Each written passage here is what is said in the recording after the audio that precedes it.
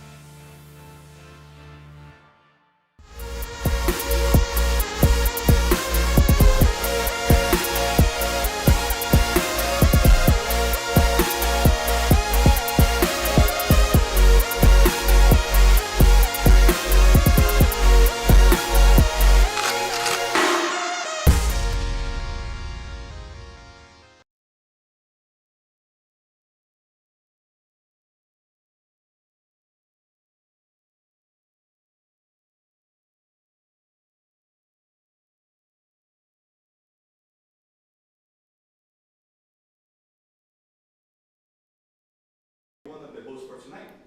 I'm Winnie, and we would like to share a bit of what CC is. CC is going to be an annual event where you will get to see some of your favorite content creators going head to head in what should be some very exciting matches. That's right, and CC does stand for Content Creator Invitational, but there is something else that it stands for. Do you know what it stands for, Winnie? I know, but Chad doesn't. It stands for my girl Cecilia, right behind you. So if you're one of those story keepers, I am one of them. I'm so sorry. no way, shame on you. So Desperado, Cecilia's story is about the rise of a mourner fighting every dragon in her way to regain her glory and her crown. And this is what we're trying to figure out tonight. Who will come out as the best content creator in the global community? That is right. And how are you guys doing in the chat? Talk to us. You guys doing okay? Reading off scripts, characters, might as well, right? Mic off, no sound, wrong sound source. We're feeling for you guys. Just one moment. We are working on that, you guys. Don't worry about it. Oh, there you go. Can you guys hear us now? Nice. All right. So who's excited for tonight? Some pretty incredible matches coming out. Talk to us, chat. How are things going? We fixed it. Wow, it was about time for us to fix it. No, we can't. Pog, let's go. Poggers. Well, you guys are not giving much to talk to, you guys. Actually, they were saying that we should repeat the whole thing. The whole thing? Are you serious? Well, Thanks. we're pretty much saying, guys, that CC is the very first content creators invitational here with Epic 7. And CC does stand for Content Creators Invitational, but it also stands for our girl Cecilia, who you guys see right behind Winnie. All right, let's go. People excited. Oh, thank you. You guys are saying that I look handsome. Well, thank you so much. You guys look handsome. Thank you so much. Okay, Desperado, why don't you choose the contestants of the night? Sure, you guys. 8 contestants for tonight are ready to go head to head. So pick your favorites, okay? Coming up first, his power is inversely proportional to his hair. His solid is very solid, you guys. And the man is a legend himself. Lucari is one of our contestants tonight. So if you are rooting for Lucari, please give some shout outs in chat. Let him know that you guys are showing some love. Coming up next, his face is a mystery, but his RTA skills are not. The guy is one of the fastest growing influencers in the Twitch community, but let's see if he's able to climb on this tournament as quickly as he was able to grow a community. This is Light E7, everybody. So if there's anybody going for Light E7, send some love to him in the chat right now. Any love for Light? Let's see. Coming out third, man, the chillest dude around the community. I swear to God, he's really chill. As long as you don't bring Coral Funk to the topic, okay? But now he's ready, he's prepared, and he's claiming to go to the final to finally be able to fight Yuna again. This is our boy, Jenazad. If there's any Jenna love, give him a shout out in the chat right now, guys. Give him some love as well. And coming out from the cold waters of Europe, Merlin, an RTA tryhard whose energy on stream are just as insane as he lugs on speed rolls. Some people claim that he's actually the king of speed, and as you would say in French, Le roi de la speed escape. So that, if you guys do speak French. And let's see, he was inspired by some of the contestants to get competitive, and he's here on our CC tonight. And coming out next, my homeboy and good friend, Samu Gamer, bringing the tropical heat straight from Brazil into these tournaments. He was the winner of the Epic 7 Online Fest 2020 last year, and let's see if he still has what it takes to take CCI. His Hurado looks brought him a lot of notoriety in Brazil, but so has his RTA skills. Next, you guys, the favorite to win this whole dang thing. This guy is a legend, he's amazing, his drafts are crazy, right? But even the mighty can fall given the pressure of talented contestants and also the pressure of all of you guys looking at him and up his shoulder. His name is Elf Mage, also present here in our tournament. The dark horse of this tournament, Kana, often bullied on Twitch, but the guy still stands up for himself and is able to stand competitive. Kana, so if there is any Kana lovers, Send him some love here in the chat. People knew that was coming already. And finally, you guys, this man, he's always ready to tell you how it is. His good looks is nothing but a side dish to his amazing gameplay. Give it up to your boy, BK Kenny. Send some BK Kenny love here in the chat as well, you guys. Good luck to the contestants tonight. We hope you guys will cheer for your favorite until the end. But listen, not only these 8 contestants, you guys, are going to be fighting for an amazing prize, but you guys have a chance of winning something amazing. Amazing, which, Willie, can you hold this for me real quick?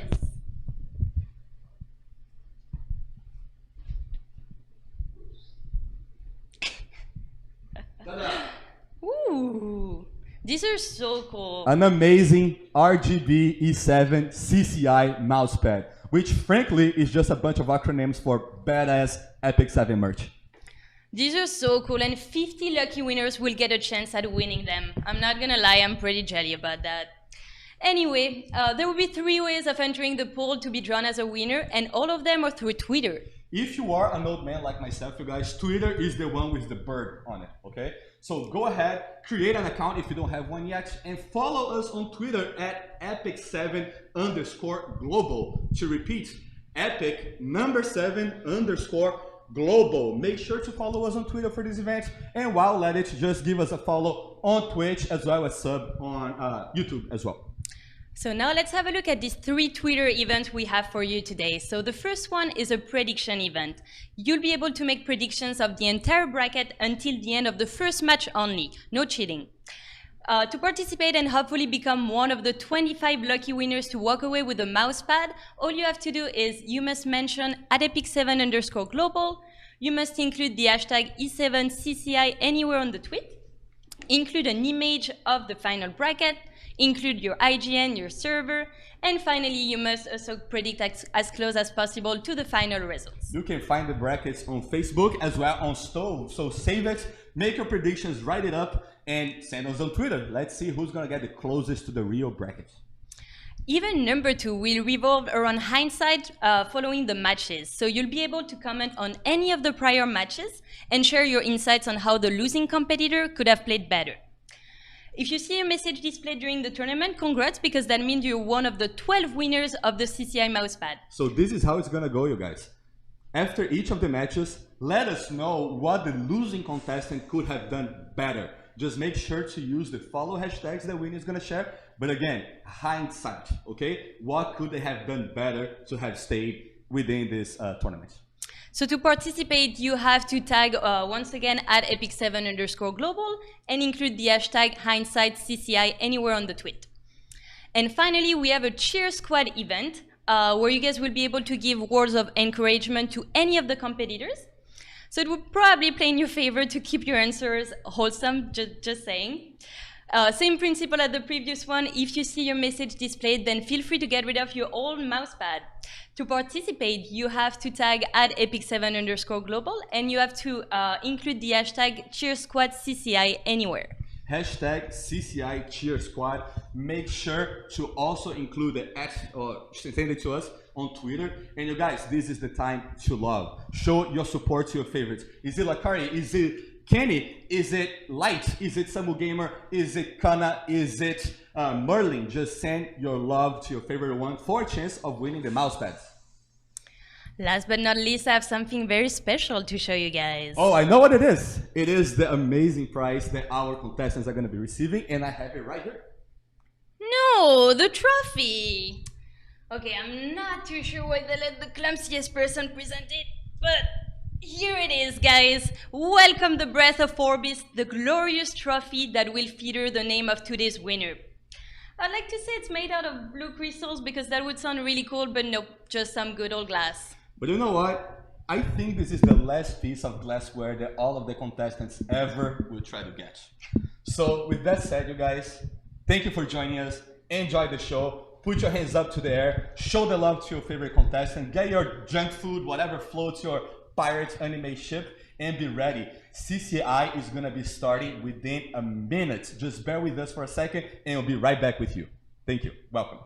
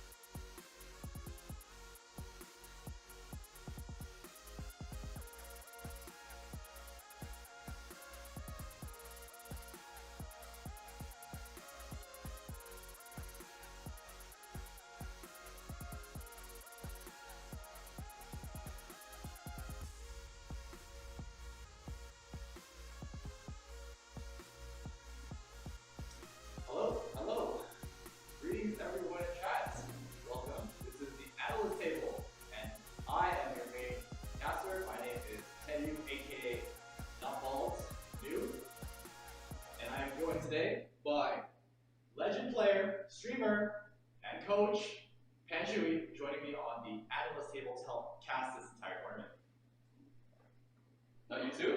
What's that? So hey, what's up guys? I'm Ben Shui. If you guys don't know me already, I stream on twitch.tv/Ben Shui. You guys can catch me there as well. I'll be here to assist New on casting this tournament. Yeah. So let's just do a quick little check on the audio because I know that our event started with kind of scuffed audio. How is the sound, guys? Is it okay? Is it bearable? Let us know.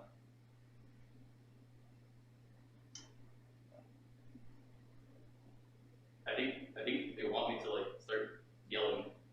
Is it something, right? Okay, is it too low or does it sound scuffed? Okay, well, before we progress, we don't want you guys to miss any details, so let's just make sure our backend is good with the audio before we just push forward.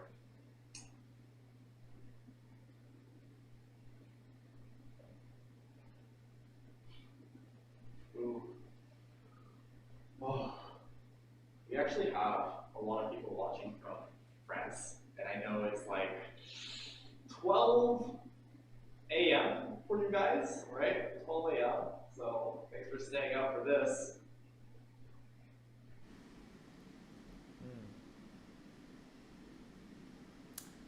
All right, let me just check with them real quick. Yeah, keep them entertained. There's no way you guys can possibly hear me from here, right? Honestly, I was just kidnapped here, and now here I am. I was taken here from my own free will, and that's just basically how it is. Wait, you guys can hear me? Yeah, it's fixed now. Wait a minute. Okay. they heard all that. Okay, guys. So pretty much, as you guys saw from our hosts, I want to go ahead and, before we talk about the competitors and look at the bracket, I want to reiterate the prizes and how you can win the prizes, because I think a lot of people were confused. We have a total of 50 mouse pads that we're giving out throughout this event. Not 15, it's 50. And if you guys want a chance to win the mouse pad, all you have to do is you make a Twitter account, and you're going to see our brackets that we'll show soon, and you're going to take that bracket, make your predictions, post it on Twitter. You will show the relevant hashtags. You will show the, add us on Twitter, and then you're going to give us your in-game name and your server. It's pretty straightforward like that. Yeah, another event that we're also having, if you guys want a chance to win the mouse pad, it's pretty much you just add us on Twitter, and then you just give a nice word of encouragement for any of the people that you're supporting. Again, make sure to include the hashtag, which will show up below, I believe, which will show up right here soon. Right there? Right there. Yeah. Make sure to include that hashtag. And again, we're giving away 50 mouse pads. The other one that we're also doing is we're also doing the, let's see. I think that's it. We have one more. Oh, right, hindsights. We're doing hashtag hindsights. So if you guys want to give any advice to any of the competitors in their matches, let's say, for example, Kana, then all you're going to do is hashtag hindsights, and then you're going to go ahead and give us your message. Yes, make sure to include your in-game name and your server for a chance to win. Anyway, let's go ahead and go straight into looking at the brackets for today's tournament. Let's see. All right, so Panshui, I want to discuss what we're looking at because, again, people are going to be making predictions, and ideally you're going to help them make the correct predictions, right? So, if we're really going to start off at the very top bracket, we have our first match versus Elf Mage versus Kana. Now, I'm going to tell you guys the truth. I'm pretty sure Kana's going to take this one right here. You guys got to vote for him, right? He's gonna come out into the second round, go straight into the third round, and into the winner's bracket right afterwards. There's no way. You guys know for sure he's actually gonna take this. He's gonna cleave Elf Mage. It's gonna be over just like that. You saw what he was repping. He was repping that C-Dom. You know for sure that Elf Mage can't stand a chance, right? What do you think, Hanu? That's a lot of sarcasm. Huh? That's a lot of sarcasm. There's no sarcasm here. Well, I do want to say this. In the first match between Elf Mage and Kana, I definitely do think that Kana is the underdog. You know, Elf Mage coming in with a 68% win rate. He is rank 1 in the current Season 5 RTA ladder. I don't know if that says anything, See, but you know, Kana is like rank 1 champion player, you know. It's like rank 1 versus rank 1. Listen, it's even footing. You gotta be real here. Kana has a chance to win. I don't think that's how it works. But, you know, like the 47% win rate, I think that it looks abysmal, but I feel it's because Kana's hiding his true potential. He doesn't want to show all his cards on the ladder. He wants to save it for these competitive tournaments, right? See, listen here. I'm gonna have to be real with you. It's not really negative, right? That's actually a typo. It's actually 74%. Technically, it's actually a higher win rate than Elf Mage, right? There's just nothing wrong. There's nothing wrong here. Kana actually knows what he's doing. But you did mention, so Kana, Cleaver, Elf Mage, what is his playstyle? So for Elf Mage, as of right now, he most likely plays like, as everyone already knows, it is a Cesaria cleave. And I wouldn't really call it a cleave, but it is what it is, right? But because this is a double pre-ban tournament, right? We never know. Kana can actually be thinking about just taking those things away from Elf Mage completely, denying him of that playstyle, and maybe he has to play standard instead. Well, I want to actually talk to you about the playstyle that our competitors are going to have for this tournament, mostly because it is double pre-ban. I know that currently the strategy is first pick Violet, or you know, that insurance pick, right? Do you think we're going to see any of that with a 2 pre-ban system in place? We'll see, because then both players actually play relatively the same, right? In a sense, we could see that Violet could be like stolen from 1 of the 2, right. Or they could just choose to like really just play bunker down. But knowing these 2 for sure, they're gonna see what picks they can actually contest since they play similar playstyles. They can take whatever they possibly can. But then I say there will be holes where I'm pretty sure Elf Mage will probably find his way to actually just fill in his standard and just baiting Kana into those picks instead. Okay, so your bet is on Elf Mage then? No, I'm not. Okay, it's Kana. okay. So I'm still saying, listen, Kana, you gotta take this. Well, Kana has a lot more riding in this first match. I did tell him if he wins this tournament, I am going to take him to get steak and lobster if he wins this tournament. You mean Red Lobster? It's a very fancy, classy restaurant. Anyway, let's go into the brackets again to look at the next match. Yeah, so after Kana and after Elf Mage, we have Genizad versus, and can I say this, your student, Lucari. Baldy? Okay, so this match is as 50-50 as it gets. Both, now I can tell you guys for sure, Genizad is now a confirmed bruiser player. I think I have seen enough, and I can say that he is a bruiser player. And for both players, as of right now, they hold pretty similar playstyles. In terms of whenever you play bruiser or standard, they hold the same units used as a neutral pick. So neutral picks are normally units that you guys would actually be playing in the middle of the draft where they can actually fit in every single situation, and that's hence why they're called like neutral. This is like a very coin flippy match. Sometimes I think maybe there's a good chance that Lucari could win, maybe that Genizad could win, but it also really depends on how well they actually know each other. Because both players actually have their pocket picks, I wonder if since this is a double pre-ban tournament, will they actually go after each other and target ban each other? Now, you mentioned that looking at the entire first round on the bracket, this is perhaps the most even in terms of which way it could swing. Do you still believe in that? I still believe in that. I see. Okay, I also want to mention too that Lucari, I don't know how much investment he has in this event, and I don't know if he really studied down on his opponents, whereas I definitely feel that Genizad has put some thought into it. Happy birthday, by the way, Genizad. Happy birthday to you. Happy birthday to you too, man. Growing extra wrinkle just like Kenny. But you mentioned that Lucari, when he plays seriously, he's a different kind of player. See, so here's the insider scoop when I actually was on his stream. Lucari said he wanted to lose Kana so that he could be the biggest joke of E7. So right now, Kana's being memed a lot, and then you guys are always saying your Keck W's and sending that and putting it in your chat. But Lucari wants that place instead. He actually wants to lose everything and actually get it there. But let's see for sure. I have no clue. Maybe if he actually losing, I don't even know if I want to talk to him anymore, to be honest. Okay, let's go ahead and pull a bracket and let's look at the third match. Okay, so we have BK Kenny versus Merlin, our representative from France. France. So both of these players, they're actually very speedy players.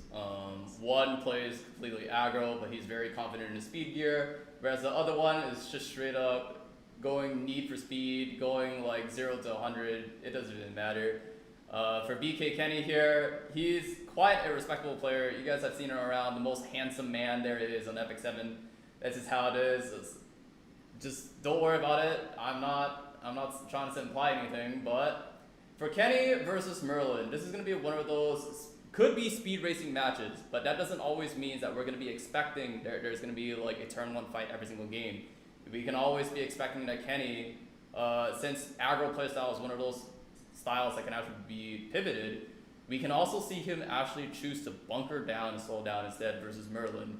For Merlin, every single time I actually do see him actually get played, he plays his top three most drafted units here that you guys actually see on the screen.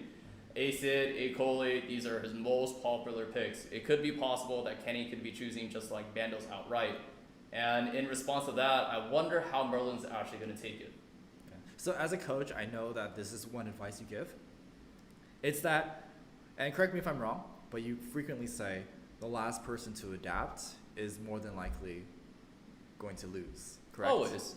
And with a player like Merlin, and you say that he plays this very tunnel vision playstyle, do you think he's going to adapt for this tournament?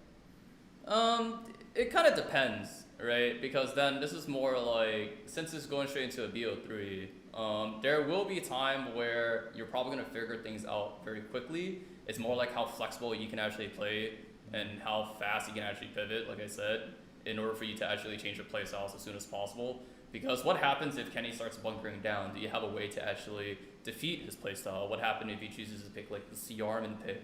Or what happens if he chooses to pick like, you know, the Rem and Violet? Right. Can Cleve really deal with it, especially when it's a one way in and no way out? Right. So in my perspective, the reason why Kenny would normally have the upper hand here is because he can flex. He can definitely flex his picks. Whereas Merlin, if he continues to think that cleaving is actually going to be his entire style for the entire tournament, especially in a BO3, and maybe, let's say, for example, you know, if someone actually takes their first match and someone doesn't really adapt to that first match, then it can actually be very one-sided very quickly. I see. This season is not one for cleavers, is it? No, it's not. All right. And speaking of, let's look at the bracket for our next match, because I believe our next match is, he calls himself a cleaver. He calls himself a cleaver. See, this is what you call fake cleaver. It's Light E7 versus Samu Gamer. So I think this is pretty close to like the same thing I was saying about Kenny versus Merlin. This is like, although I'm gonna say it, I'm pretty sure Light can actually choose to slow down if he really, really wants to. But if his cleat brain says no, he will go in and all the way in probably. And versus Samu is more like a bruiser player. There are possible units out there, and with his top 3 units such as AOL, Bellion, and LQC, we actually see that most of these units do stop cleave or some way or form be very disruptive. I wonder how Light actually will actually take this. I wonder if they're actually going to be target banning each other as well. As we notice, most of these players here in this entire tournament actually holds very similar playstyles. Almost half the entire bracket actually plays the Seria cleave, whereas the units such as AOL and Bellion actually are not very good into them. Yeah. So there's that. So I wonder how well Samu can actually adapt. Will he still be using those same popular picks, or will he actually change things up? Okay. And I hopefully, chat, that gives you guys a good insight into how the bracket will run down.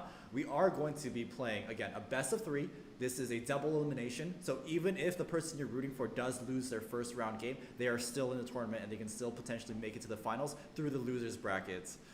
But let me tell you, you don't want to lose to start off the day. It's not the way to go. Let's go ahead and see if the first round is ready. I believe that Kana and Elf Mage are prepared. So let's go to that.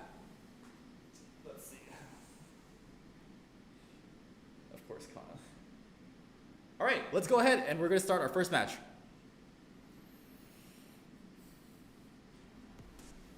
Okay. As soon as these two are ready. So, by the way, guys, for this tournament, everyone is in a voice call with each other. They are currently conversing with each other.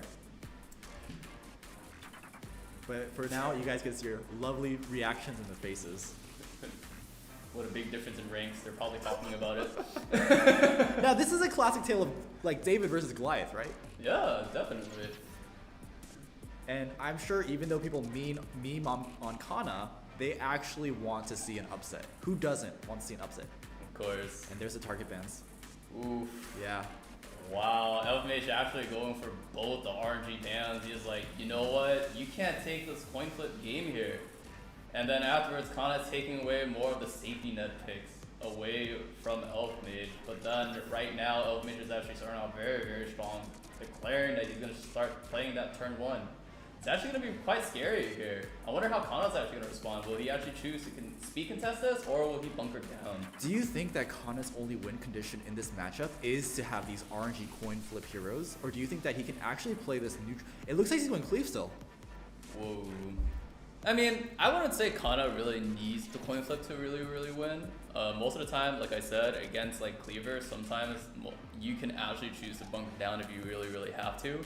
But that doesn't always mean that just bunkering down is all you really need. You definitely need ways of like solutions, especially like for right now, Kana would really, really want that cleanser or something in order to actually disrupt the Caesarea cleave. Otherwise, choose to ban out the Caesarea herself right now. The problem here with his pick is that Closer Charles into a speed contesting team, this Closer Charles is not going first. So I wonder what Kana is actually planning to do here. I'm actually, okay, looks like it's an Arbiter Vildred pick. Now I'm curious, is Ran first pick something usual? Do you see that usually? I wouldn't say so for sure. Because then it's more like whenever you're playing RTA, right, you're always gonna be thinking about trying to contest any unit. You're gonna be trying to steal each other's pick as much as you possibly can. You're trying to get people like, you know, as uncomfortable as they possibly can be. And this double pre-ban format right now, you know, just losing all these units right now. This is 4 units that's being banned. If you guys really think about it, when you start losing your comfort picks, people will start responding very, very differently. And right now, even Kana, I don't see him play this ever. But now he's actually just choosing to actually play as defensively as possible now, but with a little bit more riskier picks. I mean, you've mentioned that both these players have access to the Caesarea cleave. The Ran first pick, most likely a way to prevent Kana from taking that and taking the Caesarea for himself. Now, you've mentioned Bellion is not necessarily good into the Caesarea cleave, yet Kana picked Bellion. Is he hoping for Elbrus procs? Most likely. I think he doesn't really. He still will wrap his mind around RNG here. It doesn't look like it will change at all. Yeah. So the Rem's gone, the Violet's gone, but the Bellion still there. Stress. So here, Elf Mage is still thinking about trying to take that turn 1. And it doesn't look like that will change. Connor already chose to slow down, and there comes out MO Haste to actually counter up the RV as well. It's actually looking really, really scary here. Connor actually needs to think about picking up a force ban right now. Otherwise, it would is be that quite a the force trouble. ban? Ooh, Politis being a force ban in this kind of situation. There's a possibility. There is a world where Politis is a force ban, but It's definitely not the worst pick here, right? Because you have Politis to help deal with the Ran S2, you have it to help deal with the Caesarea S2. But like you said, I don't think it's a force ban necessarily in this case. We'll see, we shall see. She is still a threat, but Bellion actually chooses to get banned instead. Right, It looks the like Elf Mage is actually really scared of that. Elbrus procs and Elmo Haste being banned here is also really quite good. Alright, getting into the match. So no S2 most likely coming out from the Ran immediately into S3. Oh no, there's a possibility You where think he's gonna put? No, he could. You see, the thing about Ran, right? It's not like it's like a 1-turn immunity or anything. It's a 2-turn immunity. So even if Elf Mage chooses to buff it right now, see? But what if there's immunity. Abyssal Crown? You can't Oh Abyssal no, Crown this. never mind. There is. See, Stay up, Politis it's not a strip. It's it's turn it's reduction. a turn-based reduction, right? It's turn reduction. Oh. That's why it doesn't really matter too much here. And That now is it looks a like lot this of is quite debuffs. crazy, right? That is a lot of debuffs. Now there's like all those debuffs all around. Oh, he does take. Wait out a minute, but Politis actually cuts. She didn't. So she didn't get a bomb. Therefore, she was able to soul burn there. And that's gonna immediately take out the Caesarea. That's a big That's roller gonna- hurt. I think Oh my god, I can't believe Kana's taking game 1. Kana actually is making this game look very decisive. That's game. There's no way. Oh my god, I don't see any way Elf can come back from this. And just like that, oh my god. And game 1. Top right goes down and the first game goes to Kana. Yeah. Wow. What a turn of events. At the end of the day, I do think that RNG was still a factor. If the bomb had landed on Politis, I think it would have been over. I wouldn't really say necessarily, right? Because then that doesn't exactly mean like the bomb's gonna go off immediately, right? There will still be a threat. Of course, there's like RNG, but that's like the price that you have to pay when you play like Caesarea, right? It's not like it's gonna land on everything. All right, so that was the game 1. We're gonna go immediately into game 2, and going in. Oh, I'm sorry. So Elf, actually, my bad. So after game 1, Elf does get to pick if he wants to maintain the first pick, or if he wants to give first pick over to Kana. So Elf, you can go ahead and inform us if you would like to retain your first pick or pass it on over. Yeah. But going into the next game, do you think that Elf Mage is going to try and play it safe? It's possible. He actually went for a very, very sketchy start, deciding that he's actually choosing to go turn 1 first and saying that, okay, you know what, I'm going to go straight for the Caesarea cleave. He's basically already telling Kana what he's actually doing, and these are the times when you make your playstyle so apparent, right? And when people actually know what's actually coming, it's actually a lot scarier than you actually think. When you don't play neutrals and all, things can actually get very, very shaky. It basically means that you're basically telling your opponent that all the threats are basically given and it's already on the board, and that's all that they have to really worry about. The thing about Kana was that he actually chose his FCC first, right? So like in these kind of scenarios, Kana actually has more opportunities to actually pivot and play what he wants compared to what Elf Mage does, whereas Elf Mage actually has to commit to that one playstyle that he actually chose. Right. All right, let's go ahead and we're going to go right into game 2.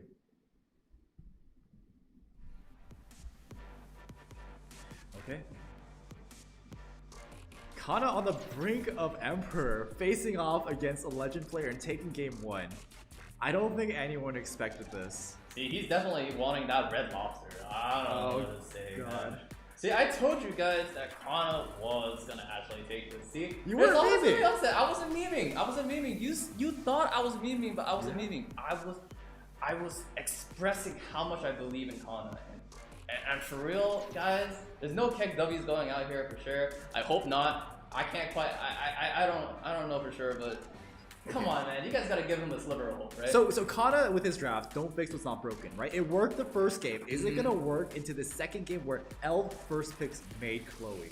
Well, that actually depends now, right? Because like I said, Made is actually a neutral pick. Being able to, you can actually play like almost any other unit that you can actually play with Made here. Made is also very good into these like very aggressive drafts because then she can proceed to actually deny that, you know, the kill potential. And especially if Kana can't really defeat the Made early, there's gonna be problems that are gonna arise. Everything's gonna come back, and then all of a sudden the game will just slowly goes back over to Elf Mage. Yeah, and Elf Mage here, it looks like he's slowly starting to bunker down. Yeah. Starting off with the Soul Weaver and Double Nice, picking up the Bellion too to deny like books, and CRMN having that double layer mitigation here. Yeah. That is actually quite scary. So I think this is the part where we start to see the person who's more flexible can start to swing the game. Kana, again, with his very straightforward cleave is the way mindset against someone who's trying to flex.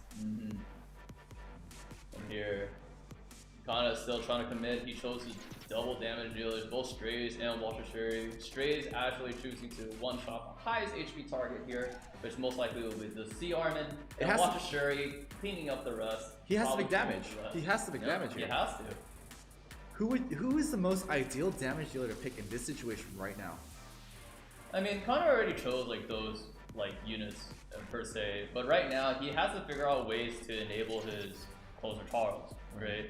He has to find a way to actually get that thing going. Sure, he is an attack buffer too, but in the worst case scenario, let's say for example, if he can't actually pick up the turn, right? How's that closer Charles going to do anything at all?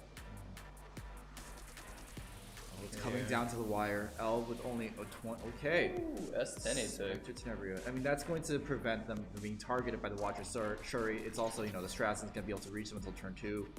So, it's a safe pick. Safe pick. Yeah. Is it the right pick? I would probably say there wasn't really many choices for Elf Mage here. There wasn't many other last picks that he probably could have chosen. The problem here was that since that was his last pick, he needed to pick a damage dealer no matter what. Oh, so the force ban is Bellion, right? There is no other option. Kana has to ban Bellion. Most likely. But then if he also doesn't ban Cerise, there's a world of hurt here. Right.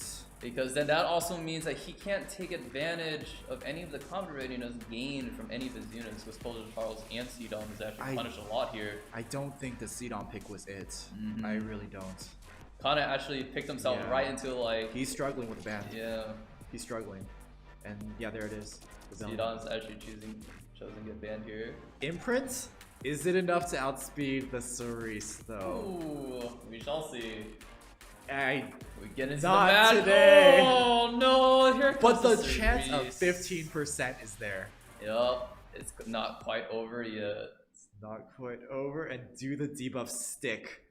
Oh, it didn't quite stick. He can still push up the strays. Here, this Charles actually got hit with all debuffs, but the strays did not. He can still push up the remaining of his units. Attack buff strays is gonna hurt. Here we go. It looks like that CRN's hurt. actually gonna fall. The Watcher Sherry can't also help clean up this mess. And May Chloe's only gonna bring back everything. Oh, but it looks like it's Warhorn on the FCC. It looks like the FCC will also actually drop to her S3. If this is a damage FCC right here, this can actually boom. It has to kill. He has to kill the Sea Armin. If he doesn't kill the Sea Armin here, it's over. If it's not dead. You don't want. Let's see. It doesn't crit. Oh my! It's actually the fat FCC with high HP but no crit chance. This is actually very, very bad here.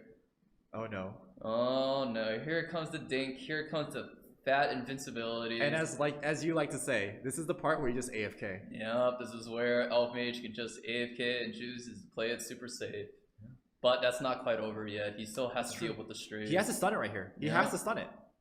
But there's multiple opportunities here. He has the S10A if it doesn't, and there's also the Cerise. Right.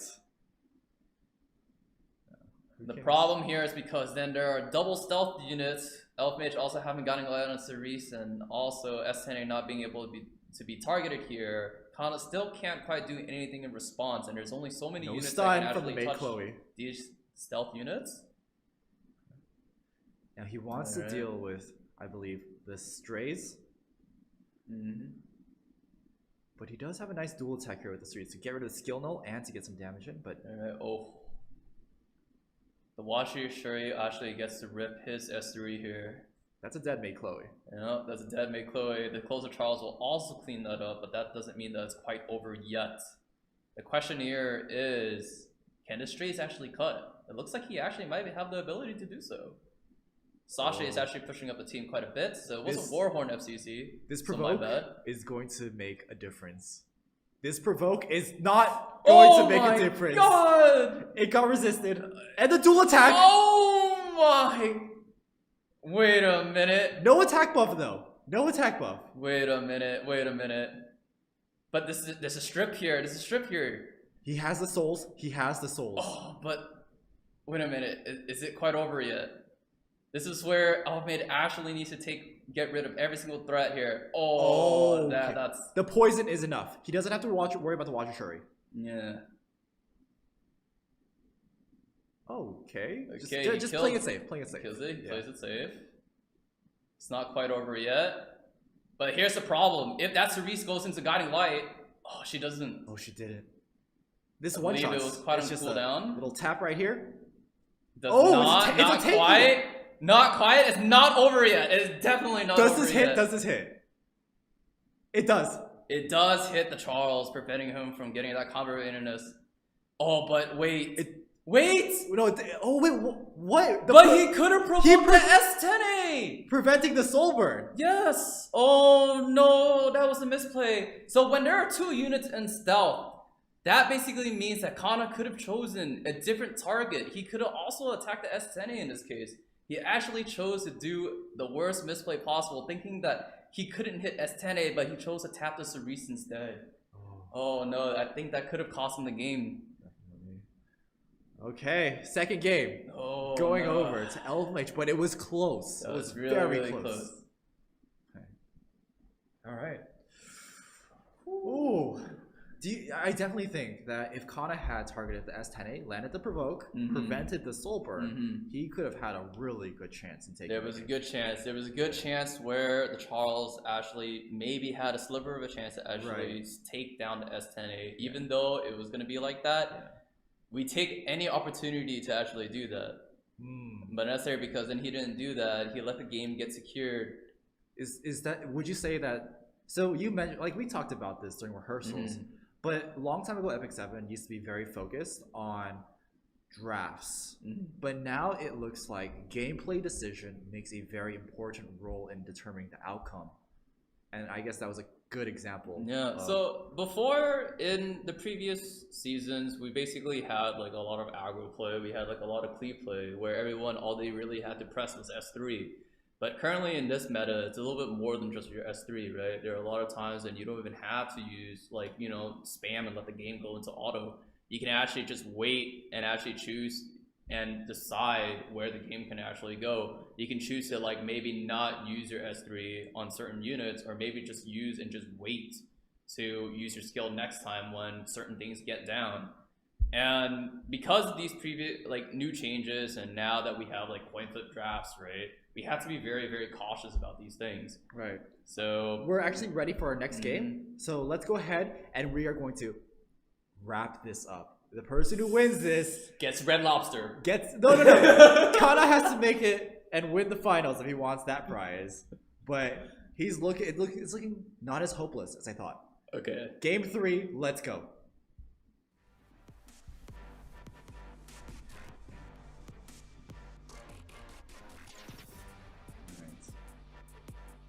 Same prevents, I predict. No. It looks like they're keeping it nice and simple. Take out the stability, take out the RNG.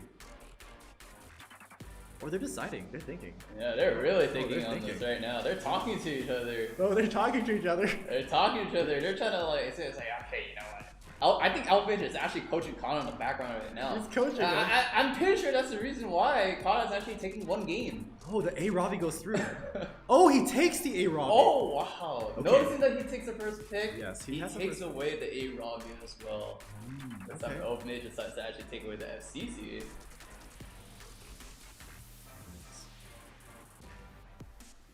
He could easily go into a C-Series cleave, but after the first game, that's what I thought, exactly. It looks like a C-Series cleave. Well, that doesn't always be, that Cerise doesn't always have to be the indicator. That's to true, them, that is true. right? But A-Ravi, actually not the strongest pick into the Series cleave. Yeah. You can easily control her. And Amelia too, very, actually, it's a coin toss with Amelia and Series cleave. It's more like right now, even for these units right here, there's still targets for Elf Mage to actually consider.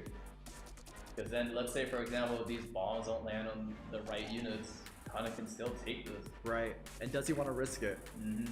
The question here is, does Elf Mage still want to commit with the Caesarea Cleave or no? Kana looks like he's, Oh, so he's no, thinking. He's really thinking. I mean, like you say, okay, so you frequently coach this as a coach. The first 3 picks, it's best if you keep it neutral. You're not showing your hands. Yes, it's best to keep it neutral. You don't want to reveal your hands. You don't want to reveal your playstyle. Sometimes letting people know who your threats are will make it a lot easier for your opponent just to counter it straight up. You don't want that to actually happen. This game at the end of the day still is a rock, paper, scissors in the draft phase. You want to make sure that no hands are revealed, just like as though you're playing like a poker hand, for example, right? Sometimes it's good to actually bluff out the opponent. Maybe you will actually want to switch your playstyle from like aggro to standard, and it does happen. Yeah. A-Ravi, Amelia, Carmen, these are good picks that don't show your hand. But Elf Mage, he's showing it. He's going straight. He's going straight in. Yeah. He is committing with this. That straight is definitely gonna go after that CR man as soon as possible. QC. QC against that A-Ravi. 2 threats, 2 insta-kill units. Do you think that Elf Mage is going to last pick an attack buffer? Because that looks the most ideal in this situation, right? It's also very possible that that could not be the case, right? If Kana chooses not to pick another mitigating unit right here, right? Maybe let's say, for example, he chooses not to pick a Knight, or maybe not pick another Soul Weaver. It's possible that C Armament right here could actually just be the ban. So Elf Mage doesn't always have to go for an attack buffer here, knowing if he can actually kill off the units already. And I want to comment that Kana, who is known to just cleave brain, this doesn't necessarily look like cleave. Yeah, he's actually playing quite standard. He's choosing to bunker it down, but there is one pick that he can still pick here. Oh, you see something. Yeah, I definitely do see something, but this is a pick. Is this that thing? Whoa, I don't mean that one. Okay. I don't mean that one. Whoa, that was kind of shaky. Oh, he was really thinking about it. That was for the fans. That was for the fans. He was teasing, he was just teasing. That last pick though. You can definitely be more flexible with this. It doesn't have to be. I mean, ideally, he wants to. Oh my goodness. Whoa! What is that? That is a rare pick. What is that? A unit back to the past. You see it, ML Araminta. Well, Silverblade Araminta. So Kana knows immediately he wants ban. He's just decided. It's Cerise, right? It's 100% Cerise. Yeah. So unit Whoa! enables, but he bans the strings. Wait. Oh no, this is a world of hurt. Wait. What have you done, Kana? That makes no sense to me. Because right now, that just means Oh, here we go. if the slow debuff sticks on the op sig, it's over. If the slow debuff sticks, it doesn't. Wait a minute. Wait. It's not over yet. Elf Mage saw it. His reaction was, oh my It's god, it didn't over. land. There's Not no like way. this. Here we go. What will Kana actually do? Come on, man. He doesn't need to use anything here. Oh, the dual attacks too. Boy. But it breaks off the barrier. No, Kana no. actually caught on. No. He wants to just kill the Silverblade. Yeah, Silverblade is dead here. Okay. But does it kill? Oh! Oh my god! 18! Okay, this is the recap, guys. Back end. Recap. Oh my. Oh no. Wait a minute. Oh no. All the stuns are going out, but it's not quite over yet. The C Armor didn't get stunned. And I think that was the most important target to stun, actually. Yeah, the C Armor didn't get stunned here. Kana isn't quite out of this yet, but it really depends here. I'm pretty sure the A-Ravi actually chooses to fall here. It is actually looking really scary. It's a 14k LQC. Yeah. Can it kill A-Ravi through mitigation? No attack buff. Wait a minute. And it does. It does. This is looking very bad.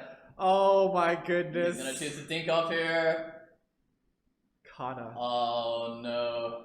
Kana. That failing to kill Made all the difference. ML Araminta. That 18 HP difference. Is this what you call gear diff? This is what you call gear diff. I think this is what you call gear diff. All the skill notes here is not gonna let that Landy bring in the hurt too. Oh. I think at this point Kana's just kind of sitting there and wondering what went wrong. Yeah. You know? There's no, I don't see a world where he wins this actually. He's praying very hard right now. Yeah. Right now there's a couple win conditions, but all of it requires dual attacks. Oh yeah. Let's see if you can actually do it and pull it off. Right now it just looks like a wolf trying to get through a turtle shell, you know? Kana is just... Oh no, there goes the Sea Armin, leaving only one target left for Elf Mage. Oh no. Oh man. Alright, I mean he kills the But Silver then Blade. the last target. Yeah.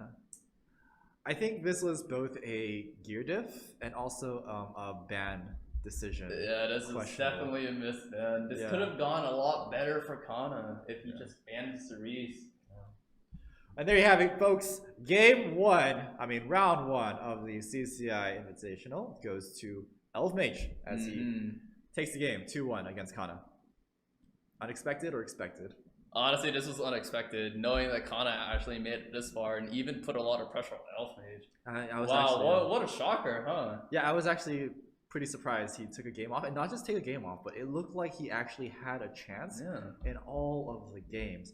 So guys, I do want to say we we more than likely take a clip for that last part if we want to go back and take a look at that moment, that decisive moment in Game 3 where everything was here. Everything was here. This one S2 here failing to kill the Armamento, making her live with 18 HP. That 8. Whoo! Had he killed the Silver Blade, he would have won, right? Yes, Easy. there was a good chance that he could have Yeah. won. He could have pushed everything back. Everything would have went well. The Sea Armor would have protected the team. The landing would have just given the speed buff. Everything would have just been fine. But then that failed to kill. Maybe it could have been an imprint diff. Maybe it could have been the Guiding Light not being plus 30. That missing smidge of attack. You know, when it comes down to these true damage characters, whenever you're really bound to want to one-shot the characters such as Strays, Water Shuri, or even Obstig, all the stat, every little bit matters, especially for units like them. Right. Folks, modification gem, flat attack, go change that, I don't know, HP roll or something off your Obstigs. Maybe that would have made the difference. Anyway, guys, let's go ahead and take a look at the bracket. We're going to go to the bracket one more time, and we're going to see. So Kana is going to be sent to the loser side. L is going to be moving up, and depending on how the next game goes, your student Lucari or Genizad will be facing. He's gonna be Elf disowned Mage. very quick. Just saying. Who do you think would win? You know, like let's say Genizad moves up. Let's say. So I wanna say it like this. I wanna give it off to the birthday boy Genizad himself. I know he's getting 1 year older, and that's how it be sometimes. Both are getting old. But let's see who actually has the older brain, Lucari or actually Genizad. You already know how it goes with these two. All I can say is, since they play very close in terms of playstyle, it really depends on how well they can actually ban each other out instead. Banning out each other's pocket picks, banning out each other's comforts, getting yourself out of that comfort zone as much as you can. Let's see what they can actually do. I can't really say who's actually going to take it all. All I can really say is best of luck for both players. Okay, and we're gonna have a very quick break, guys. It's a very quick break, and we'll be back with our next round. See you very soon.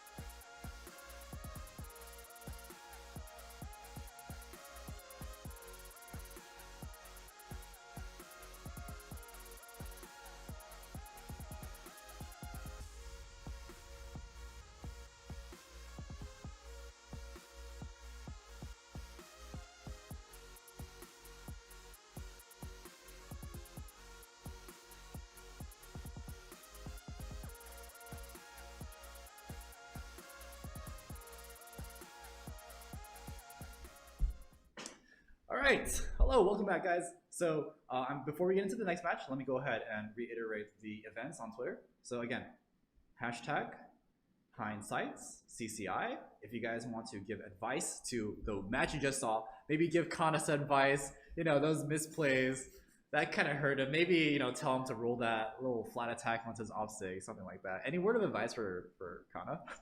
All I gotta say is stop rolling your purple gear, man. He has blue pieces too. Okay, actually. like, get off your secret chalk gear, man. Oh god. You can do better. But yeah, guys, hashtag hindsight CCI and give your advice. Yes, make sure to include your in-game name and your server so we can go ahead and, you know, if you get selected, eat your prize. The other one that we have is hashtag cheer squad CCI. Give words of encouragement to the competitor of your choice. You know, maybe better luck next time, Kana, something like that. Yeah. And yeah, that's about it. Make sure you have your bracket predictions in because it is now over. You have your predictions in, and we'll be selecting 25 winners for the super sick mouse pad that's LED rimmed that has a wireless charger to it. And I don't get one, by the way. I actually don't get one. But you get one. Wait, but there's more. There's more? There's more. What's more? I thought you signed it. Oh! I thought you get to have like. You gotta have new sign hits. If you guys want your sign, please let me know, okay? If you're a winner and you want your sign, let me know. I'm gonna go ahead and put my initials really big on Luna because I know people. Wait, whoa! How, dude? That's a secret spot. What do you mean? I know people really like Luna, so I'm gonna take my permanent marker. And well, how dare you? No, you don't do that. No. It'll make your mouse pad go up in value. Anyway. All right, so that about does it for the events. Let's go ahead and look at game 2. Let's go ahead and jump into game 2, actually. Coin flip for first pick goes to. All right. What was it? It is heads, so that means Lucari. Lucari. Oh, actually, Lucari gets a pick because, you know, maybe he doesn't want first pick, right? Okay. Is there a world where you don't? Is there a world where you don't want first pick? There are worlds. There are worlds. Lucari, please let us know first pick or second pick. Would you? If you're like an aggro player though, you would want first pick. Yeah, but unless both of these are not aggro players. And plus, all I can say is the car is looking great there. His forehead is looking like, you know, his head is looking like brighter in my own future. Sheesh. Wait, that lighting though. Is that intentional? I've never seen Lucari with lighting like that before. Yeah, because then he always has degen trees. Alright. I'm gonna assume that he wants first pick. I think he finally just like opened his like window. Alright. Ready up, hopefully. Ready. Alright, Lucari said that he actually wanted to come in the CCI tournament as a legend player, but it looks like he fell down back to like Emperor again. I think he was satisfied with that little touch of legend. No, he really didn't. He actually wanted to be legends just so that he can actually come in the tournament and lose it all. Except he actually lost more than, you know, his rank. So it looks like he lost like, he went all the way down to rank 160. Jeez, what happened? Okay, so pre-bans. Are you gonna see similar pre-bans to Elf Mage and Kana, or do you think they're gonna be different? They're probably gonna be different. Okay. I think in a bruiser versus bruiser playstyle, especially when it comes down to standard, most of the time people are gonna be thinking about banning either out like people's pocket picks, or I won't say pocket picks, or comfort picks per se. And then afterwards, depending on how the matches goes, they're a little bit more flexible than when it comes down to like in a bruiser playstyle. They're gonna be trying to shift it as many times as they possibly can. I'm gonna predict a Robbie. Yeah, there you go. Yeah, there you go. Whoever takes the first A Robbie actually takes it. This Especially is Lucari's main pick. Especially with LQC pre-ban like that twice. Both sides were potentially thinking a Robbie. Yeah, they definitely know. Armin gets picked out as a neutral pick. It looks like both players are actually choosing to play a slower match. Yeah. It could be that Lucari can also choose to still play aggro here because then a Robbie is a safety net. That doesn't mean that he has to slow down, but knowing Lucari, he can. Both players are thinking very, very hard about this. Ooh, okay. Both neutral picks get taken out. Yeah, both Armin and Amelia I think are really nice, especially with the fact that AOL is banned off the table. Yeah. I do think AOL deals with them both pretty handily. Here, Genesat is still waiting to see what Lucari is actually choosing to pick here. Lucari takes away another core damage here, Landy here. This is going to be an RGB match. You know, he's going to respond with Charlotte or Carrot Pig or something fire. Most likely. Yeah, it's just going to go back and forth with the Rem. Yeah, You know? most likely. Yeah. Fire still thinking. Yeah. Chooses to play with another. Charlotte's a pick perfect too. pick here, no? So the thing about DN, like Charlotte versus Lucari's team right now, is that I actually see it in favor more so of the DN. Really? That crit resistance is actually one of the most helpful things to deal with like raw damage. There is really a Charlotte. Comes down to it. Yeah. Right, DN can be a very, very strong pick into this as of right now. I mean, Charlotte's still going to crit past the crit buff, though. No, the anti-crit. it doesn't. It's still a 50-50. It's still a 50-50. It's still a 50-50.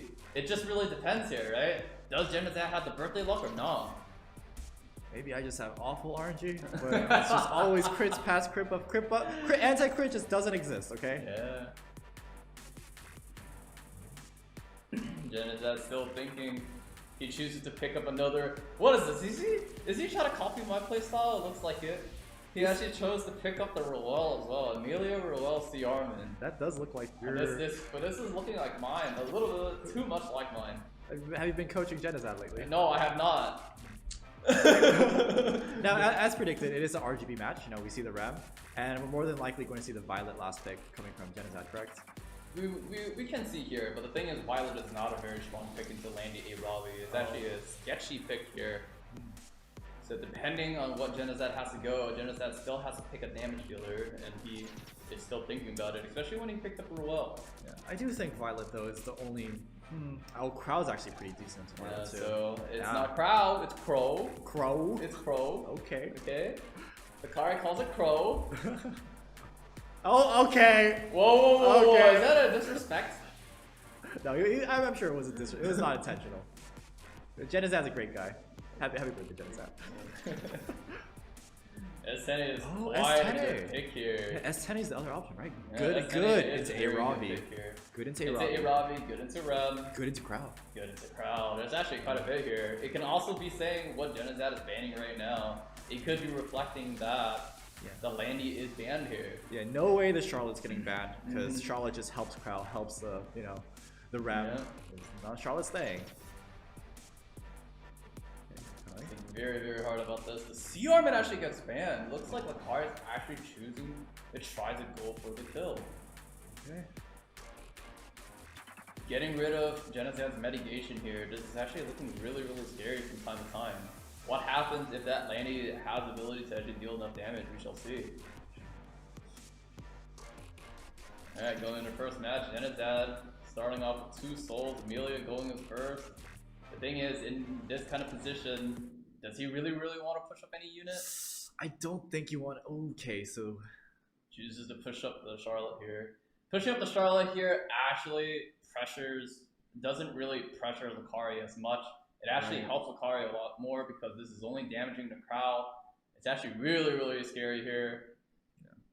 Lucari's turn 2 is looking a lot better here. oh, the attack buff empowered S3. Here we go. This is gonna hurt. That's the first one though. Mm-hmm. But it's still gonna hurt. It's still gonna hurt. Oh Oh my my- god, that S10 got destroyed! Where did she go? Okay. Oh, wait a minute. Something doesn't look right here. Oh, ouch.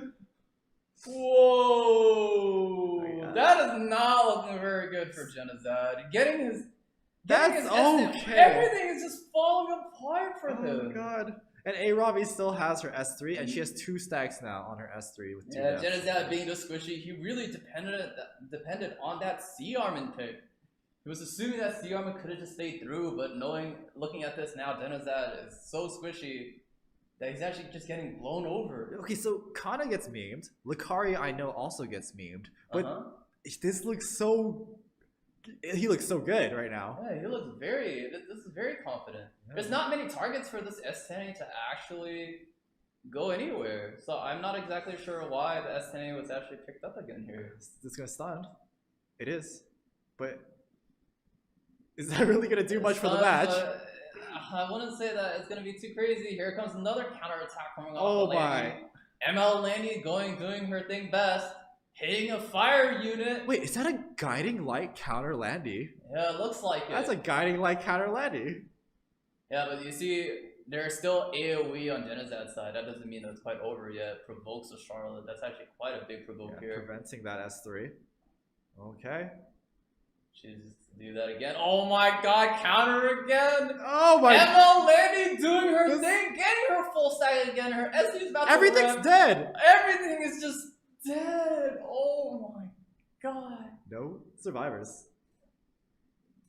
And just like that, the decisive win goes over to Baldy himself, Lucari. That was such a decisive win. That was so decisive. That's exactly what I mean when it really comes down to it, right? That DN pick giving attack buff over to the rest of the team, that crit res actually doing a lot of work, right?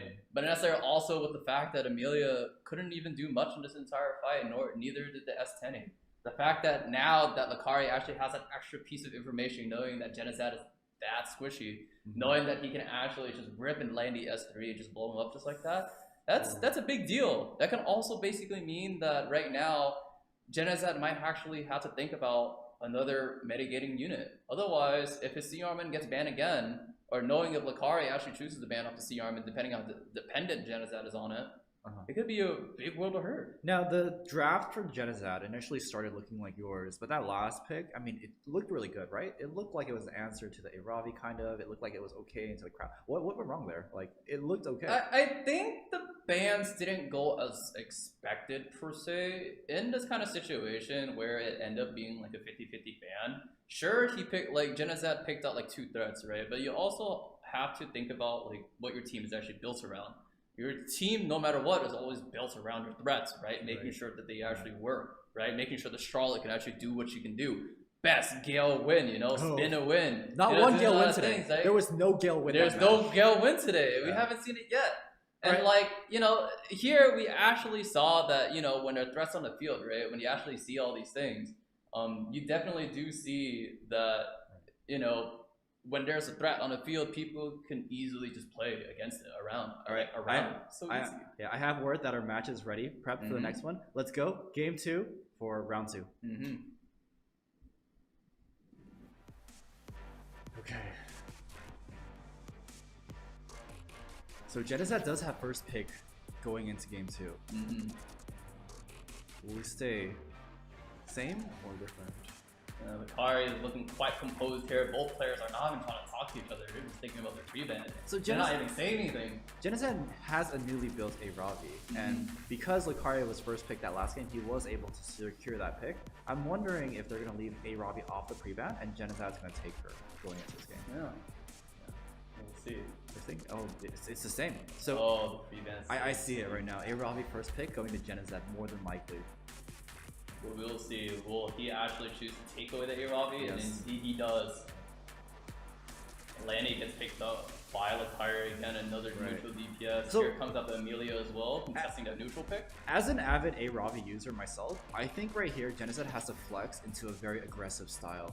I don't think you can outstandard Amelia and a Landy together with an Aravi pick. There technically still is a way. There is still a unit that basically denies this entire comp in general for Lucari. The thing is, it's like, if Genizad chooses to play aggressive here, which he still can, there is still a draft, per se, in Standard that allows him to stop the Amelia and Landy from working altogether. And this one unit, we all know, it's just a mage, it works in cleave, people thought it was a cleave denial, but it really turned out not to be. And that unit is like Politis, right? Politis actually stops this comp regularly and on the fly.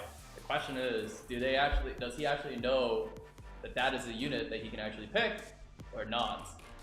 Now, I've had one of your pre-coaching sessions, and you frequently tell me, don't pick Politis that early, you know? Wait for a bit, right? Wait for a bit. You don't want to wait. You can just wait. You don't have to pick it now. Sometimes it's better for you to play neutral. Playing neutral is always good. Not letting people know your cards is always good. Ooh, but Politis into Rem though? That's kind of... but now it's a little bit too late. But the biggest problem here is because then Genizad chose to pick threat. Like I said, when you start not picking a neutral pick, right? you just know that people can easily just play against it. And as of right now, right, Lucari is already responding with Rem. But the thing about Rem here is now we're starting to see the casino gaming. Oh, right? yep. Rem is a very, very scary unit into Carrot. Can actually just clear off the entire field, especially when Genocide has like no way to actually back it up. I don't want to say it, but I think this match is going to go down to like the 50-50 ban right here in the ban phase. Yeah, definitely. Especially when there are 2 threats on the field here. Does Lucari want to deal with the RNG at all? Big question. Who gets the right ban is the big question here. That is still thinking about his last pick with a couple seconds left on the clock. Denny again? I don't know about that. No. That Landy just kind of... That leaves his draft very vulnerable. This is actually a very, very bad draft for Genocide right now. Ooh, you think so? If you guys don't actually see it, in any kind of draft situation, it's always either 2-3-3-2. Most of the time it goes like that, but what it really means is that you would have 2 supporting units and you have 3 DPS. I love the Senya 3 supporting units. I love the Senya pick.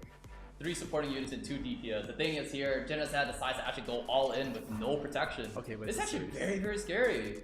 Eh? Cerise actually comes out here. That's actually kind of an awkward pick. I would have liked the Senya personally. Yeah. But oh, that's quite a ban coming out for Lucari. Wait a minute, he bans out the Violet, meaning that this Rem gets actually free reign. Going to go crazy. Oh no, SSB doesn't work super well into C Armin. So the logic behind the Cerise pick, I think, is to deal with the Aravi. You can control her. Aravi isn't as invincible as everyone thinks. Control is one of her biggest weaknesses. And especially with Genocide not having a way to get out of these debuffs, this is a very scary position that Genocide put himself in here.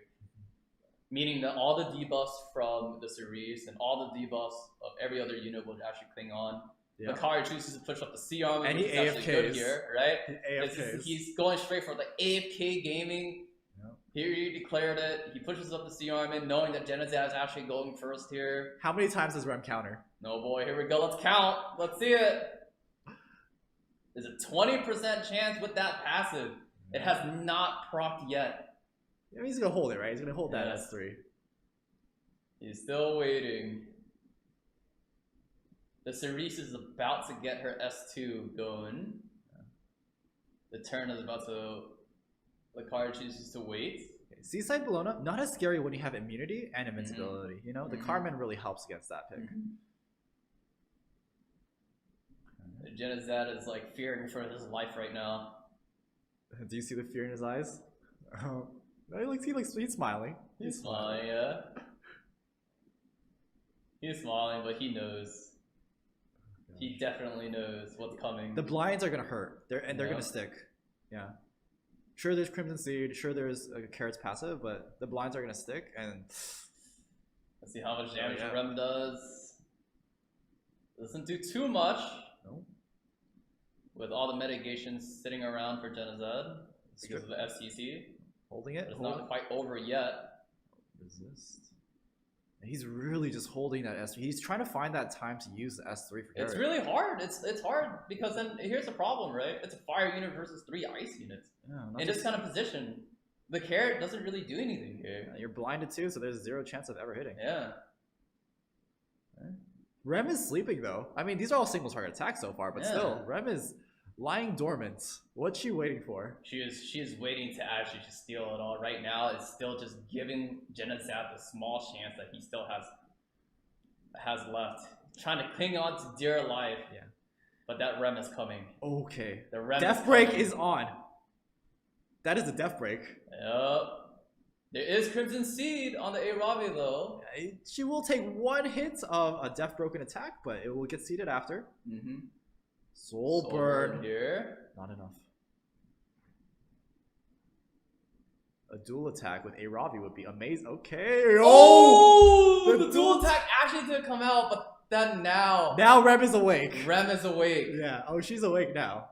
Rem is coming. Here we go. Oh god. The real question now is... Here's the thing. Lucari WinCon, kill Aravi with Rem. It's over. Right? Yes, That's it. That's it. And he has the Soul Burn, he has the Demon Mode, he has the chance. Dual attacks are going from both sides. SSB gets provoked And here. she We have is Soul Burn. dead. Crimson Seed can only cleanse off one debuff. Oh! Oh, but she lives with just a smidge, but unhealable still prevents the Arabi from actually recovering here. It's only one stack of S3. It's not gonna kill. Yes. It's not gonna kill. There's still counters. There's still a chance where Lucari can just take it all. Okay, just laying down the damage. Yep. Laying down damage. Rips the S3. Ah. Oh, here it comes. Oh goodness. Genazad's getting blocked and he realizes it. There's no more win condition. It's over. And slowly, Slowly, Genazad is falling into despair. and wakey Rem right here. Oh boy, here we go. Will she Oh, counter she it? And did. here we see it. Oh god. She whips out her mace, Ah. trying to make this win as decisive as possible. Lucari. What are you serious? What are you serious? You know, Yeah. he's not joking around. He's trying to make sure. He's trying to show who's the god here. Is there any world where Genocide can win this? No, not No, quite. Right? Yeah. At this point, I believe Genocide is using this opportunity for nice screen time. Happy birthday, by the way. I hope you're having a stellar birthday, you know? Starting off strong. But that doesn't mean it's over for him yet. He's in losers, yeah. He goes in losers bracket, and he still has a chance, right? But we did see that Kana actually had a pretty close match with Elf Mage. Now that only makes this look so much scarier for Genazad as well, right? Oh, yeah.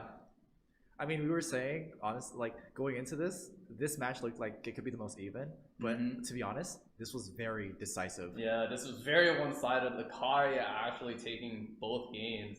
And it's not even games where it looked like he was just going to lose. It was just decisive. Right at the draft, we just knew. Yeah. We just knew for sure that Lucari was going to take both games. And I want to comment, but you did comment that Lucari has potential to take this whole tournament. I was kind of skeptical, but after I'm witnessing this, I think Lucari has potential to take the whole tournament. Yes. Yeah. Well, Genocide, the carrot last stand. Comes down to this. Hey, wait, I see a world. I see a world where Rem attacks, gets burnt, carrot, you know, all those burns, detonation. There's a chance. No attack buff versus the right CR then. So Rem's gonna counter and then give 3 stacks of attack of burn right here. Okay, 3 stacks of burn. Okay. And then pop. Does it pop though? Okay. Oh, that was so close. That was close. So close. That was close. That was actually pretty. It was actually pretty close. And then I think Rem could have actually maybe beat Carmen Amelia, maybe. maybe. Yeah. Not quite. Not quite. Okay, there we go. So that does summarize round 2. Lucari taking it with a firm grip. Firm grip. All I gotta say is I'm proud of you, Baldy. Oh gosh, so he was pulling your leg when he said that he would just toss the games. He actually wants to win. He wants to win. Definitely not. Definitely not. Yeah. All right. I don't think that. So here's the thing. The highlights is going to show that Arabi is barely living, But even with this like sliver of life, there was no hope, right? It's only 1 stack of S3. That S3 is definitely not going to kill the Rem here. Yeah. I think more so to say, when it comes down to this, right? Yeah. The less that you show your cards, the higher chance that you have to win. In this case, Genazad showed too much of his hand. No. And it actually it was actually his biggest downfall here. Yeah, the SSB pick. Yeah. Okay, guys. Again, remember, do hashtag cheer squad. Let them know. Let who you're cheering for. Lucari. Go Baldy. Genazad. Happy birthday. Say it. Hashtag cheer squad. CCI on Twitter. Includes your in-game name. Include your server. Maybe you give some advice too. Hashtag hindsight CCI. We're gonna go on a little quick break, and we'll be back with the next game, round 3.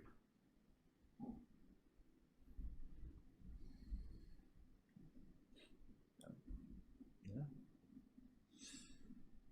Next game is going to be BK Kenny versus Yeah, Merlin. Merlin. It should be pretty fast games, I believe. Yeah? Yeah, pretty fast. Are we on? Or is it going to be fast? Question.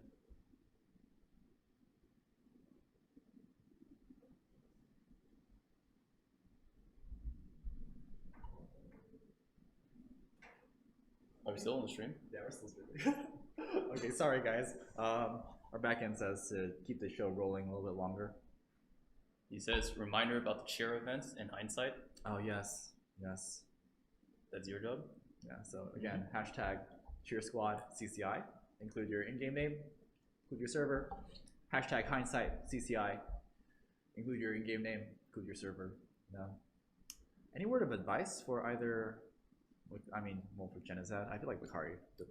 I mean, if I were to really give any word of advice, and if you can actually hear me, Genizad, best way you can actually really play the game is don't show your cards super early, right?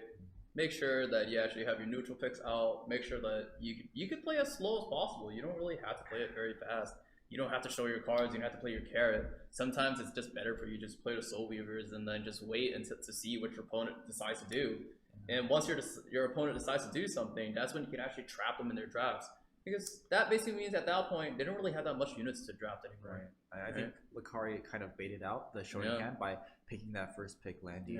Made him want to. I mean, it will happen every time, right? The Landy, PTSD, knowing that she can actually drag the momentum over and over. This is how it is. Okay, so yeah, we're going to go on a break, and we'll see you guys back for round 3 in about 3 minutes. Let's fight together. Okay. Oh, this is right. 3 minutes, 5 minutes.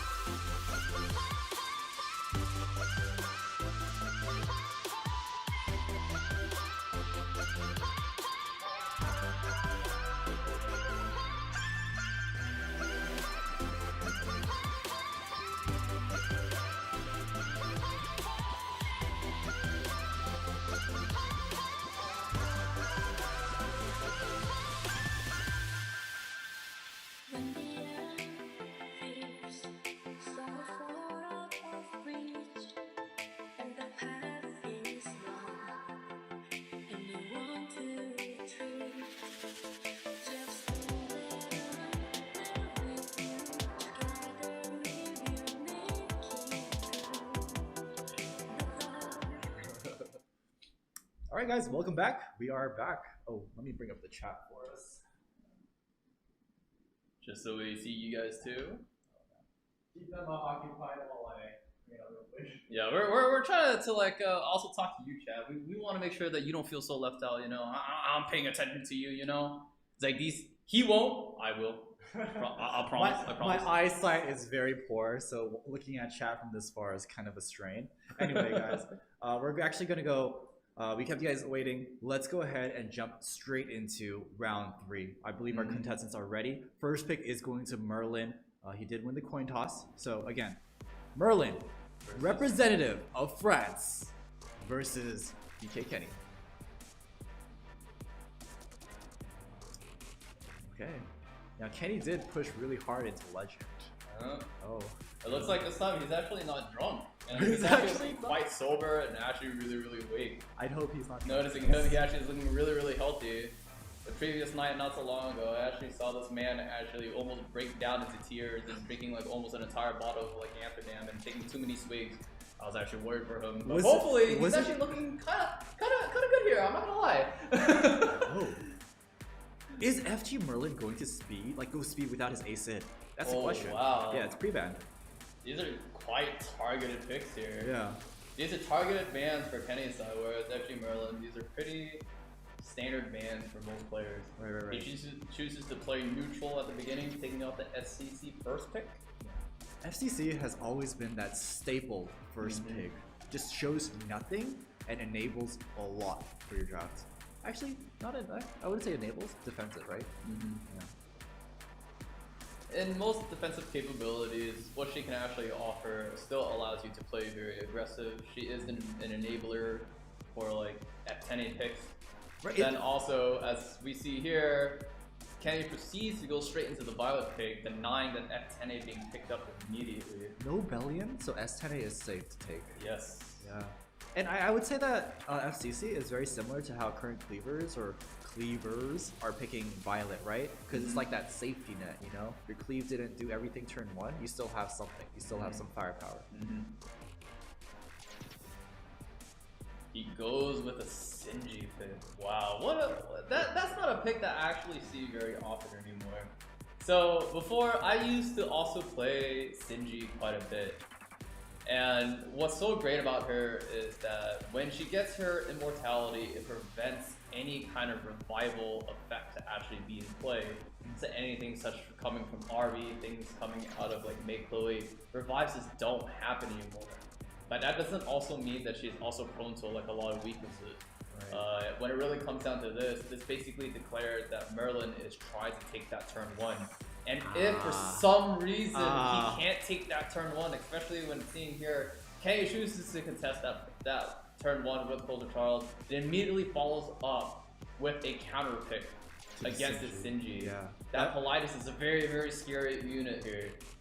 it makes you really want to not use that S3 on Shinji. Exactly. Is Shinji a response? It's a response to the, I feel that FG Merlin in his draft right now is responding too much to the maid Chloe.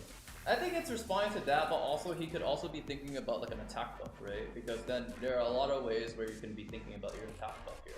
But it looks like here FG Merlin actually needs to ban up Politis to actually choose to play the game. Otherwise, he's going to be stuck here for a very long time.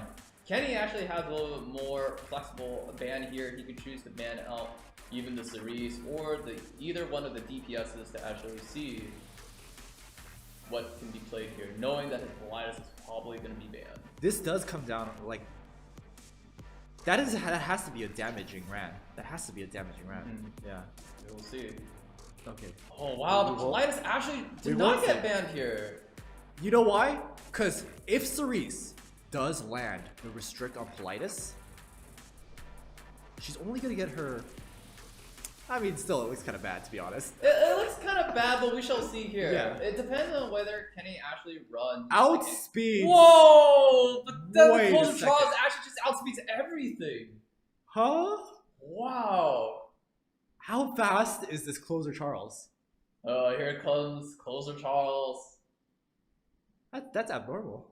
This is really scary. This is actually so bad for FG Merlin. That's a dead steady. Yeah, it's just dead. Everything's about to die here. The Politis is about to seek her turn.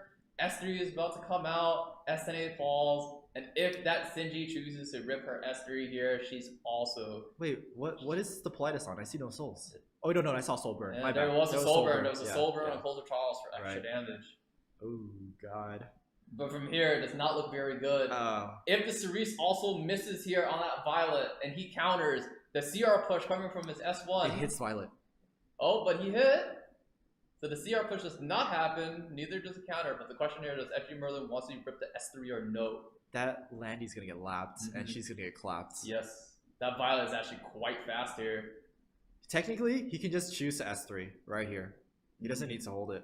Yeah, he could just let it rip. He could even choose just the S1, Yeah, doesn't really need to do anything, but he let it rips rip. the S3 on the landing just to secure that kill, and now Oh, FG Merlin having no damage dealers left. Oh, This is the deciding match going over to Kenny. here's the thing though. Sure, Kenny has won this first match, sure, but I think that this is going to be really hard for FG Merlin because he knows now that his Cerise can't outspeed the Closer Charles. But that's a very big deal, right? Right. If the Cerise can't outspeed, right?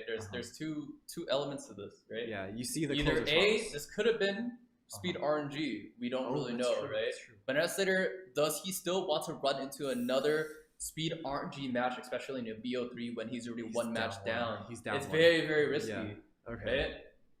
He can also choose right now just to ban off the Closer Charles. That's now true. that he actually knows that kind of information. Yeah, because his pre-bans, I felt, weren't as like you said, they were very generic.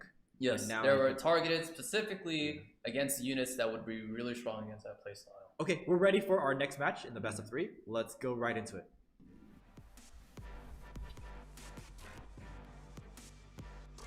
Okay. Oh wow, Kenny's actually repping good rank. My man. Okay.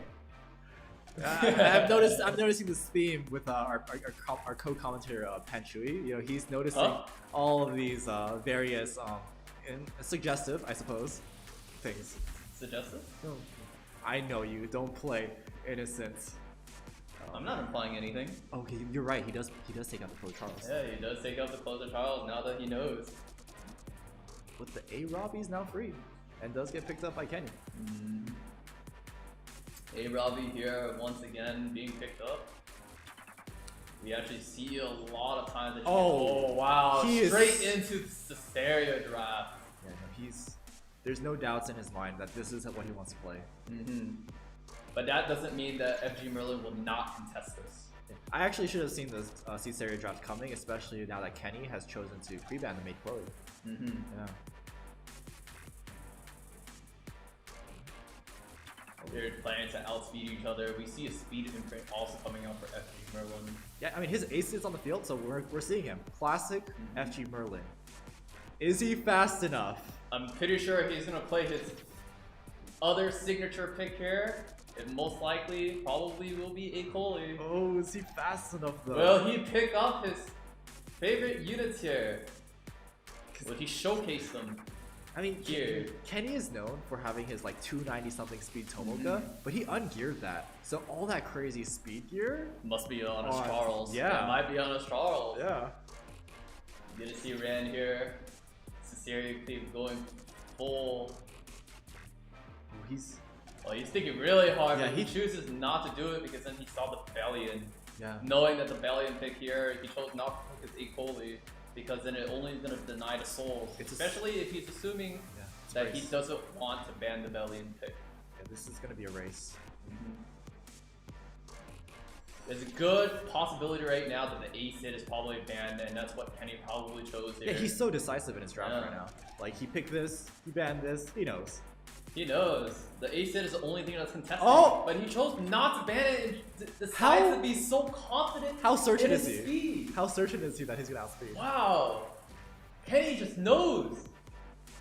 He is so decisive. No, he's not fast enough. But he's not fast enough But- though. We actually see it here. But it doesn't mean that it's quite over yet though. Okay. That's gonna kill. It goes straight into the Ran. It's gonna kill. He kills, but it's not quite over yet. The Cerise is gonna take her turn. The A Robbie also has Azura's combat getting pushed up because of that kill. Robbie can technically bring it Yes, back. He can yes. technically just bring it back right here. He can bring it back, but he can also just choose to kill off the RB. The thing about the revive coming, he doesn't kill off the RB. I though. would have killed the RB. So the thing here is that I'm 100% sure that the Ran probably would have just cut, Yeah. thanks to the way that the revive on A Robbie works. 100%. If he actually chooses to kill off the RB, he would have cut. Because then they would have gained the same amount of combat readiness. Right. They also would have gained 100% CR, Yeah. right? But knowing that Rand actually took the first turn here, right? Yeah. In terms of the turn order, as we saw, there was a good chance that Kenny could have just wiped the field here and it didn't have to be this way. I mean, But it looks like right. it's still, there's a very decisive victory going over to Kenny because then FG Merlin just can't kill the safety nets that Kenny has in play. Oh my The 8 Rob in the goodness. Bellion. It's just Ow. too much. yeah. It's too much damage. Like you pointed out, there was that slight misplay from Kenny, but the Mhm. drafts were just so decisive. It was decisive. Even with the Yeah, mistake, yeah, right? yeah, when yeah. you have those two safety nets, such as like A Robbie, and it's the Right. reason why A Robbie is just so strong. It's just because you need to find a unit that can actually just kill off the A Robbie. If she stays on the field, she'll just bring them back. Even if you choose to decide, like, sure, this AC could be like killing off the Rand, but that doesn't mean that nothing else is gonna happen. The A Robbie decides to S3, kill off the Watcher Shuri, and afterwards bring back the Rand, and everything else just goes one-sided. Oh, yeah. This is how it is. Okay, so I think that was a very, very fast. Yep, as we expected, hey, as we predicted. Back end. Do we want to actually even go on break for the next one? We could technically just go straight into the next one, but I'll let them decide how Yeah. we want to do that. Here, I'm sure people, you guys want, we have a lot of people from France who are tuning in at the dead of the morning for them. It's like 3 a.m. almost, right? It's like 3 a.m. or 2 a.m. Yeah, FG Merlin, he's not out yet. He can definitely climb his way out of the losers bracket. But any words of maybe some hindsight for Merlin? Remember, hashtag hindsight CCI. Comments, add us on Twitter, give us your in-game name, and give us your insight on what FG Merlin could have potentially done different, maybe. It's hard. I can't really think in the mind of a Cleaver. Right. As everyone knows, I'm a double soul weaver with triple knight, or maybe 4 knight summon Exodia, and then you guys really just see like all these MO units, and then proceeds to call me like a whale. But really, it really comes down to the fact that when you're speed contesting, there's a lot of risk involved, right? There's speed RNG. There's like a lot of things when it comes down to that, and especially when you're up against like an opponent like Kenny, right? There's things that you have to expect. You know that when it really comes down to something like this, speed RNG is going to happen if you guys are going to try to contest each other. And if you want to put yourself in that kind of position literally all the time, you're going to run these very fast matches where no matter what, you can't really back up. The thing about Kenny is that the way that he actually drafted is that he drafts safety nets. right? These units that actually allow him to bring the game back, even if he does get outspeed. And we did see him get outspeed in a match where the Ace Sid defeated the Ran, right? Just kill off the Ran. But then the A-Robbie and the Bellion, everything else just like went wrong. A-Robbie brought back the Ran, everything gets sweeps, and then Bellion counters, and then the entire team got clean. And I actually appreciate that you know the game's not decided on just, oh, I got the first turn, I win. It's not really, again, you draft in a way where even if you don't get that first turn, you can win. Yeah. There's a lot of comments that we get on our like Google Play saying like Epic 7's a game where you're decided by just who goes first. It used to be. It used to be. There was a season where that did happen, right? Yeah. We did see where there was an uprising of like F10A, and we definitely did see like so many other, like in the previous seasons, how aggro things were. And when we did see that, you only had to click one button and the game was practically over. Yeah. But nowadays, even if you take turn one, there are just so many safety nets. We see the Remlets being picked. We see the A-Robbie also getting picked up as well, right? Even May Chloe is one hell of a solution just to bring back my entire team. Okay, guys. It's crazy. We got word that we're going to go on a small break. So I'll see you guys in a little bit, and we'll be back with Lights E7 versus Samu Gamer, representing our community from Brazil. The villain versus the hero. Versus Gerardo. Versus Gerardo, my bad. There you go. All right, see you guys soon.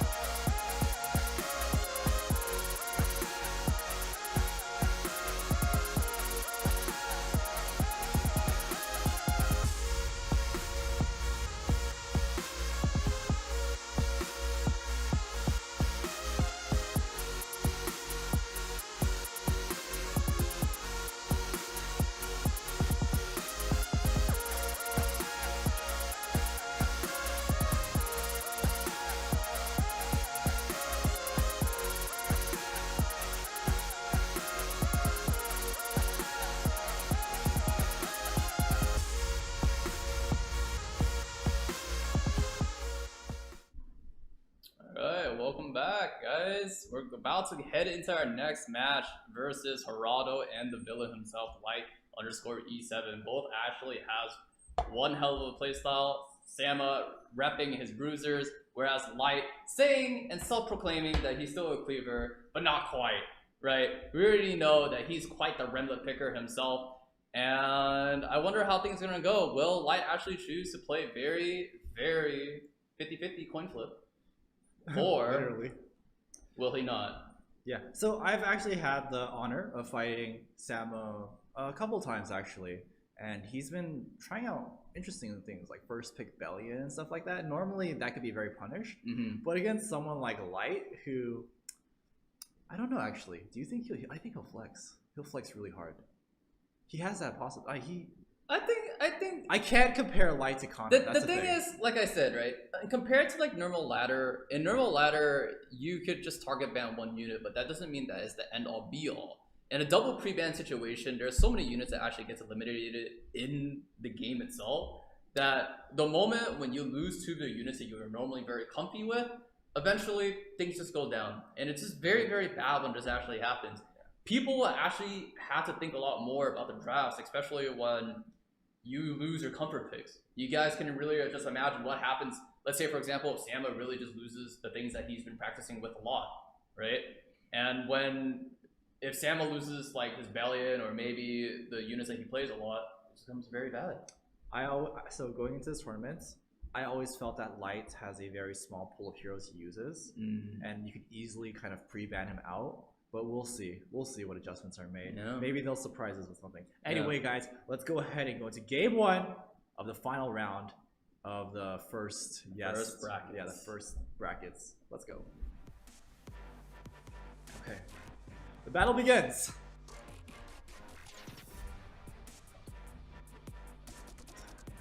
So you can see that Light doesn't actually have a camera. It's just his Rose emote. I see. He should have done his Flan L emote, if you ask me. Yes. Alright.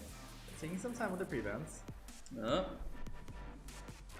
holding each other out. Double prevents does take a little bit of time, with 30 seconds only just to decide that. Light decides to ban out every single solution possible, or a safety net for most. Net. Yeah, I would probably call these safety nets or neutrals, right? Yeah. Make Chloe and C Armin Samu, normally evil. Samu on the other hand chooses to ban out a lot of these aggressive picks like the Caesarea.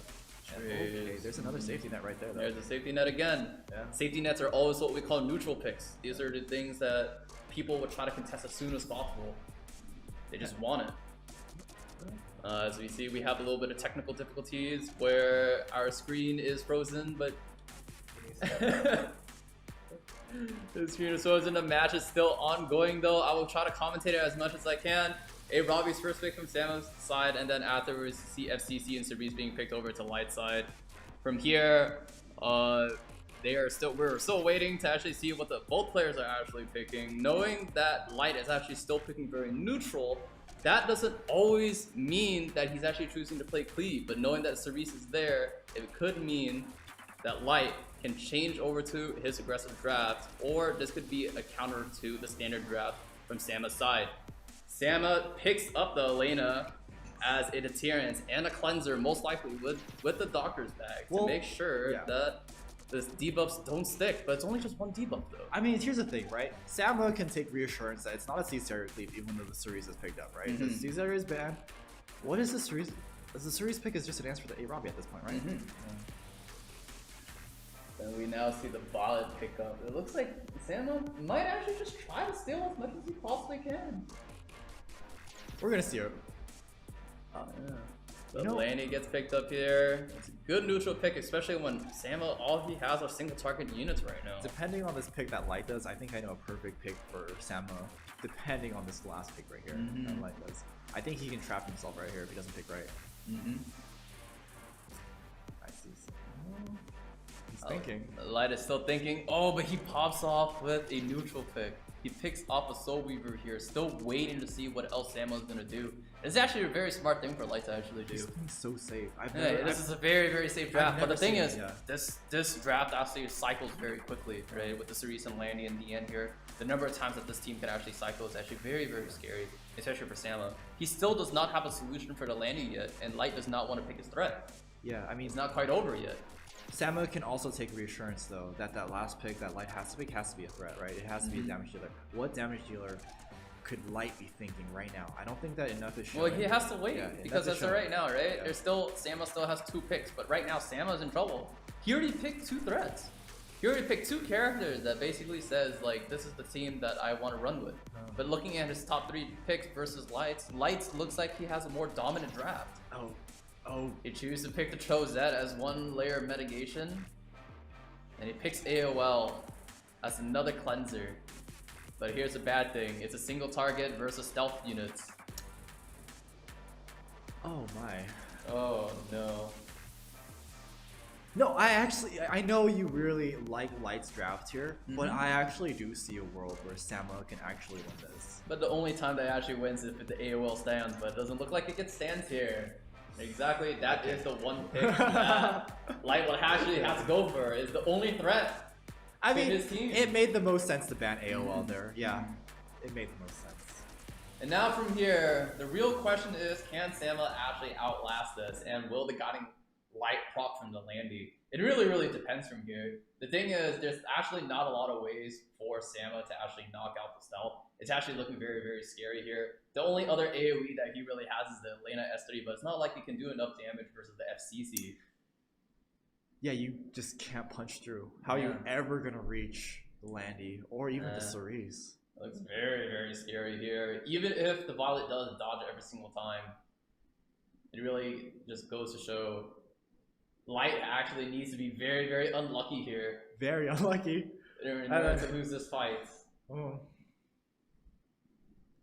Light lays down his ground, puts up all his buffs, settles down a little bit. Samu is in a very difficult position. I mean, no guiding light proc on the Cerise. Just hope for that, right? Just hope for that a lot. I mean, even if it doesn't, right? You still need to figure out a way to deal with the Landy. It's still not quite same over solution. Yet. You just hope for the guiding light. It wouldn't not be so because like Light here would just cycle too fast, even if he does fail, right? Like how does Samu actually cycle here? He's in a very difficult position. Whereas there is Cerise, there's a speed down, there's even a DN going very quickly, right? You can cleanse, the DN can actually just pop off and continuously heal. Samu can't do that. And even the AoE from Elena can't really knock them out of guiding light either, just because of the FCC shields. The turn order also doesn't really sync up here. Samu chooses to just S1 as Elena instead of S3. It's actually very scary here. And this is the problem when you run in with a double single target draft. When you choose to pick out your threats too early and showing your cards, it allows players like Light here to take advantage of that. I want to say something. I think that, you know, people are like really like focusing on A-Ravi. We saw on our previous games, people are like first picking A-Ravi, almost all of them. I think the biggest buff to A-Ravi was not just her buff, but the introduction of Bellion. Because with the introduction of Bellion, a lot of heroes such as Landy and Stene lost their power. And without Landy and Stene, A-Ravi is a menace. But now that Bellion faces these two pre-bans, it's kind of hard. And you know, even though we say like Light is a cleaver, guys, does this really look like he cleaved to you? I guess sure, it's like a Landy cleave, but it's like he did pick DN, right? He's been lying on his resume saying that he's a cleaver, and this does not look like cleaving to me. This is does cleave exist nowadays? Is cleave an actual? This is quite sus. I don't know, man. I guess DN is part of a cleave too. I just never knew. Here, the Light is still recovering. The DN is still keeping him safe. He's still cycling so much here. Oh, the soul burn. That's smart. Yeah. What else are you gonna soul burn that you really need here?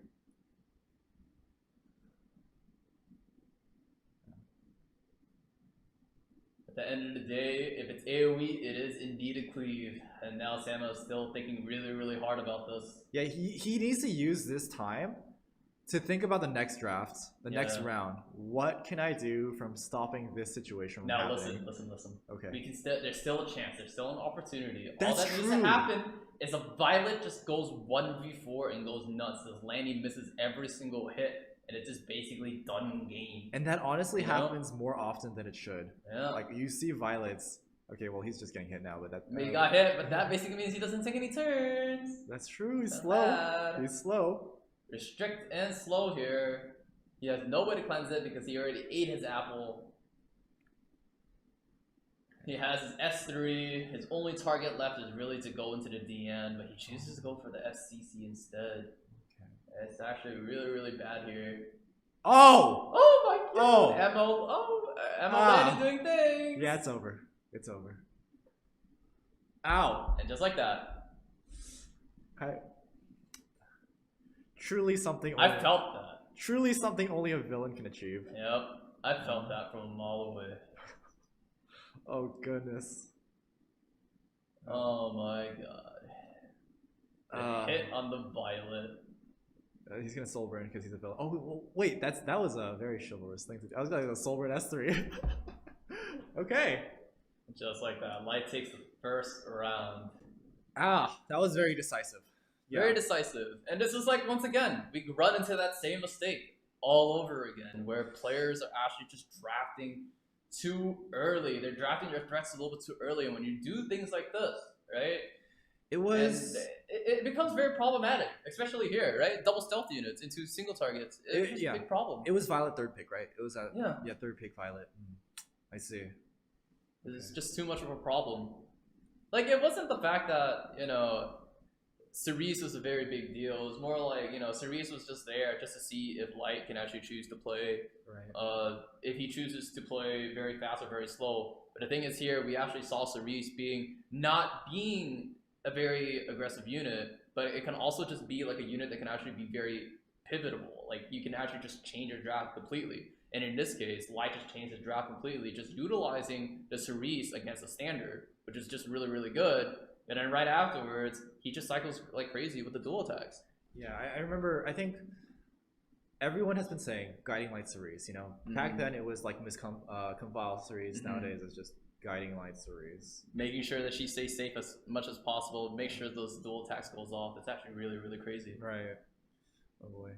There's just so much potential. Can you just imagine what happened if DN gets like dual attack? She gets boosted by 30%. The landing dual attacks, right? She gets more stacks. She gets to cycle into her S3 even faster. But that basically means that the game only ends faster from there. So Samu's gonna keep his first pick unless he wants to change. Let me just make sure he wants to retain first pick.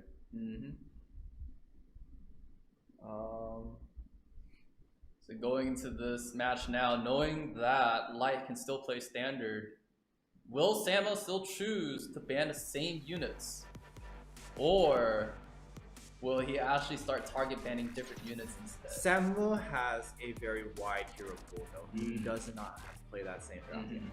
Okay, it could just be, it's like he's picking those units out of, like, you know, PTSD. Really scared of the units, trying to contest those things, right? The first couple picks really just comes down to contesting, taking away people's picks. Think about it. He played like a very, on paper it sounds safe, right? A-Robbie, safe.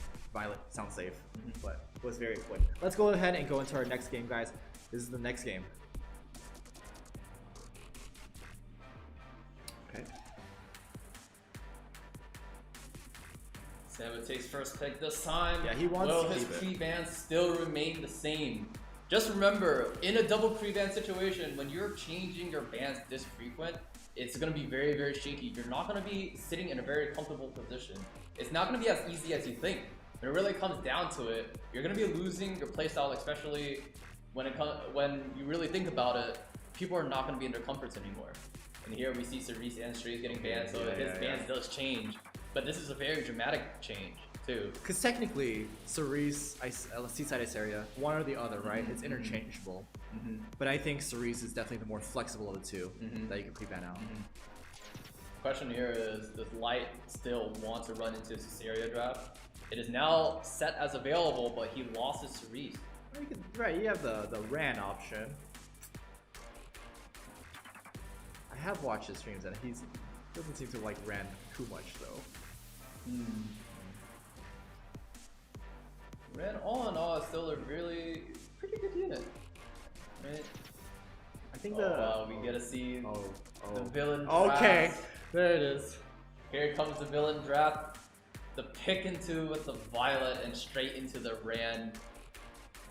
Right here, Sam already knows. He's about to get it coming. It is coming. And you can't pick it away either. You can't. It doesn't work. It's very hard to enable Cesario without these kind of strippers. Not having, knowing that Ran actually gets picked up here. Even though he picks up Cesario, that doesn't mean that he can actually enable it, especially when Cerise gets banned here too. The question here is, will Samu play as defensively as possible? There's still a couple neutral picks that he can pick here. It's not quite over. I actually like the Elena pick into the Caesarea cleave. It's something that I've been using. It's not always, sometimes, doesn't work in the flavor, but if it's Doctor's bag Elena, it's especially effective. Samu has to think really, really hard here, but he still has to pick neutral. Oh, he's picking it. He actually took away the Caesarea. He's picking it away. Wow. Wait a minute. So does that mean Samu actually has a plan against Light's draft, but then now Light pulls out the Remlet draft? Aww. Bringing out a double layer RNG comp. subverting expectations with his draft, but I don't know where he goes from here. Yeah, this is actually very hard. What will actually Samu choose to do here? Will he have a way to still enable Caesarea? What AoE strippers are still left? I mean, there are multiple options, right? But none of them are very safe when you really think about it. When it comes down to like versus like Rem or Violet, when you're putting like any other AoE stripper, you're basically kind of putting yourself into a very bad position no matter what you do. Especially when these two are on the field, knowing the fact that they actually have the chance to just counter will actually just strike PTSD and just scares people away from actually dropping any AoEs in the first place, right? And plus, Light also did take away another stripper here, which is like an Op Sig. Op Sig also was another stripper here that gives attack though. It was another aggressive pick that he can also play here. But it looks like here, Samu plays Caesarea and Hofin, summer units all around. Yeah. I mean, on the surf, ooh, this, oh my, how do you deal with the rem has to be pre-banned, right? Yeah, the rem has to be banned here. Yeah, it has to be banned. But now that leaves the Op Sig. And then how do you kill the Arabi with this draft? Yeah, exactly. There's no way. I don't see it. Here, Light brings out all the cards that makes his drafts almost impossible to beat. I don't see how Samu can punch through this. There's just too many units. And now Samu is now stuck here. He already chose his unit to ban. Light is still thinking.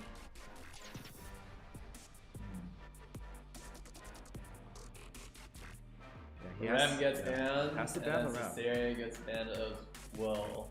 That better be like a 300 crit damage, 4k attack Hufin if it wants to, like, even then it's hard to deal with. Even then, how are you gonna defeat the Arabi? It just ends up being a one-sided 1v4. Right? And you would think that Violet is should lose to Hufin, but in a battle where you're trying to trade damage here, it's not much that he can really do here. something's dead. Here's the attack buff, Silver Rain with the Ram, giving attack buff over to Op Sig.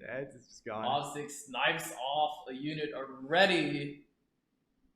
Oh goodness. Oh no. Got to a decision. Here comes the Hofin. That does push up Hofin before the attack buff G perk. But she does have greater now. She has greater. It looks like she does do a bit of damage, but just not quite. It's a 15k Hufin. Yeah, I don't. It's not it's enough. Not quite. It's not enough. This is not enough damage here for Samu. These units are just recovering too much.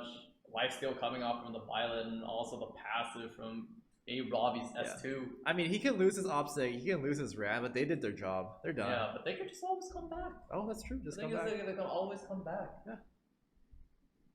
Like right there, if he really wanted to, and he does.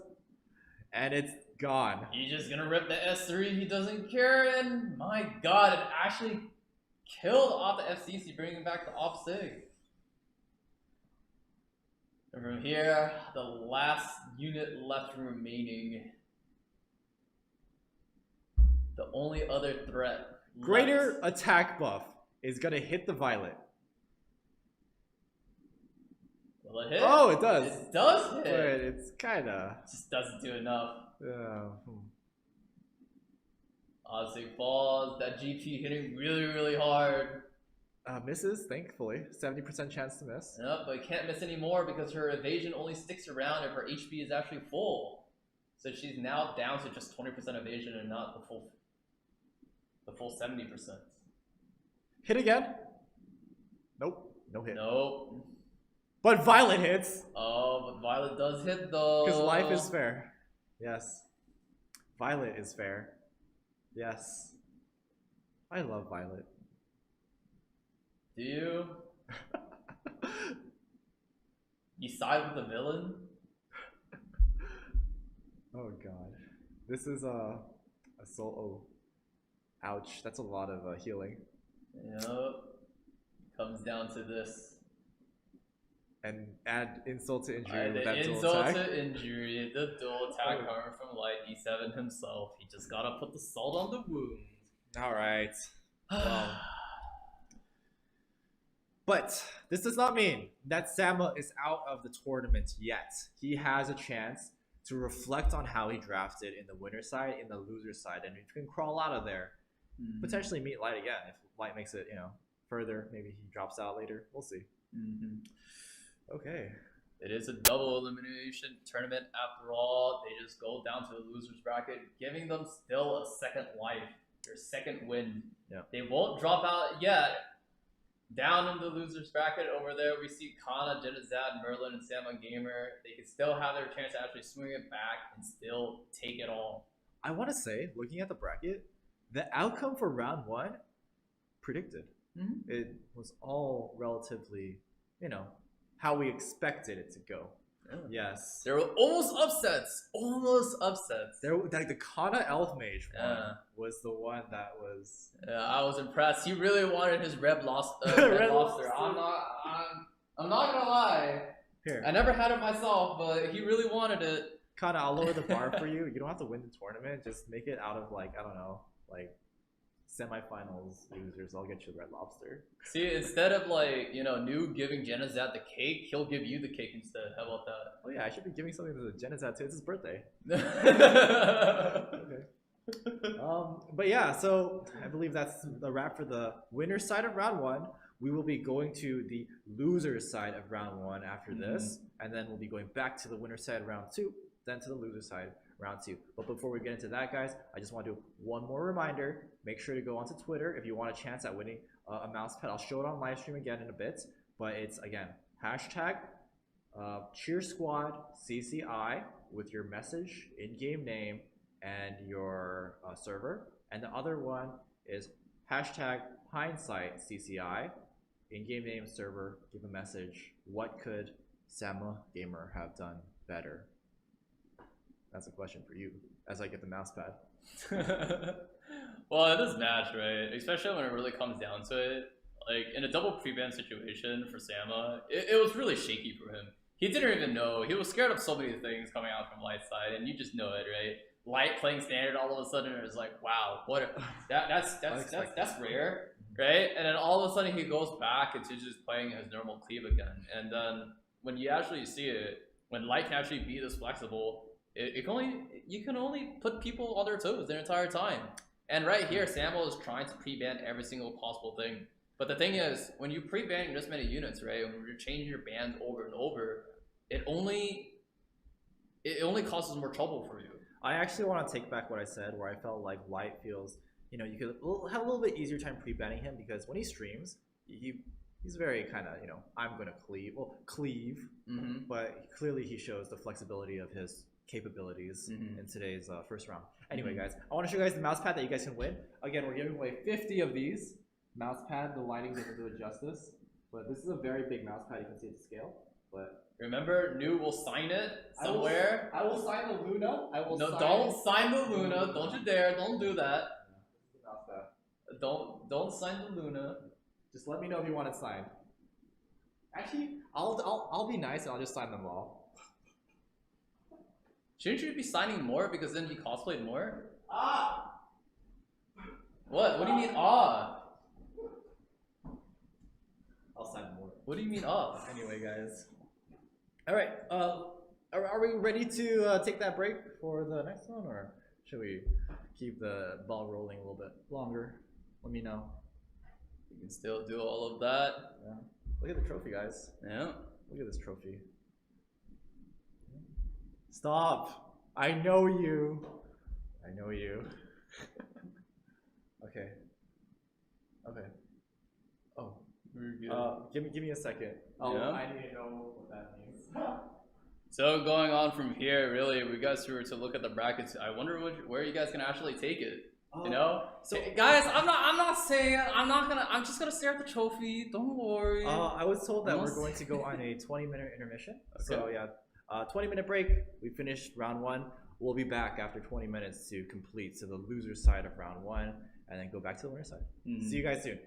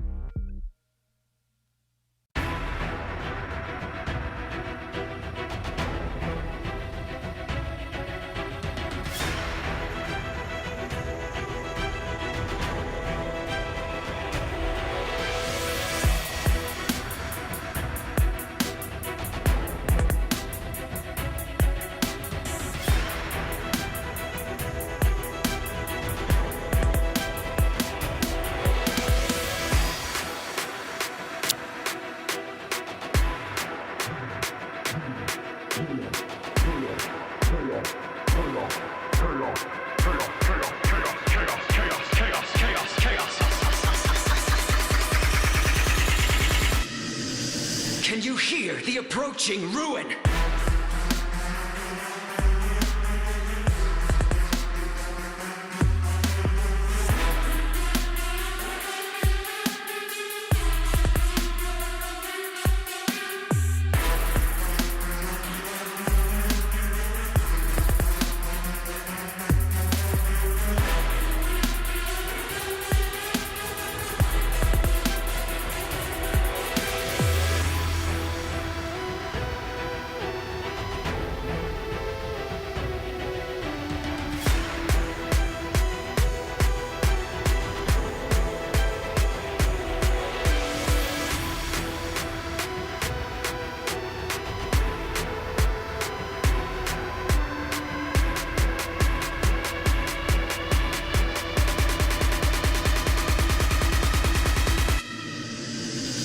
Descending blade!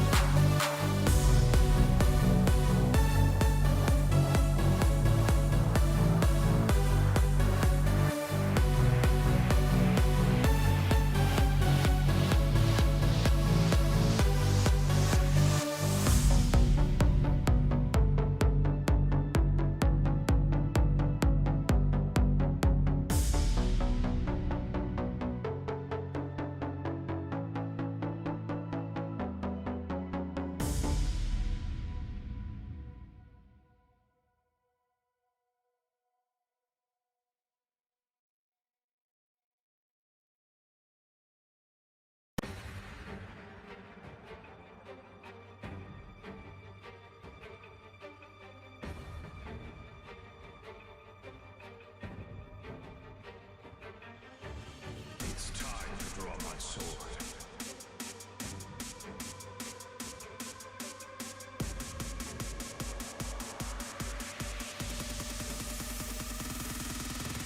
Correct your posture.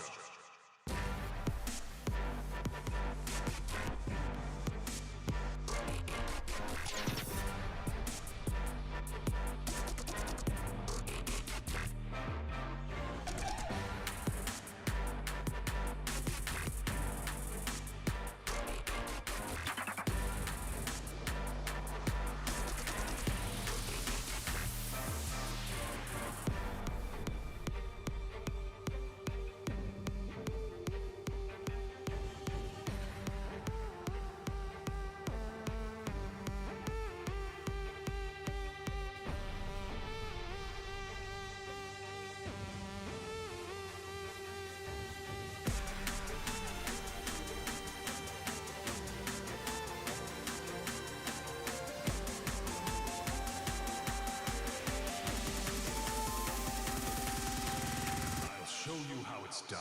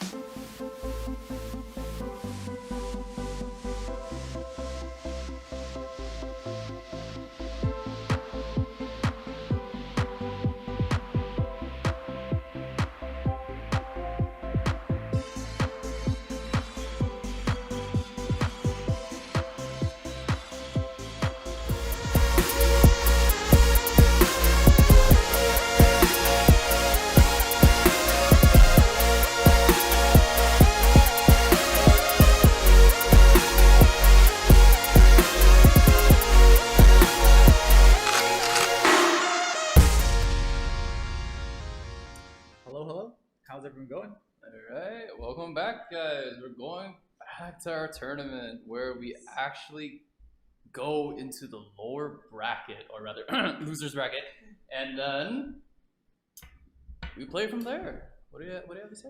So yeah, we're going to be showing our lower brackets, but yeah. Sorry, I'm just making sure that everyone. So starting off with the brackets and all, we already saw the lower bracket where we see Kana, Genizad, Merlin, and Samu Gamer. Kana and Genizad is actually going to be facing it off here because then they couldn't, clear it up on the main bracket. And then same thing goes with Merlin and Samu Gamer. I just want to say, even though Kana has ended up in the lower brackets, I'm not going to meme him as hard because he has shown a display of I want to say understanding in such a short time. He's learning. Yeah, he's learning. He's taking notes. Like going for the first round of the lower bracket, Kana versus Genizad. These two are actually both respectable players. They definitely do show some scary techs, maybe, possibly, and both are actually kind of like, I would probably say, underestimated. We have seen that Kana shown that he can take a match from Elf Mage, especially when Elf Mage is actually a rank 1 player as of right now. That's one hell of a feat. Not just the match, but make the other 2 matches really close as well. Yeah, it was literally down to just, maybe I'll just call it a misclick. Misclick, yeah.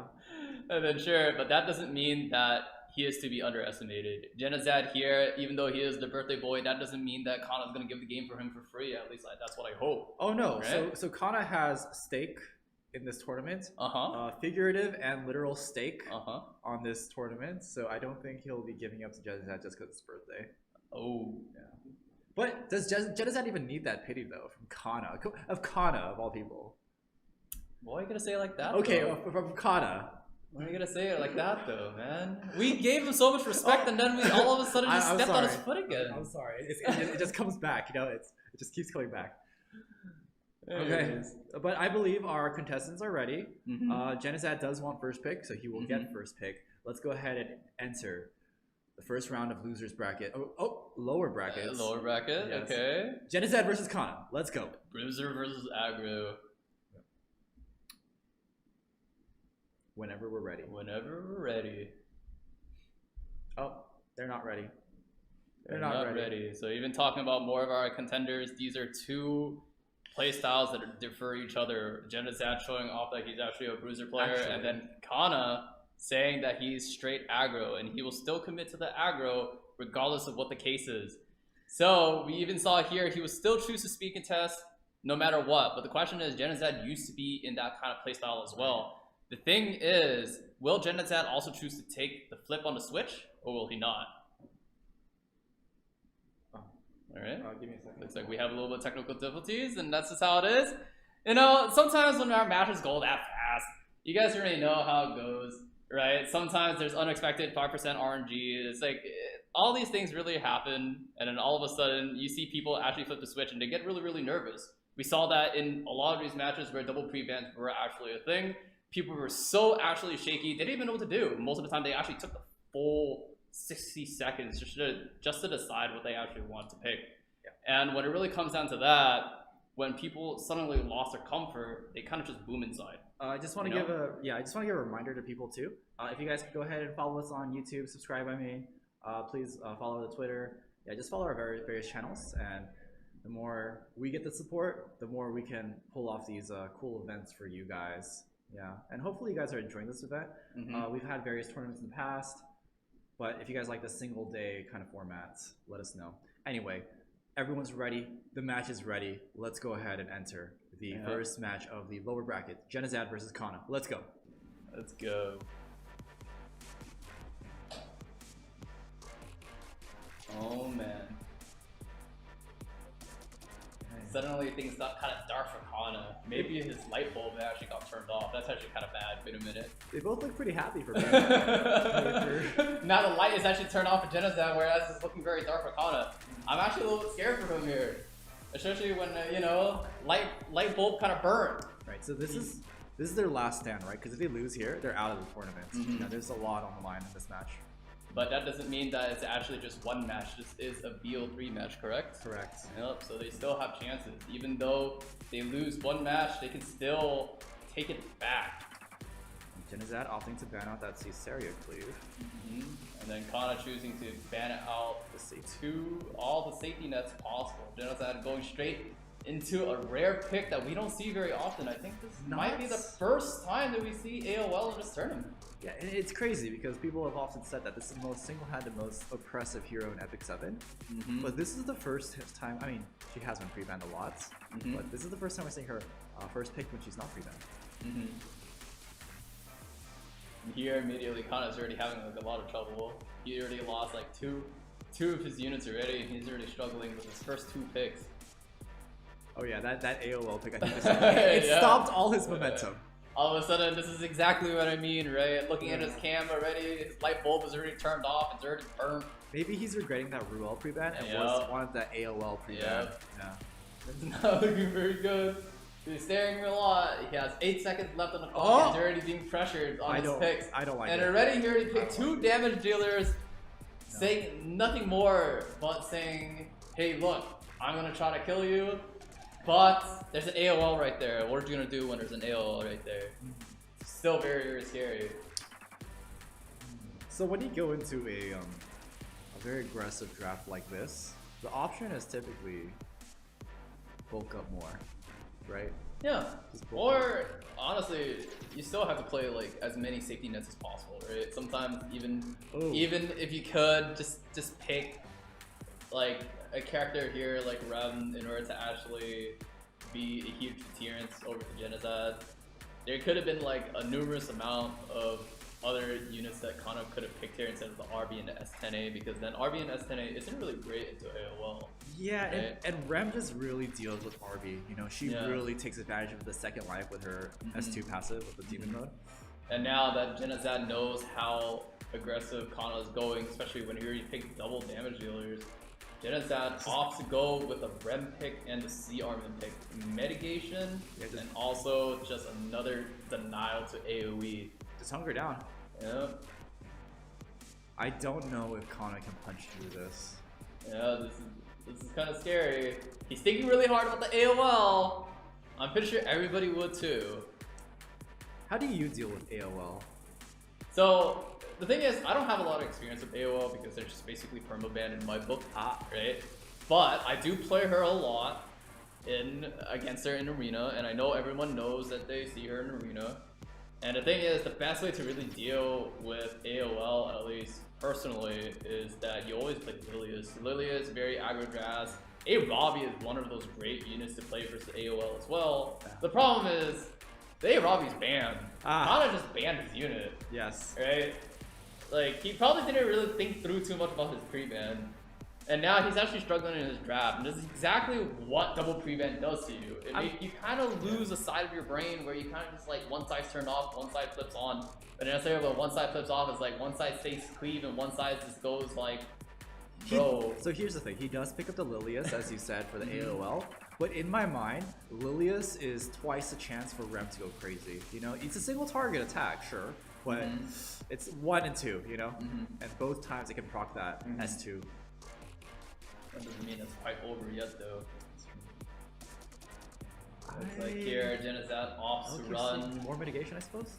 Either more, it looks like damage here. Damage and mitigation. Damage and mitigation, but he's probably not going to think about it too much about mitigation. He's probably looking to try to one shot a unit straight up. Yeah, because Crimson Armament and LQC's passive don't quite stack. Yeah, the question is, what will Kana actually pick? Is as of right now, he has to pick another unit that supports his entire draft. Oh, he's struggling. He's thinking really, really hard. He chooses to pick Politis. This is a 4 DPS draft. This is a very, very scary draft.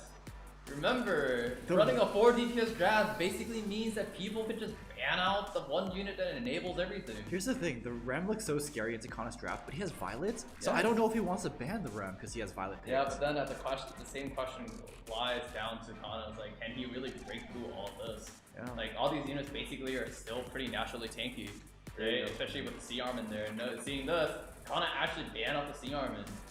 and Politis gets banned instead, which is actually one hell of a ban here. I definitely think that Genesat saw the C armor ban coming, and then LQC was picked to at least provide not like just damage and a bit of mitigation. So here, this definitely looks like a full S1 game for Kana.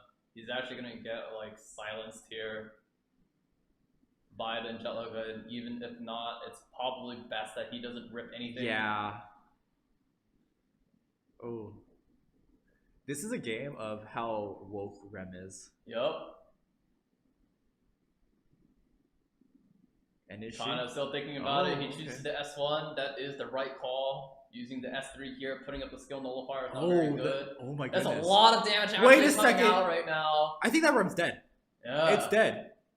There's no There's way. soul burn on the S10A is not quite over yet. And even if this actually drops the RB right now, or even drops the violet, I don't think it's that big. He can't soul burn. He can't. He's gonna die if he soul burns. Oh no. He's gonna die. Oh Oh, no. he's He gonna die. chooses to soul burn. Is it life Oh! steal? Oh my god, he actually lived. Wait a sec. Wait a minute. It's actually not quite over yet. The Rem actually chooses the falls here. He pushes back every other unit. LQC is still here. But this LQC can actually soul burn and kill off the RB twice here. I don't. I think this is quite over. Though even though the Rem dies, LQC still has soul burn. Because then Genesat didn't soul burn, he kept the souls. And now he actually double snipes the RB. Does it die though? Because I don't think it dies. I'm pretty sure it dies. Okay, There's no it way dies. it doesn't die. There's just no way an RB actually lives Oh, to LQC. Bomb. It's just too That's just the decisive. S1. Yeah. All right. That was actually very smart from Genesat, Yeah, holding off that those souls from Carrot. I actually thought that he used the soul burn on the Carrot, but he did not. Yeah. He actually saved it instead. Unless he actually had souls already, and I think it's from his AOL. So I think that was probably my mistake. He probably had double Tonga health, both of them his AOL and his Carrot, utilizing those souls to the advantage. And then afterwards, using it also on LQC to double stack the RB, giving no chance for the Kana to come back. I'm not used to seeing an AOL on book. Usually she's not on book. I feel like nowadays it's pretty common to actually see it, even when people are actually playing very aggressive, no matter what. When you're playing aggro, any usage of book is actually very, very scary, right? It's set to enable kind of any other team. You can actually use it. You actually see units such as like even F10A using book as well, right? Yeah. They don't even have to use their curse compass. Sometimes they could just use a book. And like there are times like even for you, and I can tell off right now, you use Mercedes not on friends, you use it on book. Don't use it. tell people. No. that. My Mercedes is on friends, okay? Assume she's on friends, she's not on book. Okay. But yeah, no, it's definitely like sneaking that book in, you know? It really helps, you know? Exactly. Okay. Alright. First game, that was actually quite close, although it didn't quite look it like that. Genesat actually took it and took advantage of the book. I really thought that that'd be like a very Rem focused game, but Rem just kind of was asleep and just kind of got taken out really Well, fast. I mean, it was kind of hard for her to like really proc in the first place, right? There wasn't, like most of the time, especially when there's like an AOL and there's Lilias, you're expected just to like, the Rem's just gonna keep on getting hit and hit over and over. And there's not many opportunities for her to really just like pop her AoE, right? In this entire game, we only saw like specific targets where it is AoE coming off of RB, but everything else is just single target. So how is that Rem gonna really proc? That is true. All right, guys. I think we are ready for the round two. Round two. Yeah, the first match in the lower brackets. First game going with the Genocide. Question here is, can Kana actually bring it back? You know what he's gonna swing do? it around. He's gonna pre-ban AOL. Yeah, of course. He's thinking a little bit more. I hope it's light bulb. He actually changes the light bulb, and like it's not burned a fuse or anything, and he'll be fine.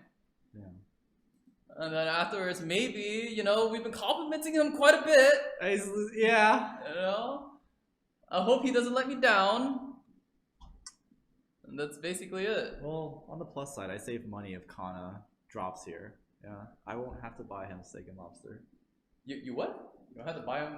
I don't have to buy him steak and lobster should he lose here. Why steak and lobster? Why not just one? Because both are kind of luxurious foods. And I know, well, here's the thing. I know that we have a variety of people of variety cultures watching today's live stream. Steak and lobster is usually revered as like the pinnacle of cuisine in America, I think, right? I thought that's just like hamburgers and fries. No. That's the what we're known for. But I mean like gourmet. You know. Right? I mean, there are gourmet hamburgers and fries. No. Oh my goodness. I mean, when I first think about like American cuisine, it has to be like burgers and fries. There's nothing more. But like, what is this? It's like where is Connor really coming down? Right. Are we? Yeah. We okay to proceed? All right. Let's go.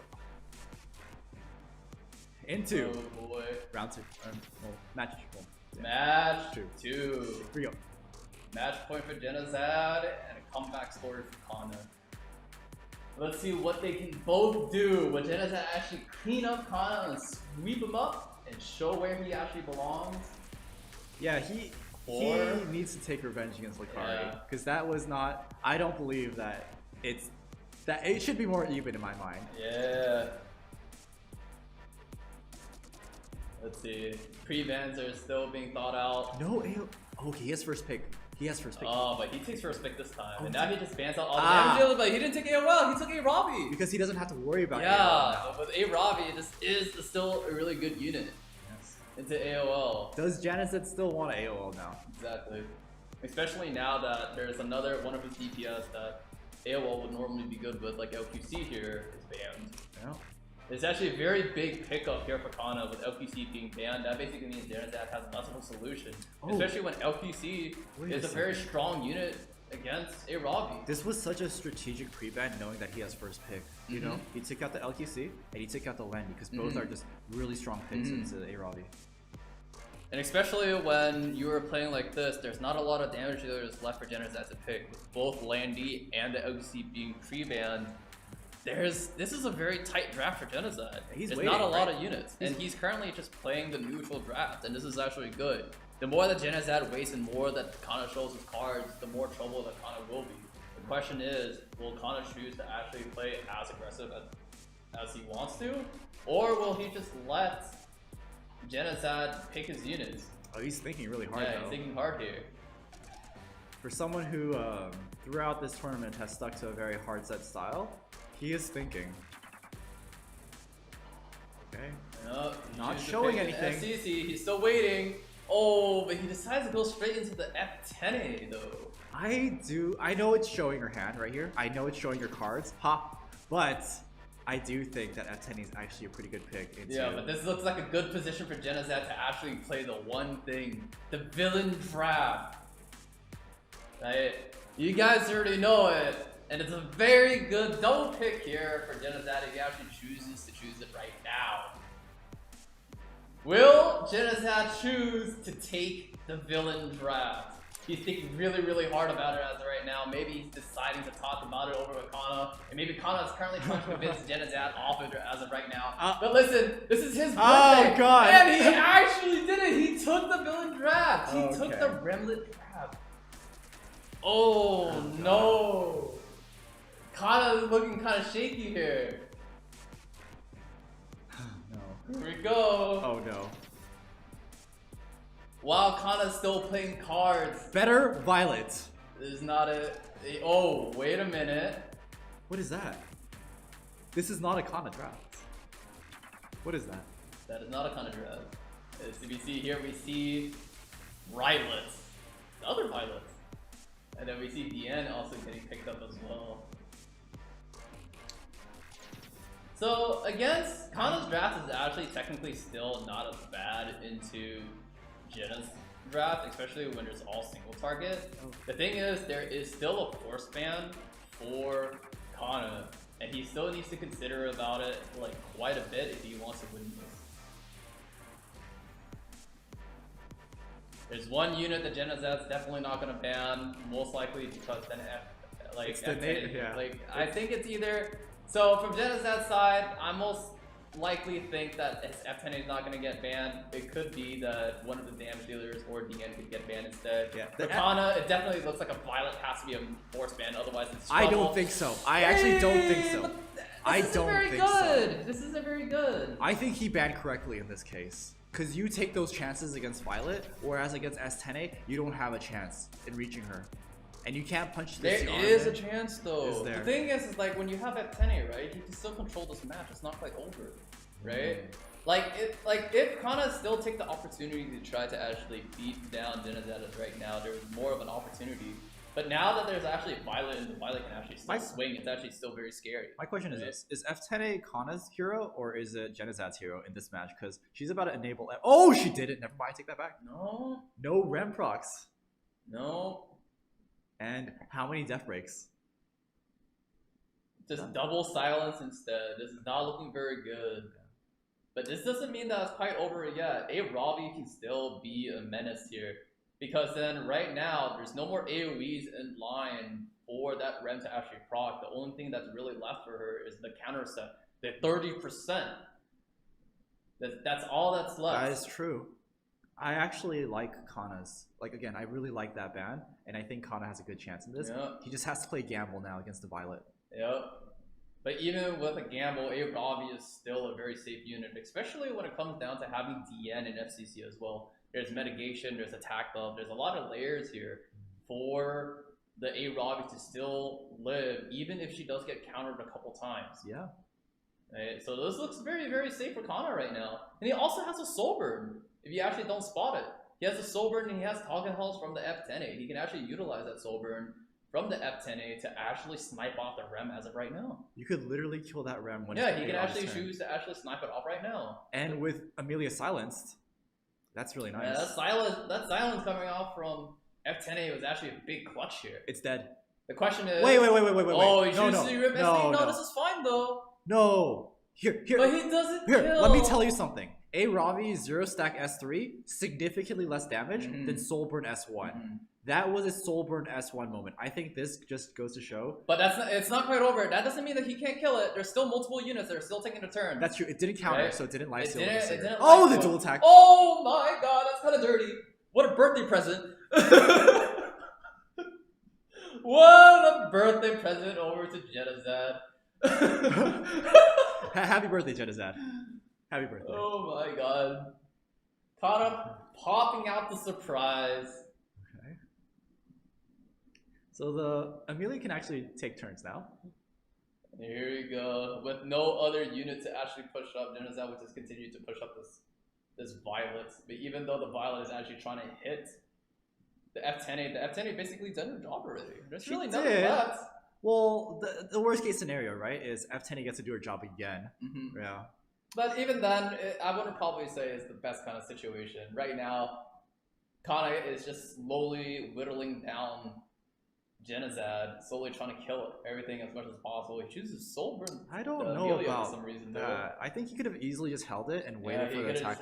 He could have just chose to kill off the Amelia some other time when it was a little bit more decisive. Because right now, it's just playing souls. Yeah. The Amelia still has her cooldown. Yeah, exactly. It's not quite over yet. No.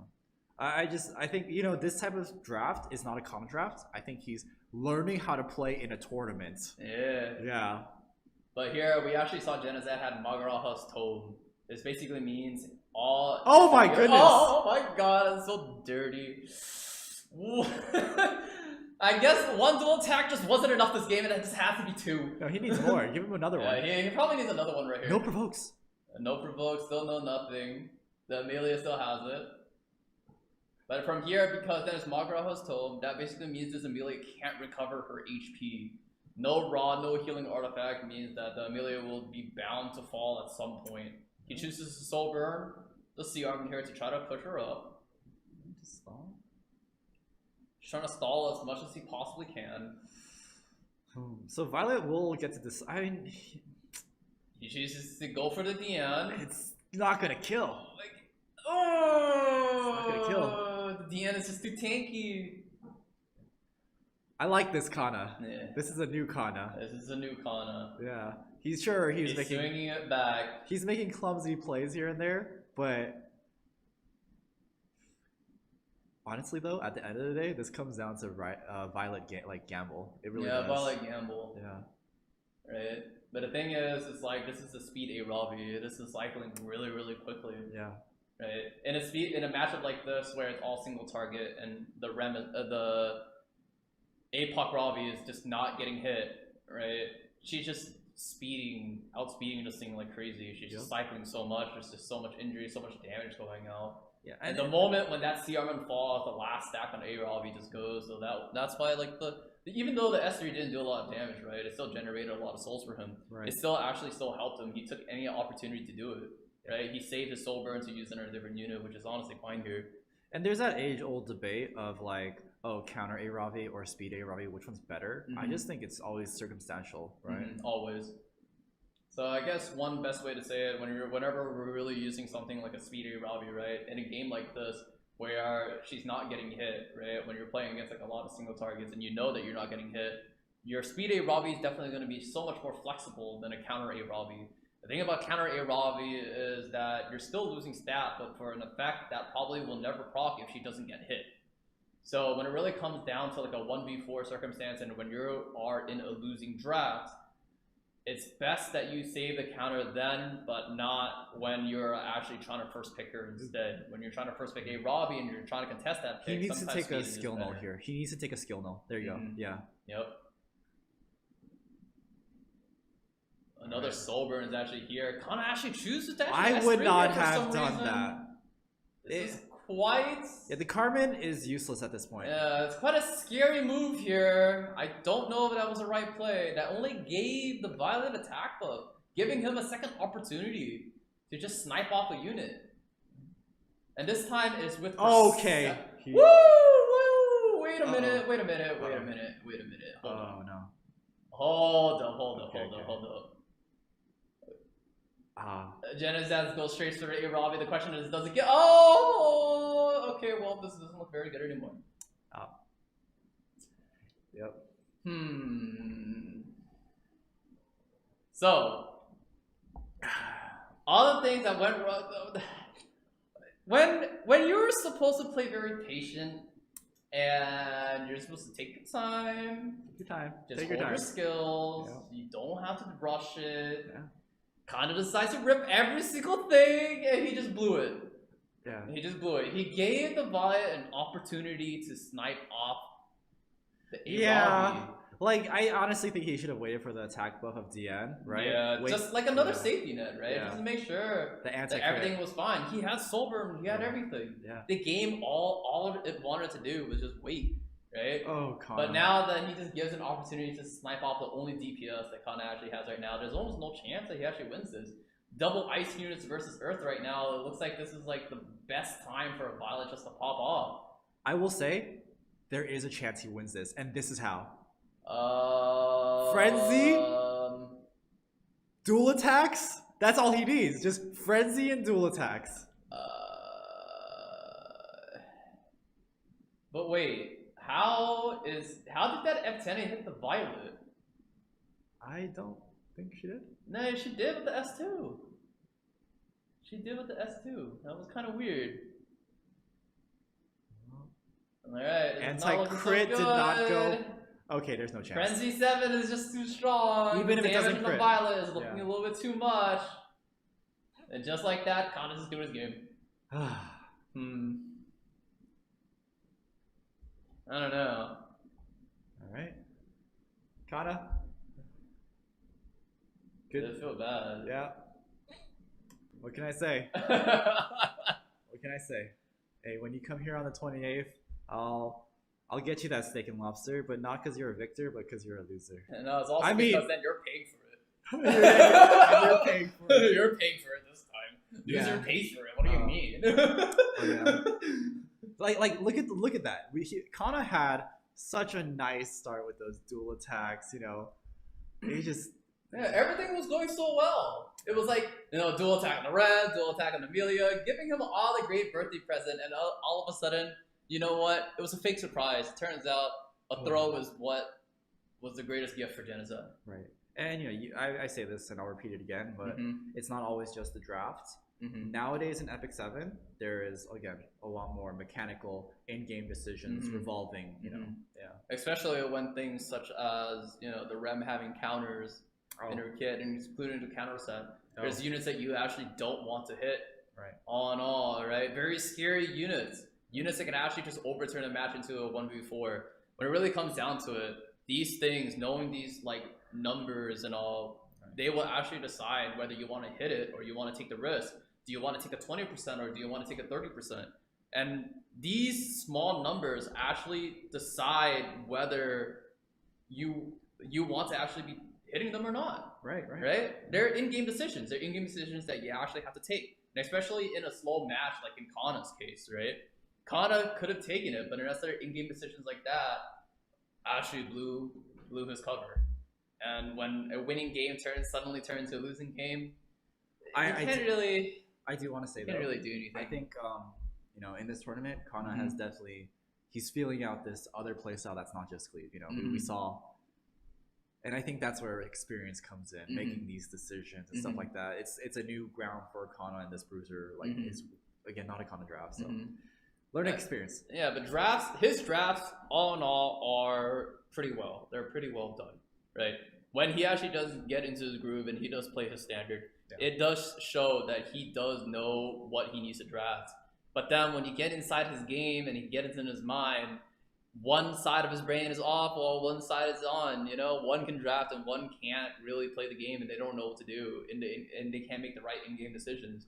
Yeah. And when it comes down to this, draft isn't always king anymore, and it used to be, right? I suspect in the future CCI tournament, Kana will be coming in with much growth. Yes, much growth. Yep. Anyways, guys, he made a respectable performance. Yeah. Anyway, guys, we're gonna go ahead and take a quick 3-minute break, and then we'll return back for a very, I believe, chat would be hyped for this match because we have a lot of people who stayed up in France and a lot of our viewers from Brazil, as we have our representative of France, Merlin, versus our representative of Brazil, Samu Gamer. Yes. See you guys in 3 minutes.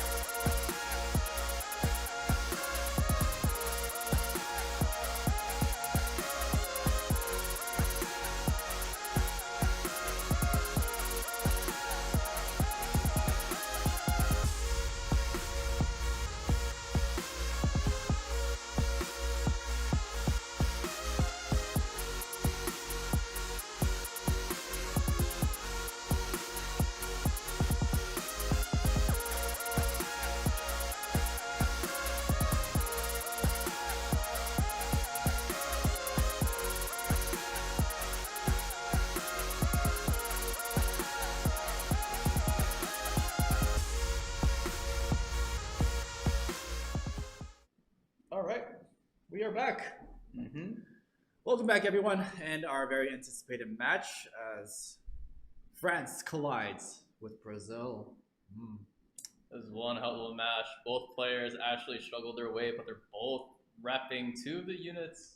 Now, the most recent unit here.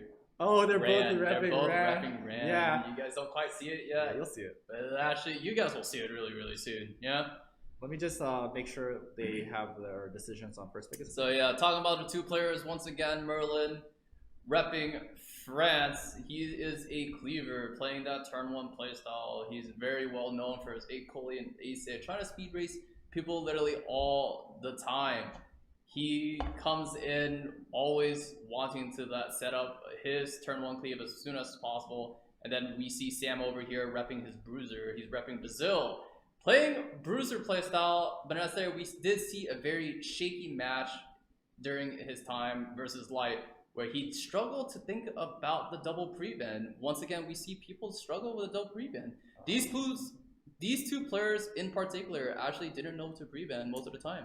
They were trying to target the enemy players, however, they couldn't adapt fast enough. Right. So Samu's gonna be heads, Merlin's gonna be tails. Coin flip goes down. Heads, so Samu takes first pick. So Samu gets to choose. Yep. Take first pick. Okay. Go on here in terms of which playstyle is typically better. Most of the time, the Bruiser playstyle normally is It's the pretty safer. advantageous. It's pretty the safer one against the one that goes turn 1. Yeah. All right, going into the match, Samu versus Merlin. I think Merlin, you can really target ban because he really likes to play that speed game. Yeah. It's gonna be really rough here. Is speed gonna be his downfall? Again, if you lose this match, you're out of the tournaments, as this is the lower end of the bracket. A lot of fans from Brazil and France tuning in. I'm sure a lot of people are wishing them the best in representing their region. Yep. Once again, they're taking a while to think about the double pre-ban with 30 seconds only on the clock. Over here, we see both Gremlin, all the safety nets actually banning out. It literally looks like the entire team of what a Cesario Cleave really is. They're just panning out every single solution possible. Making the game clean, making the game have no RNG, making sure that there's no other comeback potential remaining. I mean, you saw comeback potential that last match. It's literally just Violets versus 4. one hero versus 4. Unit versus the entire 4. But hey, but listen, that was a misplay. That wasn't misplay. Yeah, that was a misplay though, right? AOL. You see FCC game picked up by Samu, and suddenly Bellion. Merlin We have to see still. Bellion. Yeah, Merlin picking up his aggressive draft. He's already going straight into the AOL with the S10A holding that book. So But Samu still has a pick. I'm surprised he's not. Hasn't been used I mean, yet. does he want to take Bellion here, or is it potential that it could be sniped out by Merlin if he doesn't pick it? I mean, there's possibilities, right? Because there's multiple units that Samu still has to think about. Even though like Bellion seems to be like very good into like S10A, right? Yeah. Sometimes Bellion can also be a very disadvantageous pick against AOL. AOL, when she gets AoE, she has Guardian of the Light, an S2 passive that allows her to bring up Skill Nullifier. It's actually a one scary thing, right? Every single time a Bellion AoE, so AOL can only get pushed up even more and more for each target that gets hit, making the AOL cycle even faster, and meaning that Samu can't actually recover away from those debuffs. What is Samu thinking? Yeah. Oh, He chooses to take Celine. the fabled Celine. Yeah, one interesting pick. Yeah. For anyone who remembers one of our first content creator tournaments, Samu was quite known for this Celine pick. Yeah. Let's see if it pulls off something cheeky like it did last time.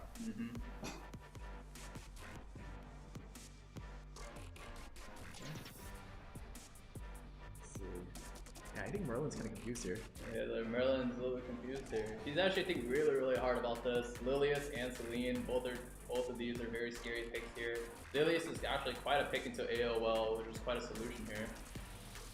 Celine is actually a huge deterrent to the AOL. Assassin Sid.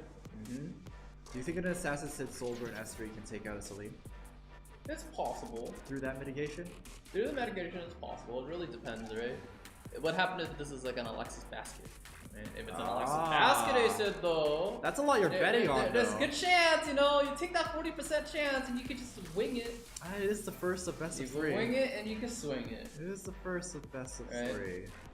FG Merlin is still picking a lot of non-attack skills, and now Samu proceeds to actually run the double counter unit that normally is played into non-attack unit. Right? AOL actually having your entire kit revolving around non-attacks. And same thing with Angie, we're actually seeing the same thing rewind. And this time, Merlin is trying to go back to his original draft that he played versus Candy. I don't know. I think looking at this draft, Merlin looks like he's on the back leg here. Yeah. Well, we shall see. There's a lot of force bans for Merlin here, and there's not a lot of safe picks that he can actually pick here. It's one scary thing for him right now. It's very possible right now that Merlin could also be thinking about banning off the mitigation completely, knowing that if both his Kisei and his Acid goes first, right? The Acid There's might a good get banned. chance that he can actually just drop everything. The Acid might get banned here. Mhm. Yeah. Oh. So S10A actually gets banned instead. Politis gets banned here. But that isn't really good here because now that leaves Lean with an open target. Right? Right? He's really banking on this. He doesn't have Soulburn either, unless the Angelica's on book. Yeah, it's possible. It's possible. There's no but book. it's not. It's on Curse Compass. Yeah. So what can kill? Yeah. So here, the Acid, we don't see anything. We're not quite sure if that is an Alexa's basket or not. There's only a few open targets here, one without immunity. And he goes for it. It's actually Manica of Control. It's a crit artifact. I guess with to hit chance. just really tune up his speed, right? Yeah. And here, this is where things get a little bit spicy. Oh no, you can't. Because like you he can't really do anything here. Yeah, you cannot rip it. It's right. It's quite a little bit troublesome. Oh, dual I mean, it's the dual attack. oh no. And then we see the greater attack buff of the Kisei. The thing is, there's only a few units that you can actually pick here in order to actually snipe out. He chooses to go straight for the Lilius instead of going. He can't rip this either. Yeah, he can't do anything. Yeah. Both his Angelicas can't quite do anything here. Half his heroes he brought into this match can't do anything. The Celine is still holding a lot of pressure because like the unit that would be at the highest attack here looks to be his Acid. He actually could choose to rip it because like since Acid actually has attack buff. In this case, never mind. He's gone now. Oh. All right, never mind. Okay, so Kisei into skill null. Think so. Oh. Okay, skill null. Oh, the skill nullifier actually went up. The Kisei is still protected. The stealth is still here. There's only 2 targets remaining here. FG Merlin still has a chance. It's still not quite over yet. Yeah, because he can't really reach the Kisei, right? He can't reach her. Merlin chooses to drop the S2 here to clear up the skill nullifier. But this gives an open opportunity for FG Merlin to actually drop everything. To bring back all his skills, and including getting an attack buff on that Kisei. Yeah, Selena's on a cooldown, so she can't really respond to any of these non-attack skills. But her artifact did proc once, but again, unbuffable, so it doesn't get the attack buff. But it doesn't mean that it's quite over yet. There's still a lot of problems here for FG Merlin. How do you get through? How do you get through these double knights? How do you get through all of this? She's available. And now Kisei gets bonked by the hilt of Celine here. Wait, what was that? What? Oh no, Mr. Stark, I don't feel so good. And immediately, because Kisei just proceeds to disappear, and knowing that her life was already over. We need to look at that again. The Kisei just relinquished. All right, that was funny. All right, so yeah, it looked pretty doom in the draft phase. Yeah, it was actually just really, really hard, right? Yeah. Like from there, like Merlin was already trapped. He falls into the same trap just like he did when he fought against Kenny, right? Where the Politis was actually such a big deal. The Angelica pick, that's what it is. Yeah, it's a Sinji pick. It kind of traps him. If the Sinji was a last pick, right, instead of actually being so early, he would have had more of a chance because then it would have been so countered so easily. Right?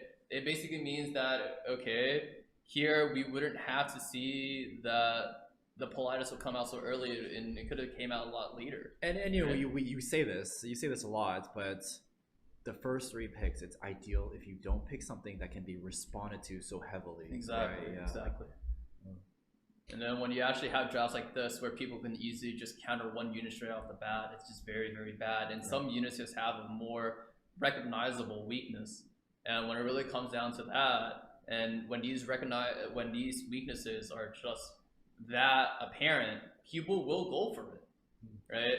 I believe that our game 2, so Samu does take the first one, is prepared. Let's go ahead and see. Merlin does get the first pick going into game 2. Will his prebans change, Or will they stay the same? Will Samu's prevent stay the same, or will they change? Probably expected that they're probably going to be keeping the same here. They Yeah. probably just need to change the way that they draft. Violets. Yeah. Violets. Most likely they're Yeah. trying to keep it the same way. I don't really think it's going to change. Yeah. They want to keep away and keep it as clean as possible. Keep it clean. Mm-hmm. You know, people always say, like, if Epic 7 regular ladder had 2 pre-bans, would it be cleaner? See, before this was like one hell of a topic as of right now, and the answer now, right, before to back then, was that back then in the previous seasons we didn't have a lot of units to play. However, in these new seasons, season 4, season 5, we actually saw a lot more units being able to be picked up. Right, before our unit pools used to come down to probably like 10 to 15 units, but now we have like almost triple that amount of like 40 to 50 in terms of like how flexible we are. But that comes down to why it's getting harder and harder and why people are playing so many different playstyles all at once. It's just because now when we have this many units, right, and when there's so many things that can literally be played and people can flex into so many different things, double pre-ban just feels like a more feasible thing now. Yeah. I'm actually genuinely interested to see how matches go with 2 pre-bans. Anyway, let me know. I think we are ready to go ahead and go into game 2. Let's go ahead and switch it over. Let's go. First pick, FG Merlin. Pre-bans. Let's see if they actually choose to stay the same. Violets. Or will Merlin choose to actually pick up target bans? Who knows? Maybe pre-ban the Politis, and there you go. Yeah, it could be, right? He can actually choose to pan out something, one of his main weakness. Right? And maybe just take the RNG instead. Sometimes it's probably better for you to take the RNG like instead, like taking a small percentage chance to win instead of actually taking nothing at all. And that's what drafting phase is at the end of the day, right? You're just trying to manipulate the RNG to be more in your favor. Yeah. From here, the pre-bans are going out. Doesn't look like the bans changed too much. Instead, we see Bellion actually gets banned here instead. Samu didn't use Bellion last game. Yeah. Even when FG Merlin picked the bookholder, Samu did not go Bellion. I wonder what's the logic behind banning the Bellion pick there. Yeah. It could be because then right now he still wants to play as neutral as possible and he still wants to try to get his book in. I see. Right? Yeah. But the only problem is whether he chooses to actually not play a non-attack skill unit again, or will he actually try to get countered. Like, he has to wait. The entire game is just like a waiting game. The question is, can he do it? Robbie first pick. So AOL is on the table right here. Does Merlin want to AOL into an A Robbie? That is one hell of a question. And here. you know, he knows if he AOLs, he's gonna see the Celine potentially again. Yeah, Celine again, Politis again. There's a lot of different units that can actually counter her. As strong as AOL is as a pick, I don't. Oh, but Salmon actually chooses to take it instead. This is actually first 2 picks that I actually really enjoy doing myself. I think that AOL and A Robbie together is really nice. It shows nothing and it does a lot. The thing is here, FG Merlin decides to actually run in with an S10A for his book holder again and picks up the Ace Sid. Sam is still thinking about it. You gotta admire how tried and true Merlin is with that Ace Sid, you know? Yeah. He still holds true to what he actually thinks is. Yeah, he's just really trying to make it work. He just loves these units, right? And here we see LQC. It actually holds its mitigation, but also a big threat.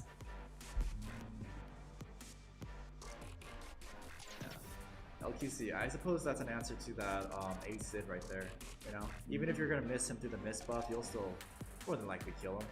Salmon's draft looks quite interesting. It looks like as though he's preparing for like something that we've been seeing around a lot. It could be like a Cesario draft. Oh, you think the Cesaria's gonna it could go be. last? It could be a unit here. Yeah, because otherwise the RAM makes no sense, right? Yeah. There has to be something as Just last that there's pick. not many available units here, unless he's thinking about using it for the Silver Rain attack buff instead. Oh, that's a very cheeky way, right? Silver Rain. Silver Rain attack buff. You know what then? This is where Merlin picks the Politis. Yeah, I definitely see that as of right now. Another book holder. And also, he can actually play Cesaria and Politis, which is actually 2 good units into AOL here, right? Oh, okay. Oh, he actually thinks about picking up the Politis here. I like that. Okay, now the question is, what is his last unit? That's the wrong Iceria. Oh, it's a different area this time. Actually, is it the wrong Iceria, or could this Iceria still work? I don't like it into AOL. That's the thing. Yeah, it's a little bit scary here because that unbuffable from AOL is still a threat. Because look at this. If you're picking this, it's saying you're planning to ban out the AOL, but you don't want to ban AOL when you pick Politis. But that doesn't mean that like the Politis is still a useless pick, right? It basically means that now the ban can't use his S2 either. Even then, though, you Right? can versus S3. Yeah, but now there's still a couple units that still in trouble. That doesn't mean like Samu's unit. It doesn't exactly say that they're going first. That's true. That's Right? true. Like his LQC, his A-Robbie, they're not going to be going first. And here we actually see a unit that would actually follow with the Rand here. It would be Kisei.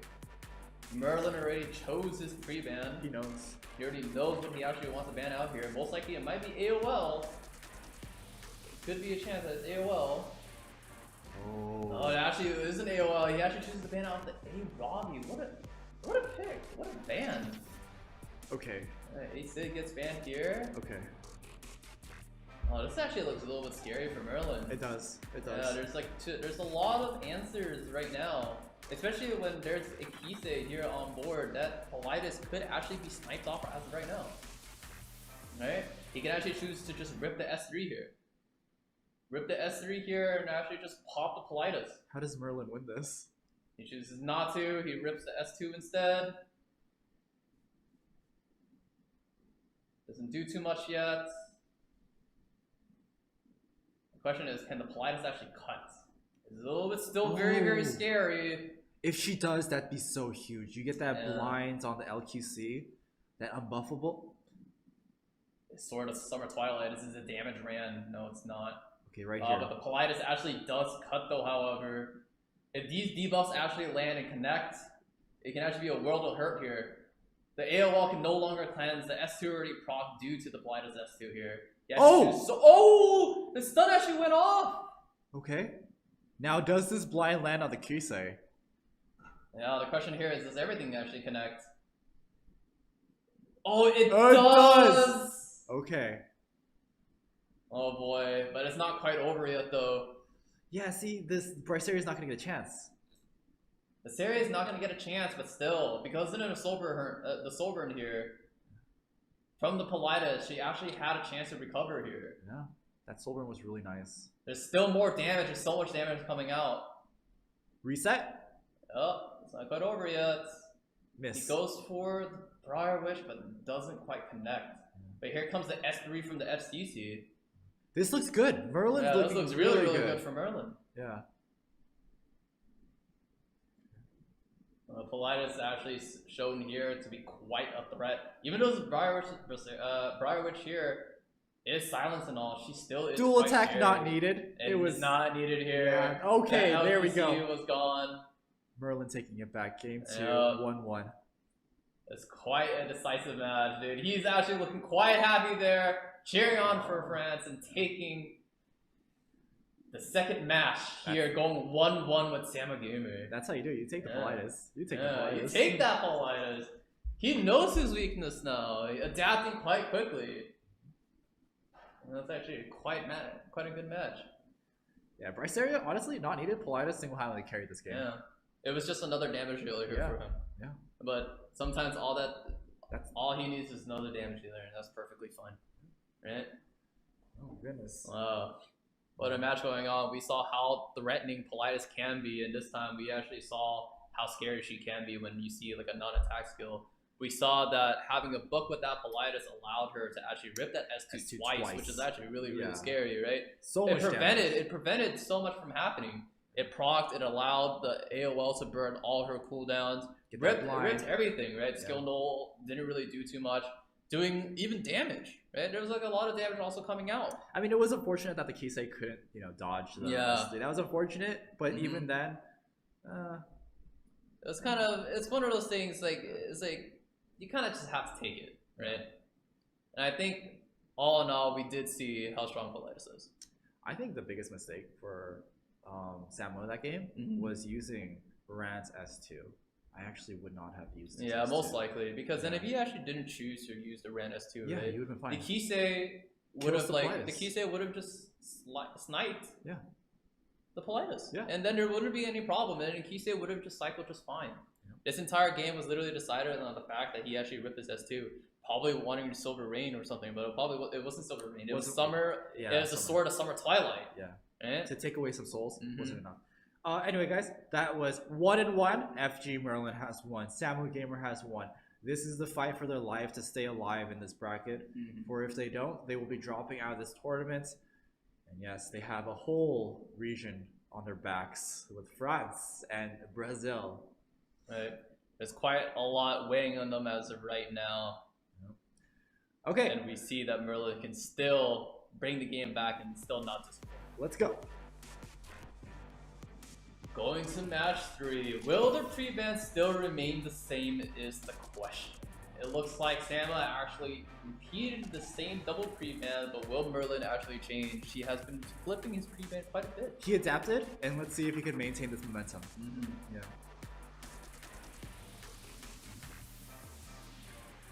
You're still really thinking, You know what? Maybe that Belian ban made sense, because if he picks Politis and he picks Bellion, right? So maybe he's going to see another Bellion pre-ban again. Oh, what? here he actually chose to recycle his pre-ban, but now we actually see the one and only Rem actually open here. Ram is open. Rem is open. And Violet here. is banned. Violet is banned. There's quite a bit actually being banned here. Do you think it's too early to Rem here, though? Nah, Well, you cannot thought- Rem okay, here. Yeah. So as much as you want to actually pick that unit, there are still times where better she to wait. is still considered to be a little too early. Especially, let's say, for example, when Merlin actually plays a lot Yeah. of like S10A, right? Playing Rem this early can only be really, really bad for him, right? AOL So and here, Politis. yeah, AOL and Politis, he knows that he wants to get that Politis for himself, to make sure that it's not taken away here. He has seen the potential of what she can do. Ah, Wow, but Samu's actually playing full defensive. He's not even choosing to play his threats yet. he doesn't need to. He's waiting. Yeah, he doesn't need to. He's waiting. It's a waiting game for him right now. I actually think the Politis pick hurts him in this Yeah, draft. at this point of the game, because Samu's choosing to play so defensively, right? Right. And Samu's choosing to still not play his cards. It's exactly what I was saying earlier, where neutral picks is such a big thing, right? When you don't know what the enemy is actually picking, this is where things get very, very scary. Right? Yeah. Merlin has to think really, really hard about this. Oh, and he's right? What thinking else? very hard right yeah, now. he's thinking very hard about this. Right? He chooses to play another neutral pick here, but from here, what else is he gonna do? He chooses to pick Landy. He chooses to pivot his draft. But the thing is, Landy isn't a great unit when there's an AOL in line. Oh, you're right. Yeah. And no synergy between those two. Yeah, there's no synergy between the two. Landy not having any buffs here is actually gonna hurt her because she can't rip her S3 as much. You know why I think he picked Landy though? I think he was afraid of a potential Ram pick. That's why. Yeah. I mean, it's also possible because then he also picked up Make Chloe, right? He doesn't want the Landy to be Yeah. You're taking. fighting against it. And that's what I don't like about Merlin's draft is I feel like a lot of his picks right now are I don't want you to have it, so I'm gonna Yeah, take it. it's kind of more contesting. He's a Yeah. little bit shaky here. He's not really thinking about any core composition. Merlin He's is being very fighting. reactive. Yeah. Merlin is fighting Samu and himself in this draft. In this case, Samu is actually looking like a really weird draft right now. If you haven't noticed already, there isn't really a lot of damage here on Samu's side. If that Bellion actually does get banned here, it's actually very, very bad. It really comes down to like, you know, if you really think about it, General Purgus can end up being like a knight here, right? Stene. So that means 100% the Bellion's banned. 100%. Yeah, I'm pretty sure the Bellion here has to be a ban. There's really no damage on Samu's side. But if Samu really knows the Bellion's gonna be banned here, the Make Chloe needs to get banned too. That's true. There's no way this Make Chloe can stand here, because if this Make Chloe stands, there's no way Samu can actually beat him. Yeah, if you take out the made Chloe from Merlin's draft, he doesn't need a damage healer. These targets are so squishy, you'll just take him down with your knights. Yeah, but no matter what here, I'm pretty sure Merlin has to ban the Bellion. Let's see what he does Okay, here. yeah, the exactly- Bellion does exactly. get banned and the Make Chloe gets banned. Exactly. Both two threats that they actually need to get rid of. Alright. Alright, we're going into the match. First Compass. First, Compass Angelica. Right here, it looks like he only holds one toggle health, and that one toggle health looks like it's to be on his S10. Right? Ooh. But the question is, does he want an S3 here though? Yeah, you're gonna proc the AOL then. AOL gets procced here. Oh, he does. He does choose to rip it. There's only so many opportunities that Samu can actually take in order to kill off FG Merlin's units. However, there's still like a lot of AoE. The problem is, can Samu really live this onslaught? Ah, that. Yeah, it doesn't look like there's going to be quite enough damage here. Here comes Politis, everything is just popping all at once. Did they take damage? No, zero damage. Now, the question remains, will Merlin be able to actually live this? Can he actually live the FCC and the G hurt? So here, I mean, Samu gets attack buff now. He gets attack buff. It's gonna hurt. Yep. 2 units not, like 3 units not being on immunity. Oh. His Laney actually gets stunned here, no way to cleanse. This is the. This actually looks very, very bad for Merlin. He doesn't really have a way to recover from this. This is the night cleave. Yep. His units are getting a little bit too low here. Yeah. And Lilius is only going to add pressure, especially when the draft has no way to back itself up. It looks like Samu's really going to try to take this game quite decisively. It definitely does look decisive. I don't see a way that Merlin can fight his way back. You know, maybe stun the Lilius, buy a bit more time. Okay. The Politis rips her S3. It is Isla's violin, but it doesn't quite do enough here. Oh, the counter. And then Samu's flexing his muscles, showing his spirit for Brazil. Let's go, Brazil. So she sees it. Yep. Alright. And here the S10 goes all out. Is it a lifesteal? It is not a lifesteal S10. Now this is where the Lilius actually has free reign over this. Lilius still does quite a bit of damage here. Celestine on the Elena too. All that healing will also secure that. Okay, there's no hope. Yeah. There is only destruction. The final. Oh. The final play. Oh, left the dual remaining. attacks. Give him And another he dual just attack. knows Another one. It is quite over. Alright, good game to Merlin and Samu. Yep. GG's Looks to like both players. Brazil takes this in a 2-1 fashion. Alright. Things like that. Round 1 of the lower side. Lower side. is, Round 2 actually. round 2, technically, yeah. yes. So we actually see it. Brazil repping it. Honestly, I would probably say Merlin had his time to shine. And definitely he flexed. He honestly changed the draft like fast enough, and we actually did see him take a game off of it. But I say the problem was that because then all of a sudden he notices something like this, like that. Like he noticed that he could just take the Politis or things like that, right? He knows that there's certain weaknesses to his draft, but when he starts taking it and when someone plays that neutral, right, and people respond to it too quickly, we noticed that he couldn't come back from it very well. Yeah, like you know, his round 2, he adapted. Round 3, he was fighting an invisible opponent plus Samu. He was literally fighting himself with his draft there. And that was the biggest problem. Yeah. Right? And that's one of the things, whenever you're like a cleaver, right? There's just so many problems. Because you keep trying to take away what can hurt you as a cleaver. That's the problem. Yeah. And when you're rotating pre-bans this often and you're trying to change your draft as much as you possibly can, it only hurts you more and more. And that's why you had to live in the idea that sometimes you had to take the RNG units. We didn't even see Rem get played here. Oh, that's true. Right? Rem was there. Right? But the thing is like when you really think about it, right? For the way that like FG Merlin actually plays, does he really need to ban Remlin at all? Does he need to ban Rem or Violet?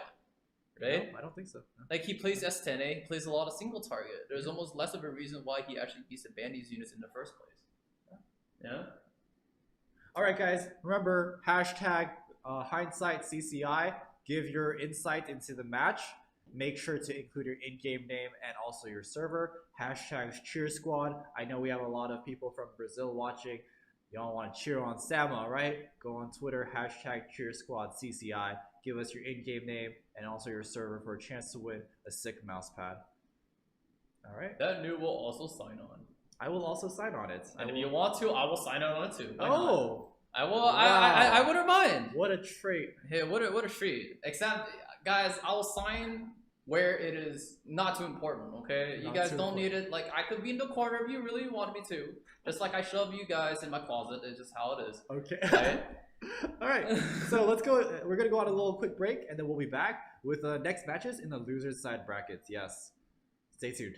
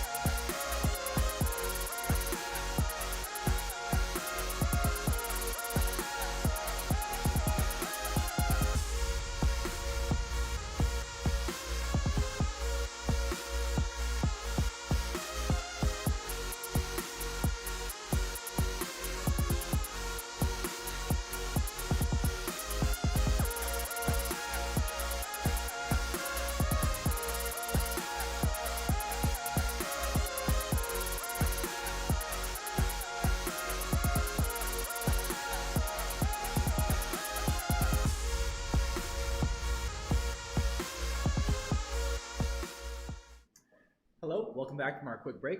All right, for our next match, we have an exciting one. It is Elf Mage versus Lucari. Oh, Your students, man. Lucari.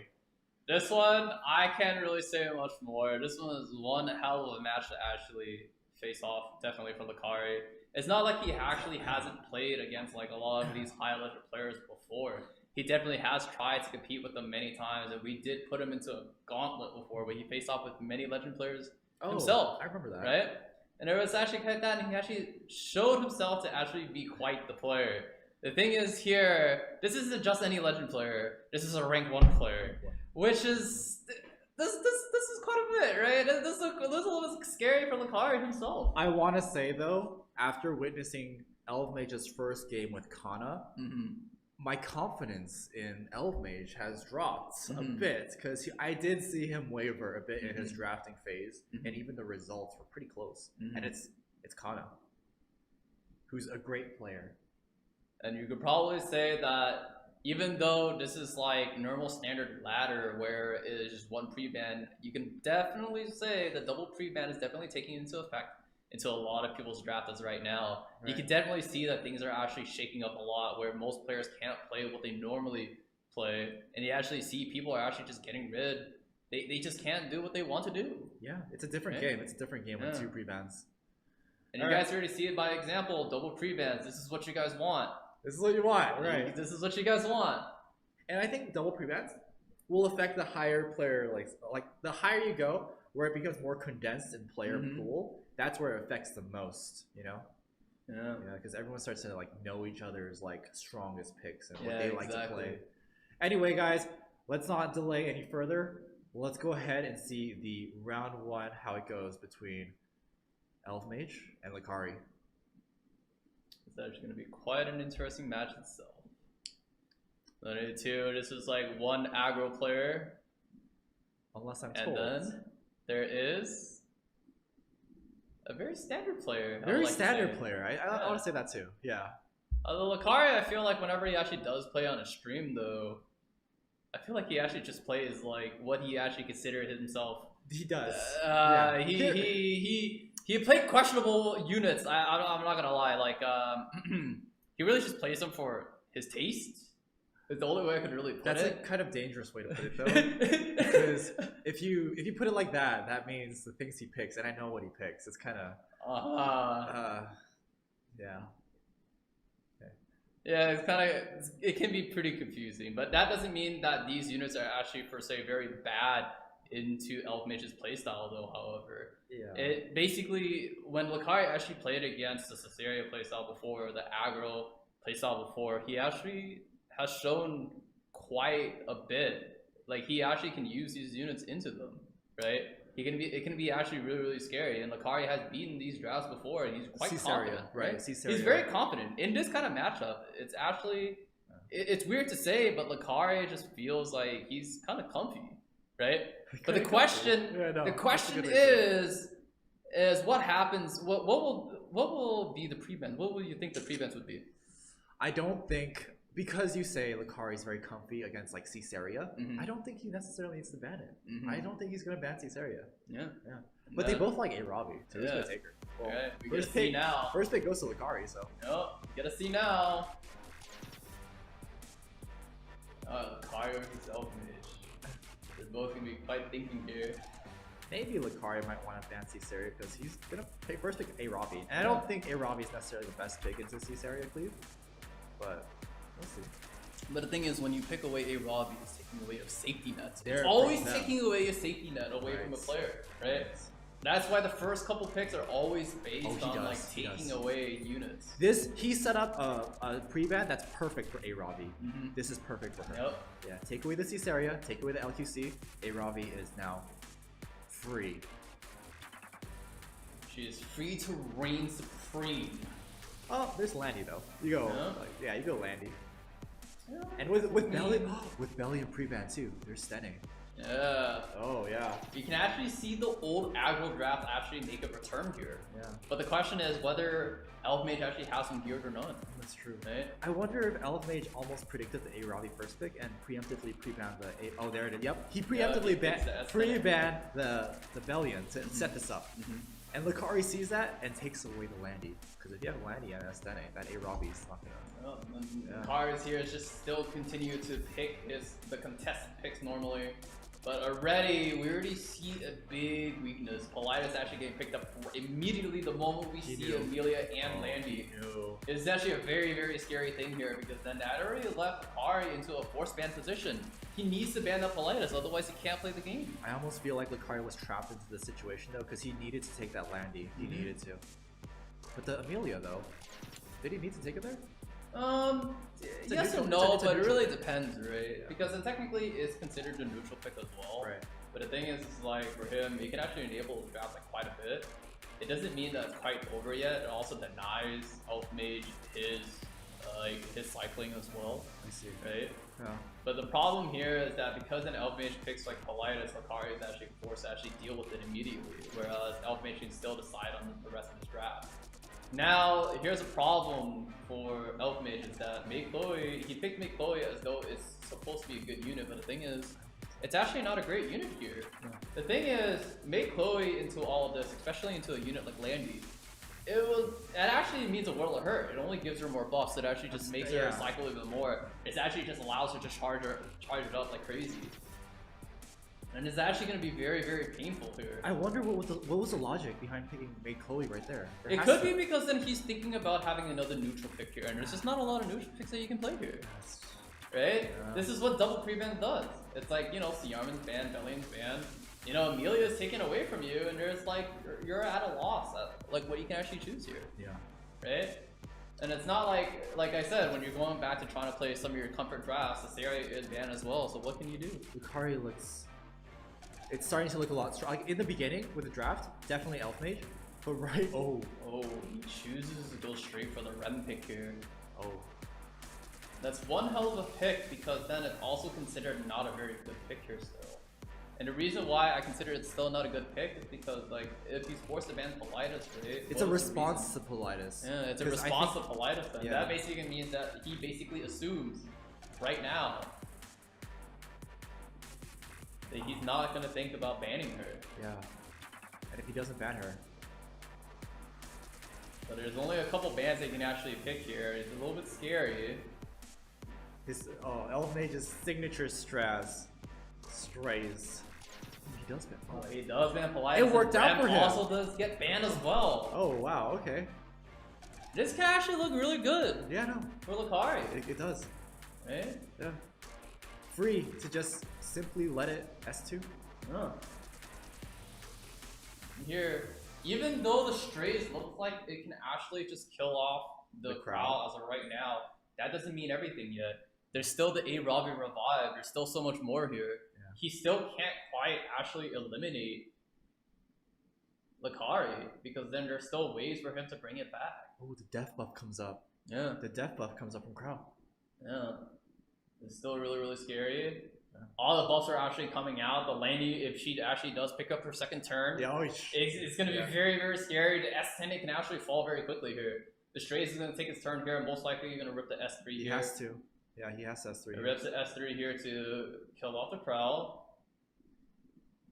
Ooh. Crowd does take so much damage, 43k. He can't S3 yet. Not yet, at least. Yeah, he can't do it right now. He has to wait. But here's the problem. The Landy right now is actually out of stealth.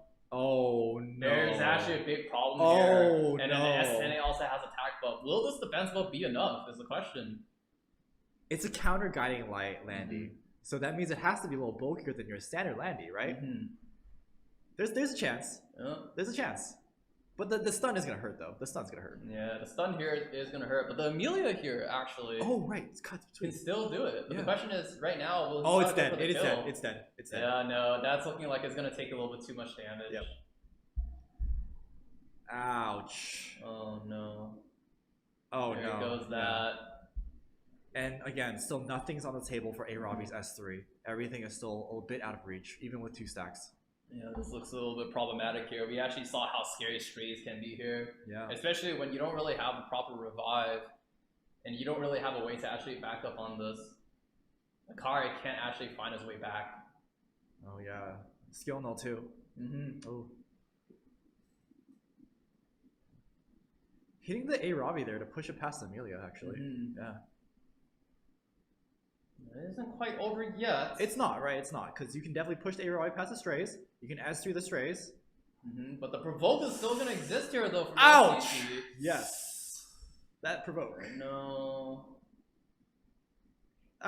This looks like a little bit problematic here. It looks like the S10 just has free reign. The moment when she actually picks up enough souls again, it's actually kind of doomed. The thing is, this FCC can continue controlling the A Robbie. You should even add in the Mei Chloe if you want to play a little risky. Do you want to push the A Robbie a bit? Play a little risky, why not? Let's do the stun. Okay, no. Keeping it safe. The thing is here is Amelia still can't quite do anything unless a dual attack comes out of nowhere.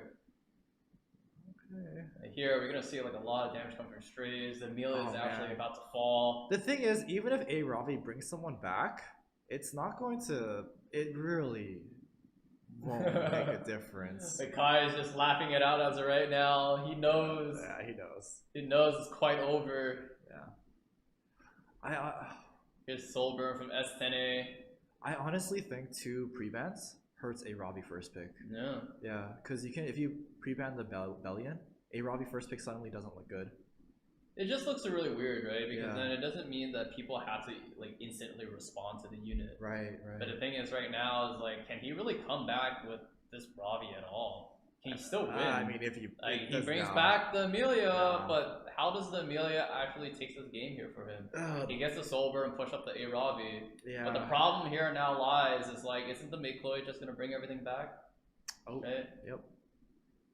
Stronger. She's doing a lot of damage, but is it quite enough? It looks like the Amelia is actually cycling pretty quickly. It looks like there still could be a chance. You think so? Yeah, it's possible, right? Because then the SNA didn't seem to do like a lot of damage. It doesn't do enough. Yeah, Frenzy's ramping up though. Yeah, but the Frenzy is ramping. The S10 is only gonna hurt. Yeah. But the same can actually goes to the A Robbie too. But here comes the stun.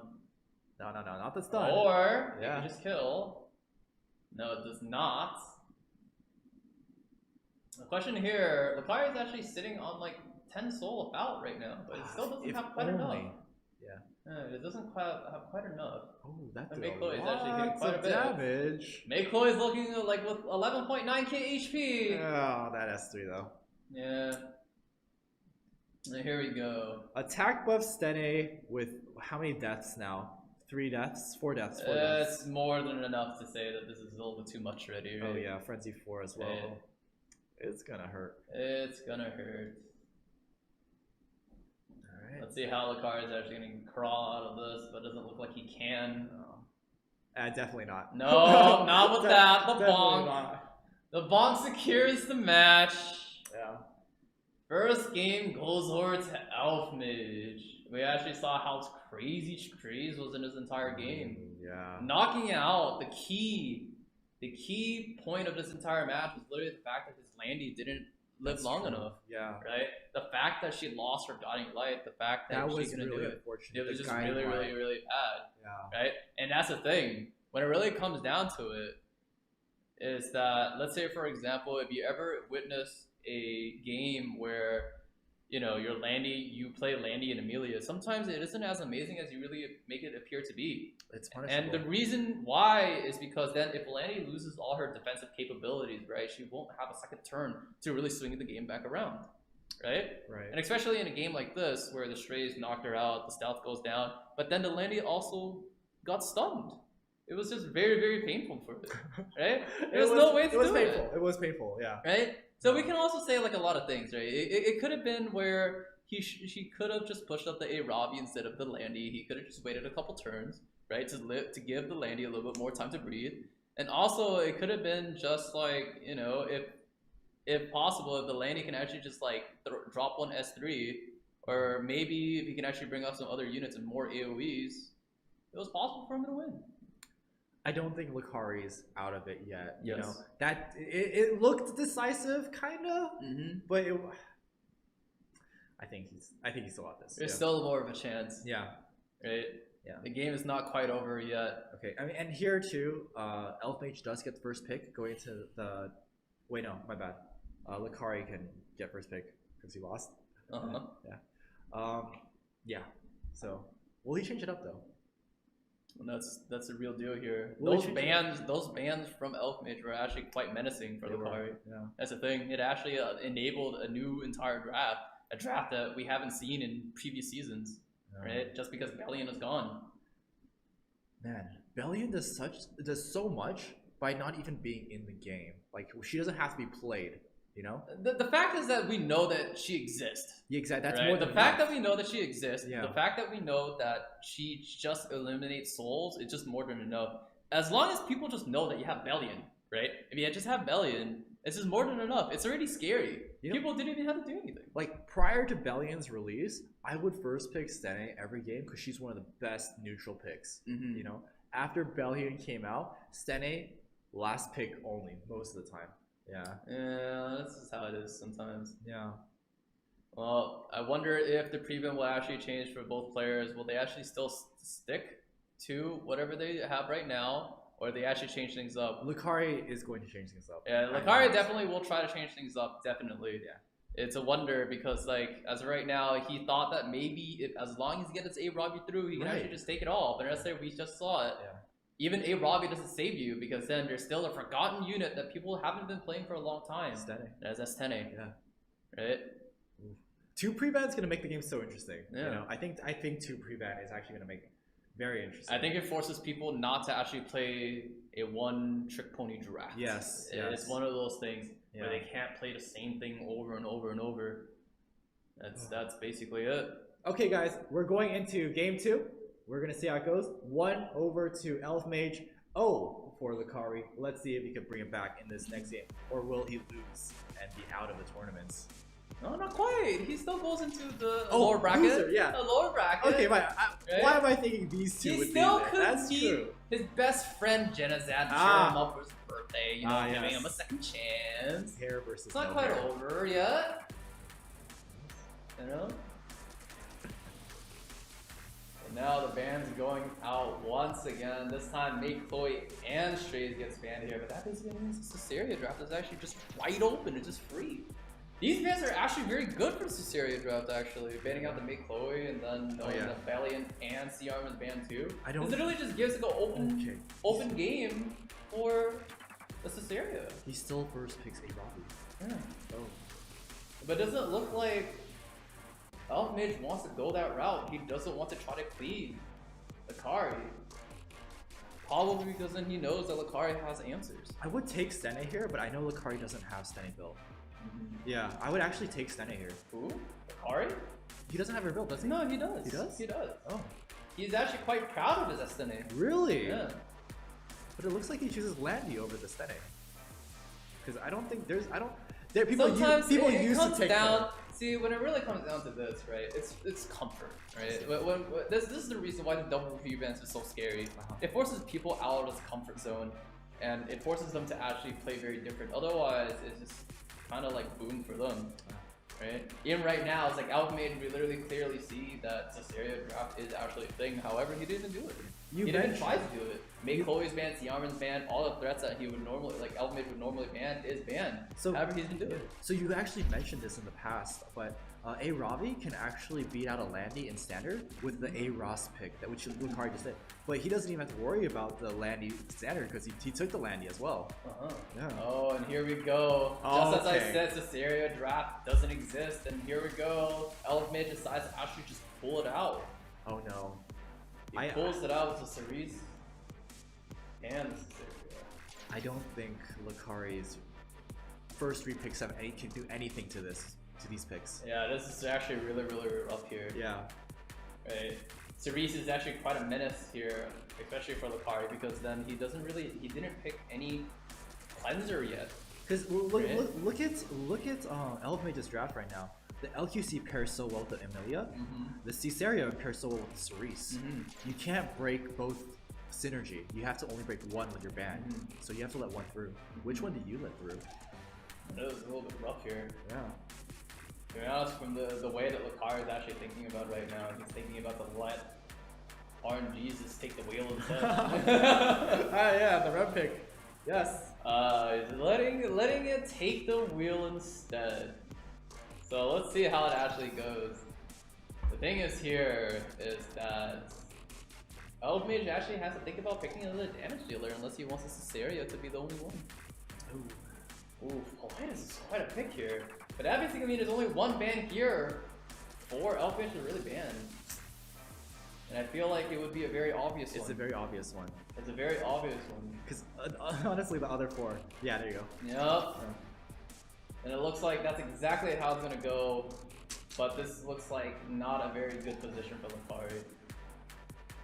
He doesn't even have the option of letting RNG take the wheel. Yeah, he doesn't have the option to let RNG take the wheel. Technically, he still does because then his units are on counter set. Oh, Right? counter Landy. But there's a lot of disadvantages here because then, you know, the Amelia can still push up the Politis. There's so many things that could actually happen here. Like, you know, you can actually see things get very, very shaky here. The Cerise dropping to S3 here forces a non-attack skill coming out of, like, Angelica here. This allows The the Politis. Politis to actually come out of nowhere, swoops in with their S2, stripping it off. But this is also stunning, and now this is my re-enabling gosh. the team. And now we see this is where Caesarea actually just takes the game. Yep. Right? She's gonna pick up attack buff as well from Amelia. Oh gosh, blind on the. Oh. Yeah, this is The actually sun. looking so bad. Abyssal Crown is actually doing so much work here. How many bombs? There's only No, one, right? There's only one bomb, and it's on the one unit that cannot be stunned. I don't think it quite matters here too much. I don't know, but is there still hope here though? Oh. He decides to continue to go over the A-Ravi. The A-Ravi is already stunned in his case. Oh, He it's chooses not- not yeah, to not- S3. He doesn't need He to. actually held it. Yeah, he That's doesn't. actually very, very good that he actually held it here. Okay. Question here, what we do? Oh, there's a lot of silences that's going out right now. Yeah. S3. It's just unfortunate that the silences couldn't come before everything just kind of already happened. Things here. Oh man, he's Unbuffable on the Landy. this is just a control. He's just Yeah, getting it looks like control. he's getting controlled. The next turn for Lucari is not looking And- very good. The bomb's about to pop. That's another bomb right there. Oh, then we see a counter. But we see a miss. But then it missed.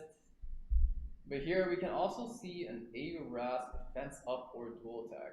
This can also come down to the fact that A-Ravi, right? He's gonna gamble. I think. Yeah, he's gonna gamble right here. He has a gamble.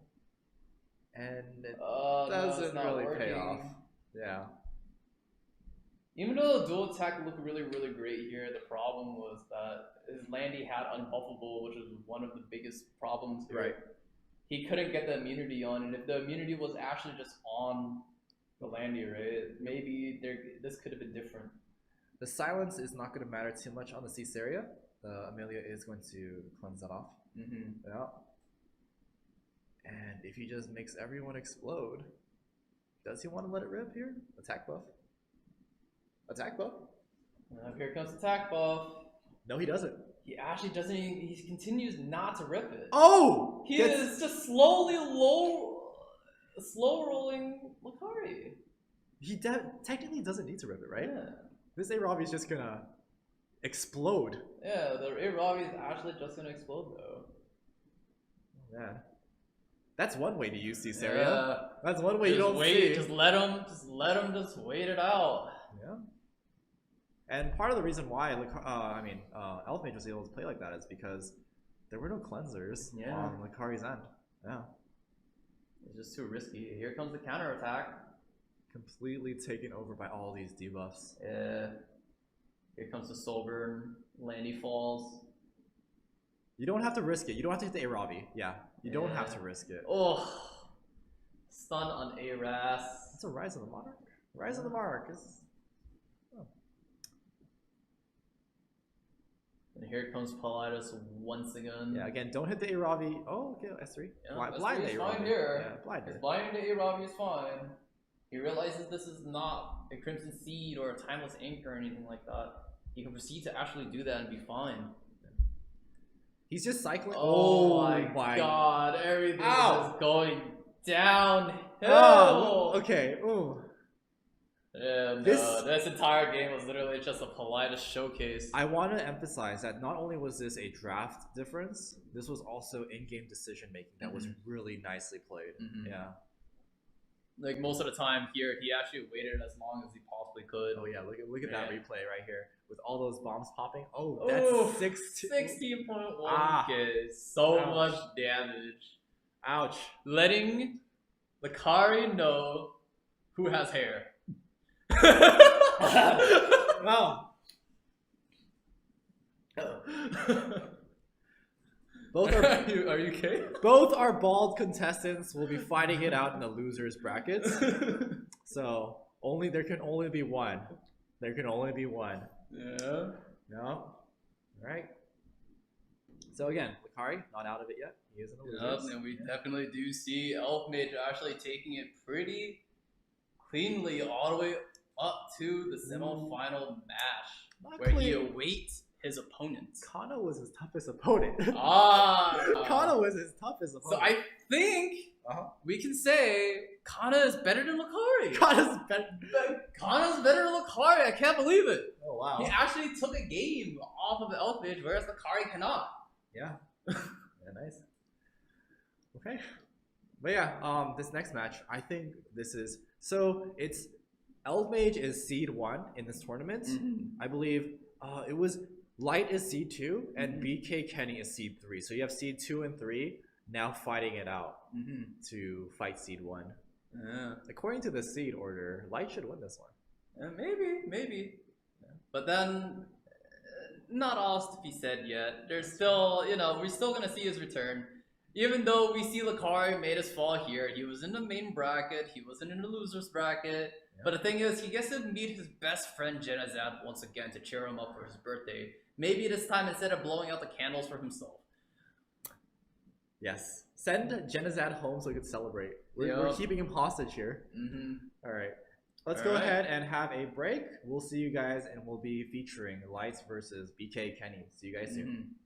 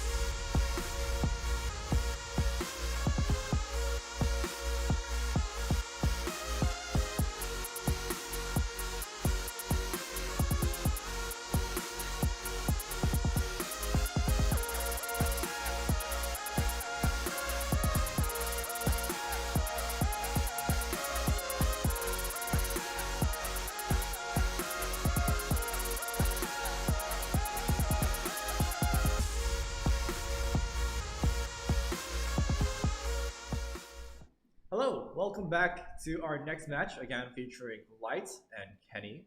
Yes, this time, this is one hell of a match. Two legend players, two very aggro players. This is one match that's probably going to be very hard for me to actually predict. I can't even say, I don't even know who to actually win here. The thing is like, since both of these are actually, I want to say they're relatively in the same playstyle, it really depends on how fast these guys can actually choose to pivot their drafts. The thing is like, do they want to put each other into like an uncomfortable position with their pre-bans, or they don't? I've seen Light now I've seen Light have two different playstyles to easily transition to. I always thought he's very like single like cleave minded, but his standard play is so solid.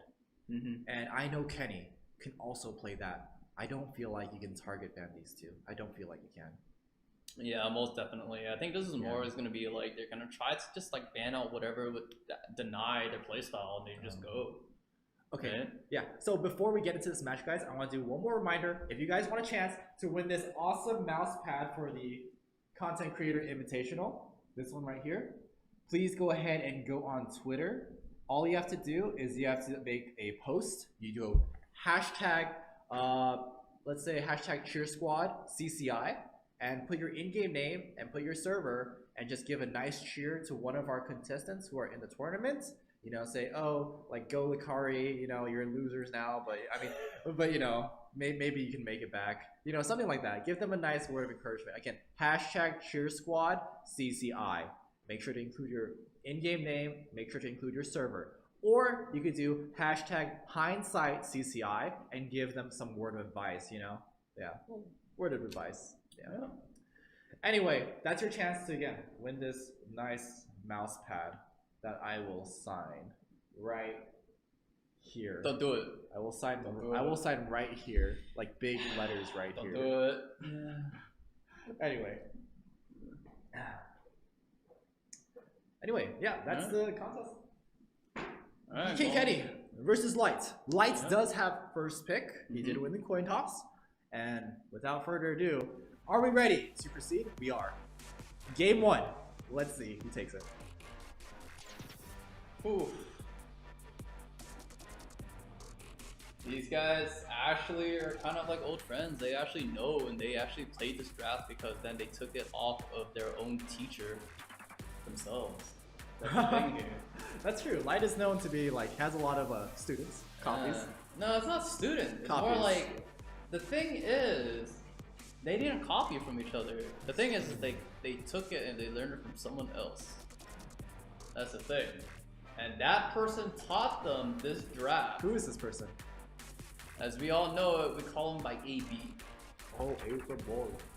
No, I don't want to say too much more than that. Okay. But I'll call him the AB. I see.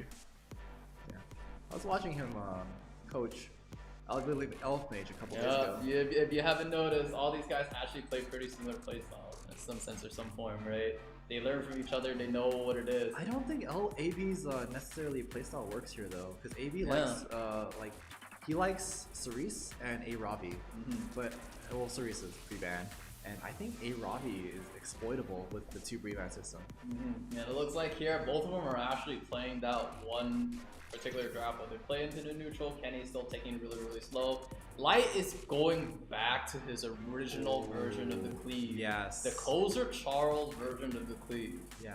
And there you go. I think this is a better way of picking A Ravi. Like pick her like third or something. A little safer. She's still neutral at that point. Oh my god. Long and Who is forgotten. that? Is he Bassar? Who is that? Because Bellion is actually banned here, right? Oh Bassar my. can actually see his time to actually shine again. I wonder if Kenny actually prepared this hero just for this tournament, this moment. So if you guys didn't know, these players actually can change their gear. They can change their artifacts as well. They had an opportunity to actually change everything up in order to shake things and make things spicy. As for what I know what they changed and when they can change, I'll let New cover that. During intermissions, they are permitted to go ahead and make some adjustments to their heroes, yes. Oh, there we go. And you can see, now we actually Where are we? Is this season 5? What is, it's a hoof feed into response into Bassar. I haven't seen that in ages. It's gonna be pretty interesting. Light is still playing very aggressive here. It's a very light draft right there, besides the hoofing. But you have to answer that Bassar, so you have to answer it. Look here, Kenny still needs to think about another damage dealer here, but the question is, what other damage dealer can he pick here? Yeah, because if he doesn't, he just banned the A Ravi. Is that it? He's actually choosing to speed contest? Is this it? He doesn't! He chooses to slow down and picks T-Cern instead. I actually don't like. These are ancient heroes. The Bazaar and T-Cern, they work here. I think they work here. But this feels like the ban for Kenny feels very obvious of what it's supposed to be. I feel like no matter what, it feels like Rufine is kind of like the ban here, but it doesn't look like to be the case. It looks like Kenny has still stand It's a bait. as... It was a bait. Yeah, it was a bait. He still stands that he still only wants to ban the mitigation. No matter what, Kenny will always choose to ban the mitigation. This is still every single game. Does the Hoofing have value here even without the Bazaar? It's possible. She does, right? The thing is, let's see. The T-Cern's The dead. T-Cern's dead, but it's not quite. The maid will still be able to bring her back. The thing is, the T-Cern is actually just straight head front here. Even if she comes back, she just dies. Yeah. This looks quite clean for light. Oh, But the biggest question is, can that Charles kill out the maid Chloe? No, it doesn't quite. Let's see what actually happens here. This one is a little bit you kind kill of a tricky game you kill the RB here. You kill the RB here. S3 RB. It's possible. Yeah, it's very, very possible here. This is the right because play. the RB already took his turn. There it is. Okay, to see Armin. Oh, that's a great Oh, but one. to see Armin gets a dink. She gets to dink up, protect the team. That was a great one. Yeah, that was a great Yeah, one. there's still an opportunity for Kenny to still rewind this entire match and bring it back. The T-Cern's gonna die though. Yeah. No, it depends here because then she still got pushed. The push she still got pushed up. The question is, does it lap over this 100% from? I don't think it does. No, I it think doesn't. He Kenny chooses not knows to do that. it. He knows. He knows he doesn't. He's not gonna do it. That's a Gab RB. That's a Gab RB. It's a little bit scary. The maid Chloe definitely falls here. Yeah. The question is, how does he come back here? He held it, but he's gonna die. The question is, how does he actually come back from this position? Charles definitely does. I think he bring still down should have. Chloe. I think yeah, he still I think he had to. Yeah. He had to. Even there was if- no position. Yeah. There was no position why he shouldn't. He had to take the opportunity to actually do it. Yeah. Right? The stun wouldn't be able to do anything here. Even if the T-Cern were to die, at least your A Robbie has attack buff. She has revive buff. Ah, that's Now there's a lot of problems right now. that's gonna strip every. Oh no. Okay, that A Robbie's definitely not in a good position. A-Rob is taking so much damage here. Stray's about to fall down next though. Does this kill? Should be able to. Yeah, it does. Okay. Here we go. Sea Armin is still alive. And the question is, does this Charles actually have his S3? He does. Oh, he does. And he burns oh it. man, there's gonna be so much damage here. Oh. Ew. You have to gamble, right? You have to go for the Charles. Not much that you can really do here. You have to in go this for the position. Charles. Yeah. Oh, it misses. It He misses. missed. This This most likely will It's just a go wrap. straight into A-Robbie. and it just kills through Aureus. Yep, goes through Aureus. Not quite. Oh. Is this Hofian doesn't kill? It's gonna kill. Ah. Yeah. Oh. Oh man. I think this is one of the games where he had to do it. He had to take the risk of actually doing it. And also, if you haven't noticed, right? There was no risk. Right? But if you guys actually haven't noticed, just because like he held that Make Chloe S3, that A Robbie actually could have just lived for one more turn. If you That's think what I'm about it, right? saying. That actually he actually could have won that. There was literally a position where he actually could have won. There was no risk in pressing S3. Yeah. There was none. Yeah. Yeah. Like, it was just giving attack buff, giving revive to the rest of his team. I There's want- nothing more. He just needed to rip the S3, and that was it. Guys, Because then, if you guys noticed, that was just too close of a match. There was only two damage dealers left. guys, you know what that means? Go on Twitter, hashtag hindsight CCI. Hindsight, why did you hold your S3 for next game? Yeah, what hell S3 for next game? Why did you hold her for next game? That's just basically how it is. Let me ask who wants first pick. Alright. Both players here, we actually saw they changed the draft dramatically. We didn't even see the Caesarea draft anymore. We basically just saw Light go straight into the aggro, whereas Kenny decided to actually play more defensive. Even though I'm pretty sure Kenny would have just taken that match, that one misplay was just a little bit too harsh, right? Even though I'm pretty sure that was actually his match to win. I think so too. I actually think so too. Just press that S3. It is real, just press the S3. Yeah. But he just wanted to stun so bad, but he just couldn't do it. Anyway. Sometimes it's better not to gamble that way.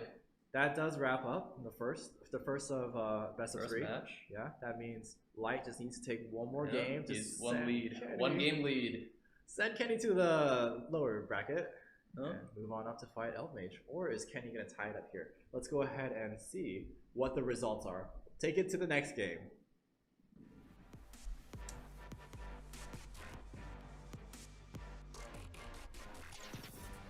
This time Kenny is getting his first pick. Will the prevents actually remain the same? It's really close. It was really close.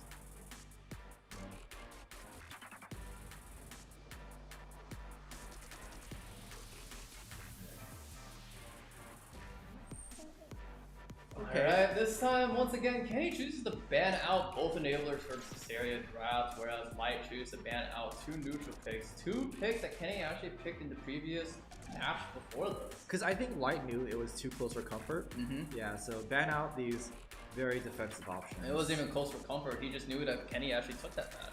For sure, he It's just took that misplayed, match. He just just misplayed. knows. It was just a misplay that allowed him to take the match, for sure.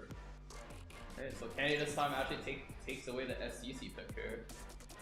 We're just the only other neutral knight here besides CR, man. Oh. Oh. I mean, Valiant isn't banned. No, So Merlin you isn't banned this you time. definitely- There isn't definitely too much- A-Robbie. There isn't Yeah. too many restrictions with the toggle health anymore. Yeah. This time A-Robbie actually gets picked up instead, along with the villain himself, the of course. Violet. Oh, Of course. here we go. The beginning of it all. You could respond to this though. You could respond to second pick You Violet. still can pick this. It's not quite over yet, right? Yeah. And there's no Caesarea cleave, you know? It's not on the table. What do you mean? It's still possible, right? I don't think so. Like, listen, if there is a Politis somewhere and there's someone unit that can actually do it, Just- there will be a way. Just don't pick something to Yeah. enable Politis, and Yep. Kenny should be fine.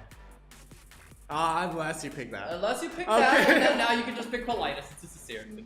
What? This just happens, right? But that's just to be said. We don't know. We don't quite know yet. Yeah, because I mean, you want to pick the LQC with the Amelia, right? The Amelia. Then- Yeah, the attack buff is pretty important here. It just adds an extra layer of threat, but most of the time, most LQCs, especially against Light's draft here, doesn't really need the attack buff, right? The health counter stacks here should be kind of enough just to kill off the A-Robbie. Here, Light is actually still thinking. He hovers over almost every single other damage dealer that he got. The question is if he's willing to commit. Opsig. He runs the Opsig. Makes sense. You have the FCC. What is that? Oh, wait a minute. What is that? Huh? Huh. I guess this is what you call. So, this is exactly what I mean when I said he lied in his resume. What is this? It's, yeah, huh. I didn't know Roel can cleave. And clearly, he just picked it. Well clear. Who would have known? F10 is a good pick, actually.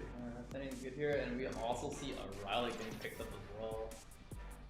Kenny's turn 1 is actually quite scary here. It is, it is. And it definitely says to Light right now that that Violet 100% is going to get banned no matter what here. Now the question is, what other unit can Light really pick? Unless Light can force a ban He here. needs to force a ban here, but there's not a lot of units that he can really force ban here. Politis Unless he is, chooses to try to play turn 1. yeah, I don't think Politis is good here Yeah. anymore. Oh, I see what he's doing. Oh, He's gonna ban that 10. He's gonna ban that 10. Yeah, looks like it. He's gonna try to outspeed this. Yeah. Kenny, it looks like he already locked in his pre-ban. Yeah, ban that 10. Your Charles outspeeds. Does wait? Kenny's Amelia is really fast. Yeah, Is it faster than the Opsig? you don't know. We don't know. The thing is here, Kenny is normally very confident in his speed here. Oh, okay. Oh wow, he actually knew. It looks like Kenny has been like baiting off the bans left and right. Yeah, I can't. He actually just I can't knows. predict it. He just knows. Yeah.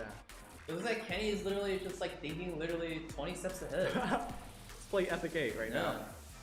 Well, when it really comes down to this, Wait a second! that the Amelia is faster, but that's faster by a lot. Oh my god. Oh man. Oh my goodness. I think that A Robbie is probably dead here. Yes. There's a good chance that A Robbie is most likely dead here. Yes. Oh wow, that's that's bad. People always tell me your A Robbie needs to have 25k HP at least. Yeah, and but I'm most like, of the time you're not gonna tank. You're definitely not gonna tank. if you have a LPC. 25k HP A Robbie, that did 31k S3. You need a lot more than that, but hey, maybe mitigation can actually Mitigation, maybe might save that, right? don't give the attack buff, you know, That's maybe. possible. Yeah. Right, A Robbie does come back. Isn't quite over yet. Yeah, the real pick is looking good. Yeah, Roel is looking quite good here, but the problem is Closer Charles is actually going to be the first one to fall. Oh man, this is only giving more stacks. Most likely S3 coming out from FCC here. It's more surprising that Violet Light is not didn't dodging. go for the LPC, perhaps. I mean, LQC has kind of done a job. I mean, her S1 Even still though hurts. she's done her job, right? But the thing is like she's still an open target here, whereas Rylet is not. Right now, it's like the Closer Trial doesn't look like he's gonna survive like another turn. Yeah, even through a miss, he'll kill. Yeah. Oh, he does. He Oh, he holds. does He it. holds. He holds. Does he actually just want to S1 here and try to snipe it? Oh my god, wait a minute. Ah, Okay, listen, that Amelia S1 did not actually kill the Charles. it was actually the dual The attack. dual attack actually secured it. Yeah. We would normally know if it actually killed off the unit if they start bending over. But Yeah, they in start this case, staggering. that was not the case here. So Kenny still has his S3 on his Rylets. Yeah, Who's he holding it for? he's holding it for Amelia here. Oh no, the Rylets. Oh, the Rylet. Rylets. He's waiting for the time. Sometimes you don't always have to use it. He could just get his stacks up instead. That's true. Because now his Rylet basically is held off as a threat here. You Yeah. unleash. Oh wow. Oh wait, actually. Yeah, right now, Light needs to try to find like a perfect turn order where he can actually snipe off the Amelia. Use both Oh, S3s. he's using it. He's using his S3 here. No, he's not. No? He's just gonna S1. That's kind And of. now he actually does it. Oh, here we go. Let's see where it goes. Go that- straight into the Ruel. Oh, That's the a question good doesn't kill though. I think so. There's no mitigation here. Yeah, I think so. There's gonna be like quite a bit of damage. Attack buff. Oof. Oh god. And there goes the Ruel. From here, it's actually looking like a very shaky game for Light. That was. I just want to say that was such a smart play from Kenny Yeah. because he identified that his Rylet had like full focus after that next hit. Mhm. Intentionally went after the Violet. Oh, what? Wait a second! What? There's a better Violet attack? What? He actually just landed straight through it? Oh no, Huh? dude! It's not quite over yet. It looks like Light still has resolve. He still What? can actually make it out. It's not done yet.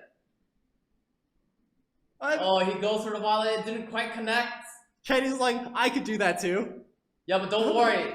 That LQC still has the second turn. He gets boosted up here. Oh gosh, Right now, that Violet definitely can still S3 the LQC, but the question It's is, not can enough. he No, actually no, do no, it? it's There's not so much enough. mitigation here. Yeah. There's an FCC Aureus still. And now that Kenny actually has Soulburn, this is actually really, really scary. He's just going to Soulburn here on the Ooh. A-Robbie and also bonk the Violet. Does it kill through miss? Oh, this is going to be a lot It of damage. definitely. Oh, that Yeah, 100% kills. 100%. Even if it hits. Oh, yeah. wow. It's just going to hit it. Bonk. You just heard it. You can just read his lips. You know it for sure. Yeah, Oh, man. Even All if that right. hit. that's crazy. Justice. Just That's what justice. people call it. It is justice. That was justice. Indeed, it is justice right here. That hit. We thought that maybe this was just as bad as it seems, but not quite. Yeah, With Amelia still being on the field, right? Knowing that she's still on the field, still being able to actually Yeah. cycle the LQC into getting another attack buff. and, He also had a soul burn. Oh, To just yeah. like bonk the A-Robbie. A-Robbie was actually just wasn't too good here. Again, I think we're starting to see that A-Robbie is a lot more exploitable with a 2 prevent system. But here, I'm definitely pretty sure that because Kenny was just faster in just one match, for sure, was the main reason why he actually took this game so decisively. Yeah. If it was the Closer Charles that actually went first, things could have probably gone the wrong way. Right? It's possible. Yeah. Right? Okay. Because I'm trying to think. Because even if closer Charles goes, I didn't see anyone that he pushes up. Because like the Violet push up doesn't really matter. That's not making a difference. A Raleigh push up not making a difference. You know. So, Yeah, I think the biggest problem was that there was just more than enough threats for Light to actually deal with here, which was actually just a little bit too scary for him. Ooh. Okay, but we'll see. We'll see. They're both 1-1. Mm-hmm. It all comes down to this final match, and we'll see who takes it. Yeah. All right, guys, let's go right into the game. So now Light knows his Charles cannot outspeed Kenny's Amelia. Yeah, but he probably could also be saying it that he's playing it to speed RNG. Speed RNG. Listen, speed players have a large ego. They need to know, they need to flex their speed here, because where else are they gonna flex it? You know? Dude, that's actually true. That statement is so true. Speed players have big. That's so true. Yeah. That's why Kana doesn't have a big ego. Wait a minute. All right. Let's see. Wait a minute. So.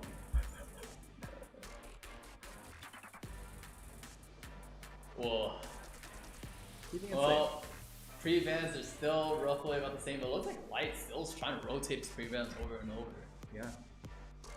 Light bans off the LGC and Riley. It's like he's trying to ban every single unit from the previous game. Right?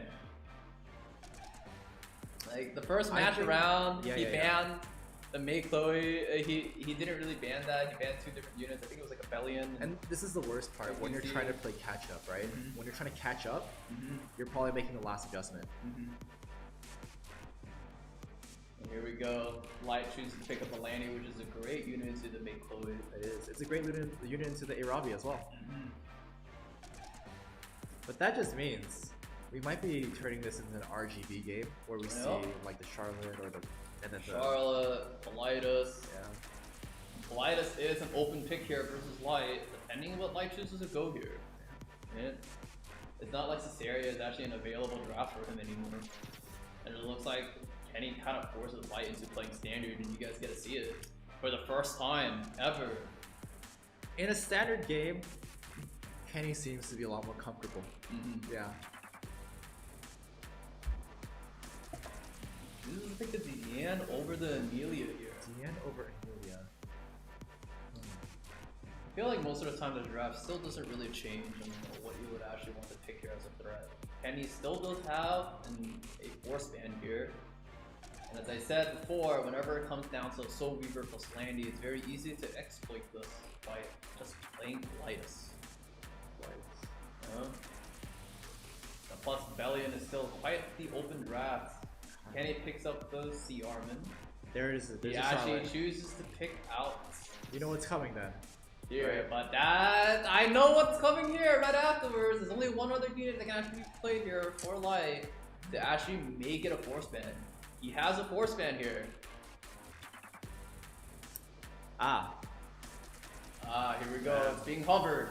There it is. That's one. The thing is, even though we say Violet is a good pick here, it's actually very scary for Violet to be picked. Yeah. Do you want, and again, like best of 3, this is the last one. Do you want to bet it on that? Bet it on that? No. I don't know. But if you don't pick the Violet, Kenny's gonna take the Violet. People always play it by the casino. Will Kenny take the Violet into the Landy though? I don't think so, maybe.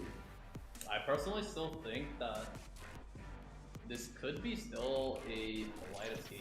Kenny. If he I chooses don't- to ban off the Rem. I can't predict what Kenny's going through. Kenny is in his own world. He knows the standard draft. Oh yeah. Yeah, see? And What but is he's that? choosing to play aggro instead. He What just is knows this? I'm taking that turn 1. Yeah, he's like- I'm not letting you take it away from me.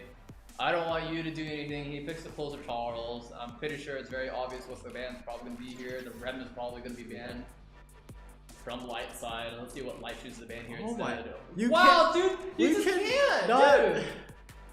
Every single game, Kenny just chooses to say no to the Rem. He just wants to take it. The closer's Charles ban was pretty obvious, and Yeah. it seemed like the Rem ban was pretty obvious. But what is Kenny doing?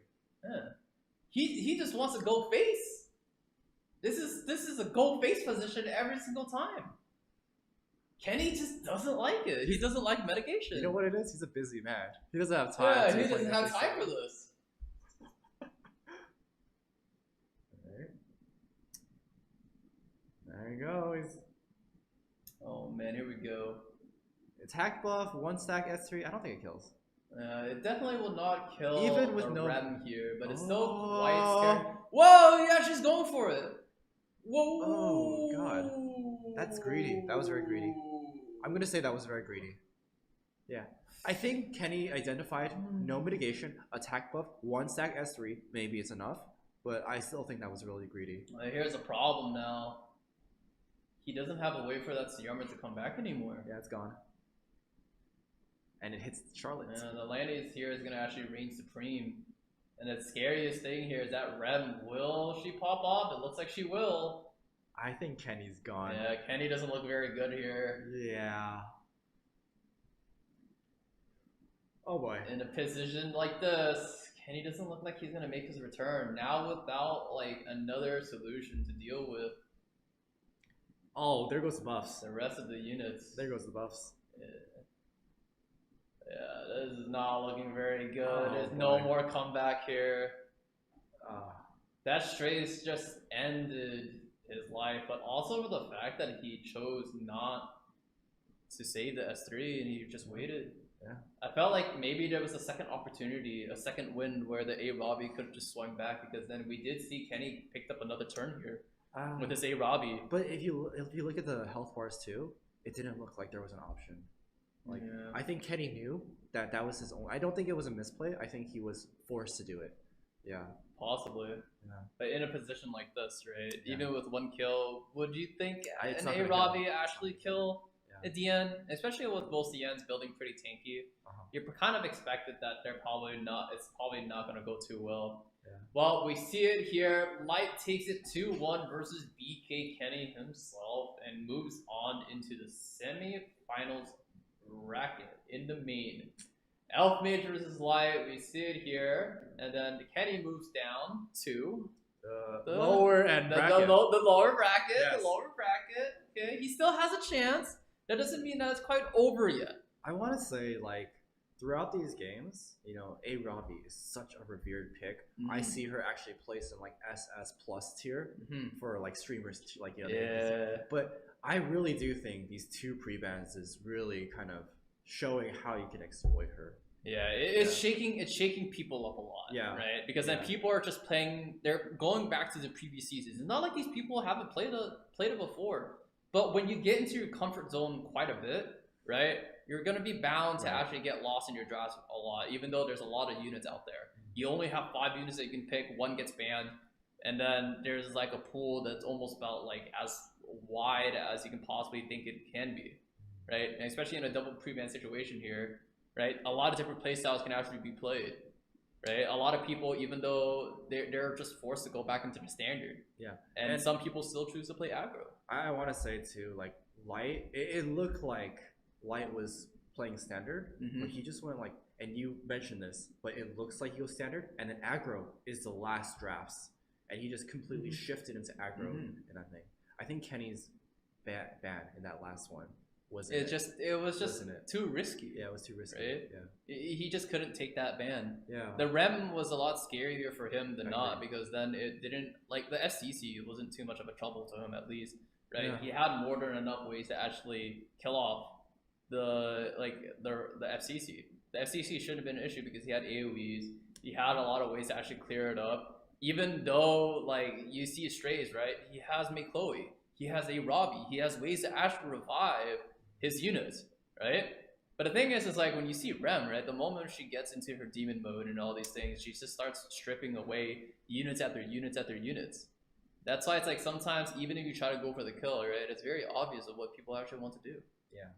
But, you know, Kenny's not out yet. He is in the lower bracket, so maybe he will reflect on these matches, and who knows, he could potentially meet Light in the winner side, because he is, again, a very strong contestant. Yeah. And again, it looks like the brackets, if we could pull up the brackets one more time, please, let's pull up the brackets one more time. I just want to point out that the brackets for the CCI tournament was actually seeded. Like, it was all seeded. And it looks like it's going exactly per seed every single match. Yeah, just wanted to point that out. Yeah, you can see right here. Again, Elf was the first seed, and Elf is clearly making it up. Light was the second seed. He is making it up too. Kenny is the third seed. And I think the fourth one was a toss-up between Lucari and also Genizad. So. But we saw how Lucari actually just sat on Just Genocide. sat on him. You know, Hey, it's just they're really, gonna really bad. Right? They're gonna fight again potentially. No, it doesn't look like it. Oh, actually, okay. You can actually see it. It's actually Lucari versus Samu Gamer, That's and true. and BK Kenny himself is actually fighting Genocide instead. Genizad So needs to beat BK Kenny. Yeah. Can he do it? Yeah, can he do it is the question. This is actually a tough matchup for Genocide, looking at from the lower bracket side. Can Lucari beat Samu Gamer. Samu Gamer? Yeah. Yeah. All right, Quite a guys. bit. That's it for now. We're going to go on a break. I believe this is the. I think it's the extended break. I think it's the extended break, guys. So yeah, this one's. Oh, okay. This is a 3-minute break. 3-minute break, and yeah, after that we'll more than likely have the extended break afterwards. Yep. So we'll see you in 3 minutes. Peace. Cheer on for your boys.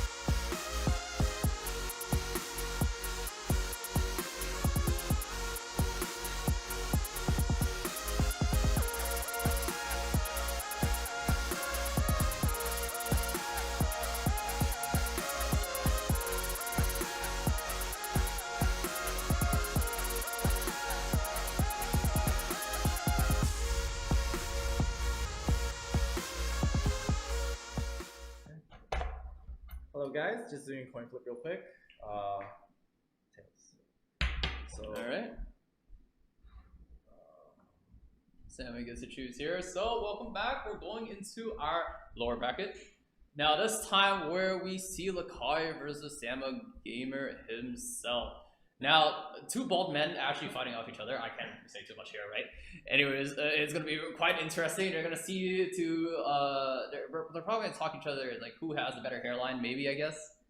I'm not exactly sure. Both players, respectively, does play the bruiser playstyle. They're probably going to be playing very, very slow.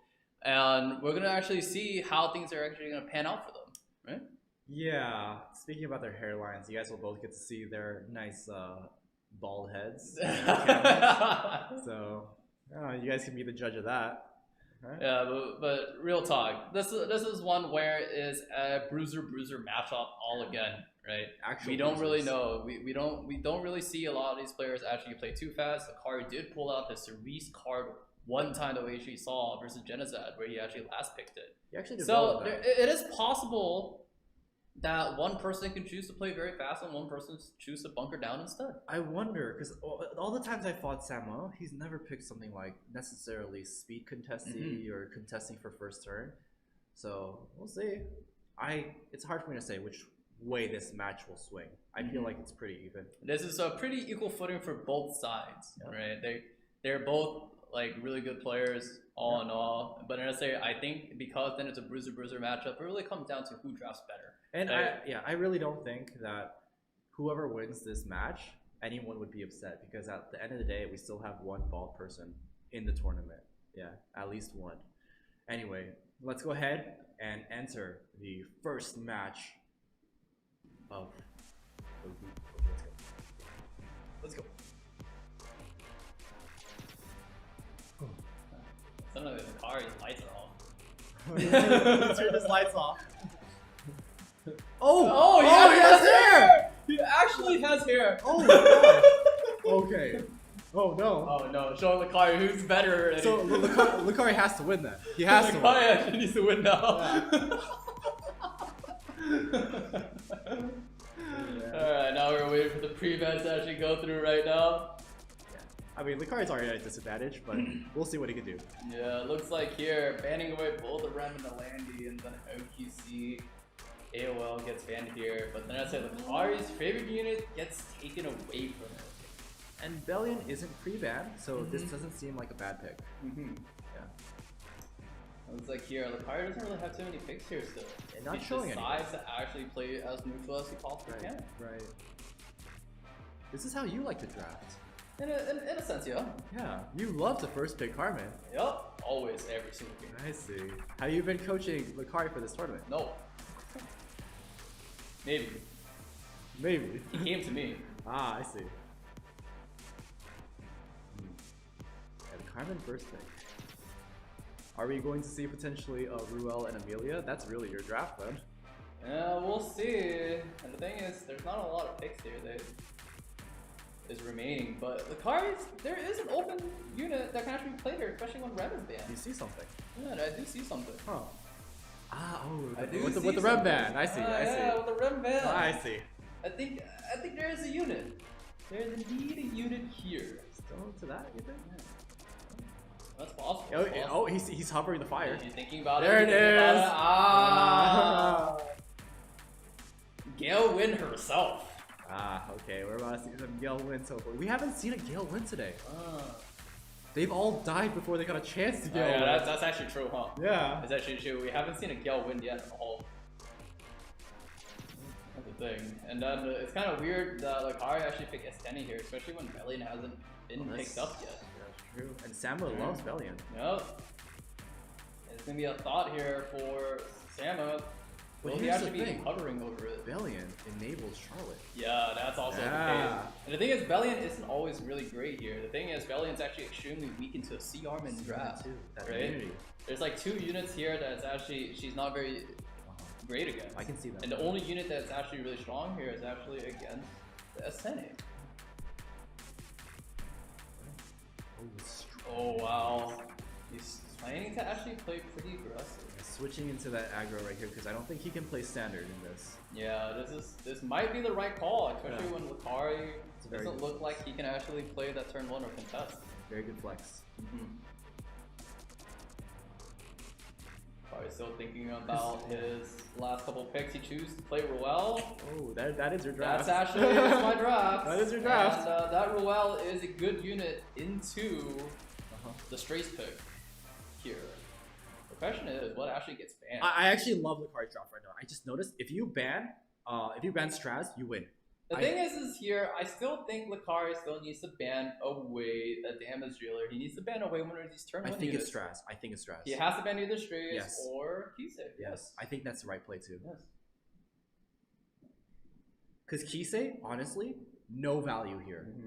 What is the value of Kisei right here? The thing is like, I wouldn't say that she has no value. Okay. Right? It's more like there's still a chance, and it's still a very, very scary draft. Oh, the gap. There you go. Right? There's a chance. Yeah, exactly. Here There's we a go. chance. Like, we can actually just see the Charlotte literally just lose it all right now. We can actually just see something just blow up. The question is if Samu actually wants to do it. It is a damage Kisei though, because look Yeah. at the CR bar with DN. This has to be a very high damage Kisei. Yeah. It goes straight into the Charlotte, but does not quite kill. This is actually very problematic here. Yeah, she's got Not killing off the Charlotte right now is actually a very, very big deal because then he's not going to cycle again. Yeah. Right? It's gonna heal it up all too with the rule without having to Yeah. expend that S3. Yeah. And the Charlotte definitely looks like she might actually take the turn. Yeah, right here. With the defense up and all, and the CRM mitigation, even if his Yeah. FCC does cut, it doesn't mean much. No skill node to mitigate this, but the shields do take damage. Yeah, but here's another problem. The Charlotte will look like she will fall. Ah, that's true. It's not quite, because then she Using does the take a turn. He's actually going to rip the S3 here. Try to get rid of that Charlotte as soon as possible. The S3 does guarantee you kill without any chance. You know, there is a chance that she survives the S1. Yeah, but here's another problem. If that Kisei actually laps here, oh, it doesn't lap the S10. That's actually really, really good. Why is But that we really, still why is have that- an issue here, though. Well, why is that really good? Because actually? then the Kisei is about to cut. There's a good chance the Kisei will actually cut the C-arm in here. Oh, Right? I see. So like the S10 might not even have a chance to actually recover. Yeah. And we still have a problem where this Kisei, if she actually gabs here one more time, right? That S10 can actually just fall immediately. That's true. Right? It's very, very hard for Lucari to actually recover this match if that Kisei laps. And it really depends on how much damage this Kisei does. Oh gosh. Oh no. This is a world of hurt.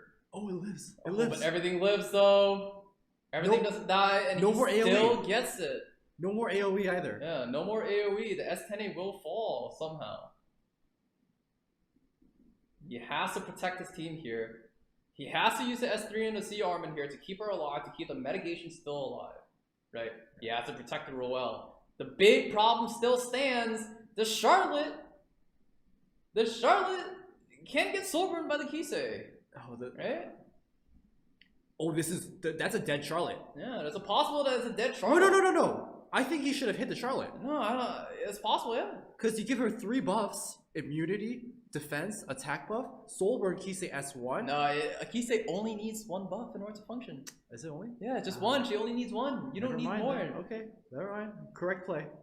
Correct play, indeed. That gap is 2 turns. But now I think it's quite the problem for Lucari, though. The question is, how is he going to live this? It's dead. It's It's dead. most likely dead. Oh no. With the missing DPS here, it's actually very hard for him to recover this. Because especially for that CRM being low as well. Yeah. It doesn't look like Lucari can actually come back here, especially when the Roel already used her S3.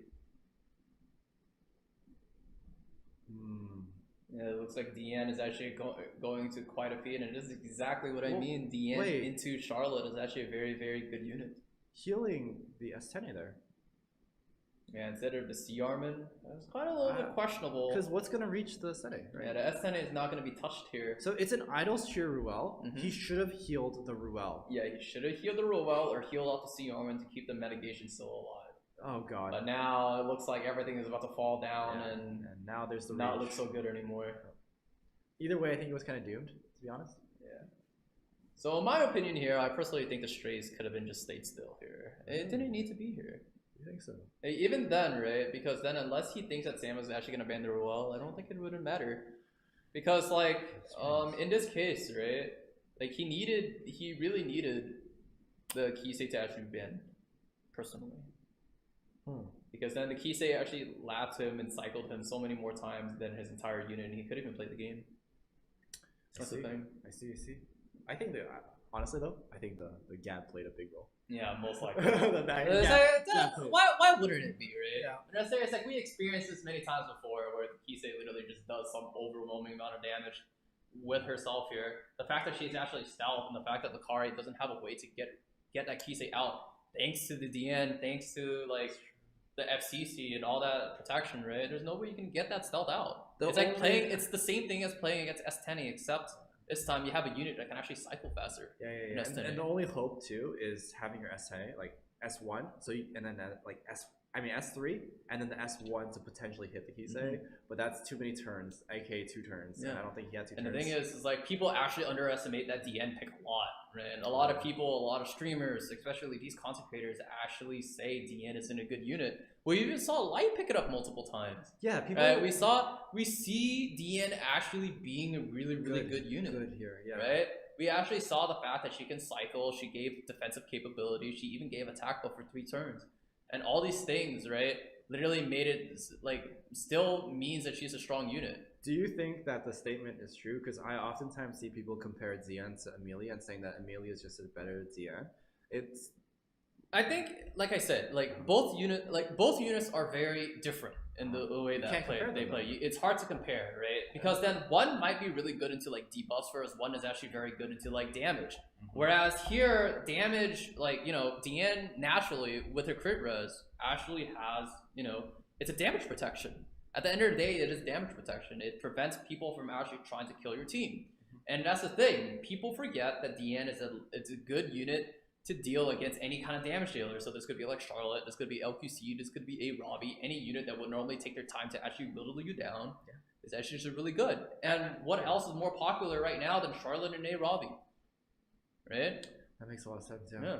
And then Amelia, if you guys still want to play Amelia, don't get me wrong, she does have her time, right? And a lot of people actually give her, like, you know, the high seat of everything. I would say, if you want to compare the two, Amelia for a more aggressive approach, Diane for the more standard approach. Yeah, but then the thing is, Diane can also be flexed into playing an aggro draft again. That's the thing, right? The thing is, why do you think most people run their DNs to be so fast, right? That's the thing.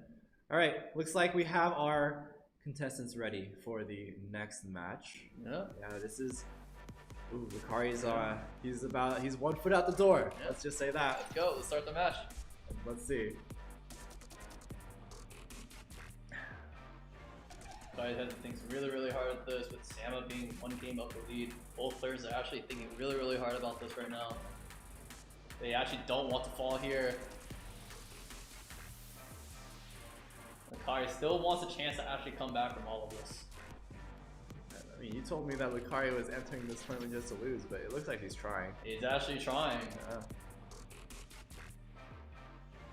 You'll want to make sure. Ooh.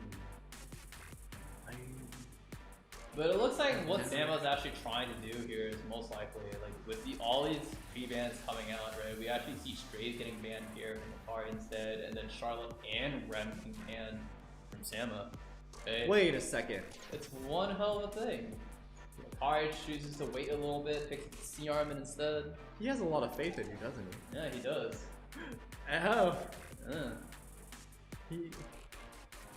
He's foregoing his first pick a Robbie style for Panchui's first pick Harmon style. Yeah. But Landy is on the board though, so last game Landy was not. This game Landy is. And maybe that's what Lucari saw. Now it's another given opportunity, especially when Charlotte's actually banned out here. It's actually such a big deal. Speaking of Amelia and Diane, this is quite a showcase. Yeah. They're putting up each other. It's like, which Soul Weaver is actually the better one here? Oh my. Yo, we actually get to see Mercedes for the first time in this tournament. I forgot about her. And I use her. It's not quite over yet. We still have friends here. So, for Brazil, I hope you guys can actually cheer on with the power of friendship. I know that's a very big thing. Send it over to Samu. OPC gets picked up here. Most likely to be an answer to the A Robbie. Yeah, you have the attack buff. Yeah. Oh wow, he's actually thinking about it. That's a sure-4 draft. It's a sure-4 draft. Thinking about the Dizzy here. This is actually really scary for Lucari. Yeah, what's okay to stand? Sene might be an okay pick here, but it's a respect though. It's quite interesting, but that is I don't think really. It's actually a good pick here. I think so. Yeah, it's actually a good pick here because then the thing is, Lucari still doesn't really cycle as fast as you want to. I think you have to ban the Carmen. You have to ban the Carmen then. I think you have to ban the Carmen in order to actually get through. Exactly. But what will He's thinking though. I don't. Lucari ban here? He actually already proceeded with the ban. Yeah, then the card He's ban. actually thinking. Yeah. He's banning? Okay. Oh, okay. Oh wow, He they actually saw it. responded He correctly. saw it, But yeah. the problem here, this is actually not looking very good for Lucari. Right? The Mercedes looks like that she will actually pop off like crazy here. Right? Oh my gosh, you're right. There's The, a chance. the Mercedes here literally looks like she's about to pop. Friends can proc off Stene. Yeah. Friends can proc off Landy. Yeah, it looks like here she's about to go wild. Oh She's gonna my. rip her either her S2 or S3 here. Right here, S3 does more damage. So she rips her S3 here. That's a lot of damage. Not only that, but Samu gets to be really safe and comfy with that skill null. Yeah. It's actually looking really, really bad here. It really depends on what this DN can actually do. Can she protect Lucari's team here? You know what Samu's gonna do right here? He's gonna S3 the LQC. Yeah. He's gonna Let's see. pray. And we see a counter. The thing is, Oh, Mercedes wait. can't proc on the counter. Whoa. But this is actually very bad still. What will Lucari choose to do here? He can needs actually to just S3. lose here. He needs to S3 If he though. S3s here and the friends proc, it's over. But he has It's to. over. Because he has to push the Yeah, LQC. it's over. He knows. No. He Let's has see. to push the He has LQC. to. Okay, let's see. Oh Oh no, we see the friends and just like that eliminated. Oh. And just all his DPS disappears. Oh my goodness. Oh no. Lucari's only hope there was actually pushing the LQC past the Aravi, Mm-hmm. but I don't think that would push either because Aravi would have pushed too. So never mind, no hope. Just I think it was kind of hard in Yeah. this kind of position, right? Because then he also picked S10A. It kind of just like allowed him to play Yeah. into a very, very squishy draft. We see how menacing Mercedes can actually be here. If you guys didn't know, the way that Mercedes artifact is that it can proc on any kind of attack, even if it's not counterable. Right. So like this could mean that she can proc on somebody else's counter attack. It can proc on somebody else's dual attack. And it literally doesn't have to do anything much more, and there's so much threat here. The thing is that the fact that he doesn't have a way to deal with that Mercedes and chooses not to ban it, right, became such a big deal for him. Yeah. He has no way to actually come back from it. the Brazilian dream stays alive. Yeah. The bald dream ends today. Yeah. Yeah. GG's out for Lucari. He falls here in the lower brackets. He didn't lose 1-1, you know, like all the way, you know, the first rounds. He made it. He Yeah. progressed a bit in the bracket. So. But still, he doesn't get to like show who's better. Will you between, still like, talk to him? What was Will that? you still talk to him? Because you told Lucari, I believe, before this, that if he lost Kana, you wouldn't talk to him? Did he do Well, crowd? technically, he didn't really lose to Kana. He didn't. Right. Okay. Maybe when it comes down to like the fact that he did Kana took one game off of Elf Mage. That's true. Yeah, but not technically, not really. Are you proud of Right. him? I would probably say you made it far enough, Lucari.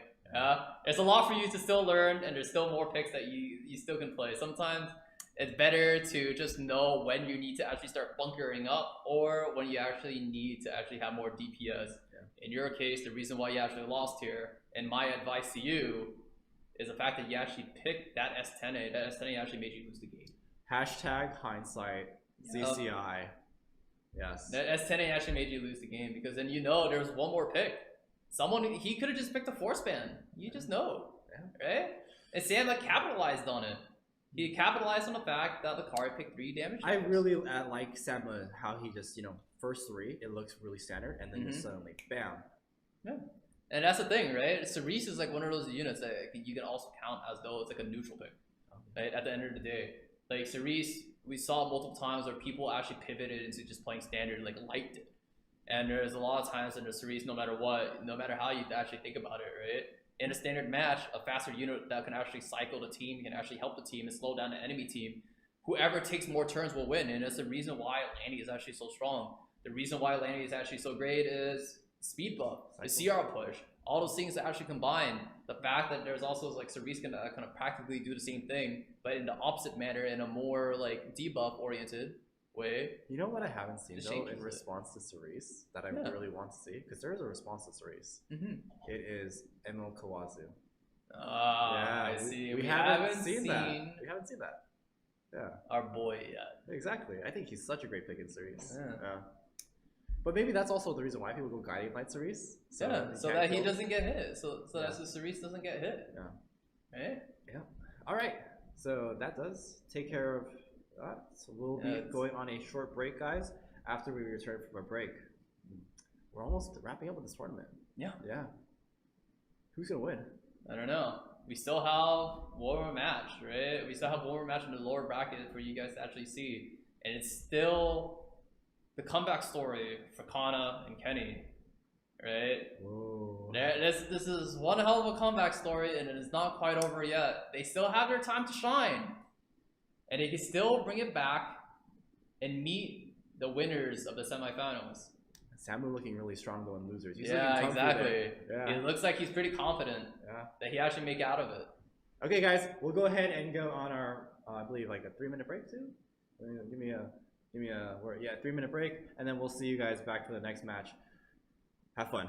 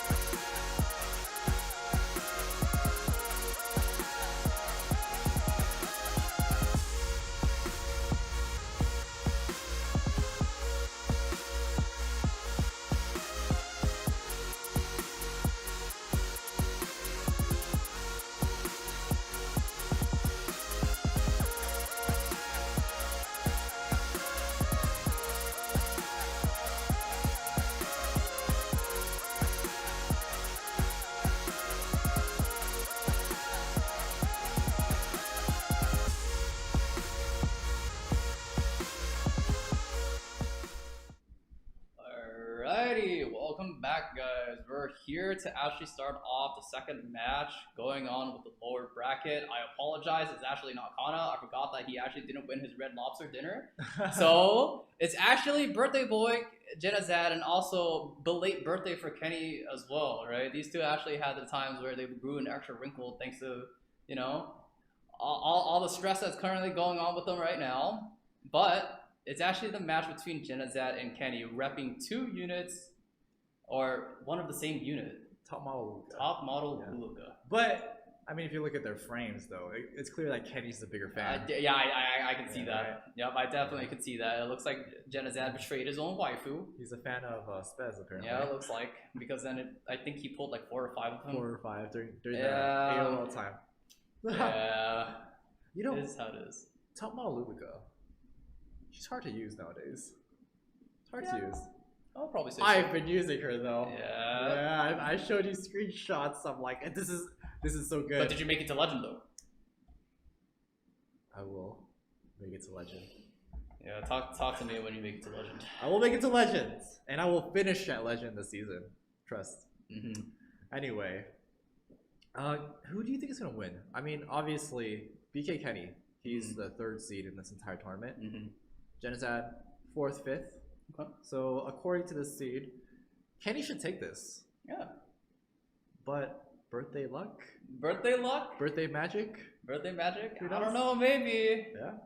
Or Honestly. Genizad coming out with because he started rough, but it looks like he's finding his footing. Yeah. Better drafts, better decision making. Mm-hmm. So we'll see. Anyway, guys, I believe we're ready to get into our first game between these two, Genizad versus Kenny. Best of 3 losers. The loser is out of the tournament. Yes, this is their last chance to stay or go and enjoy your birthday. Yeah, you know, what a champ! Just staying here on his birthday. That is perfectly okay too. Oh no. BK Kenny lost his rank. What is he now? Oh, is he like 70 something? Yeah, he's ranked 70 Ah. now. God dang it. Free Here bans. we go. Free bans commence. Hard to target free ban. I think it's hard Yeah. because they're both kind of. Kenny's. The thing is like Kenny is extremely flexible. Kenny is right? very flexible. It's just like he just plays so many different units and he just knows the ways around it. Rylets and the targeted pre-ban for sure.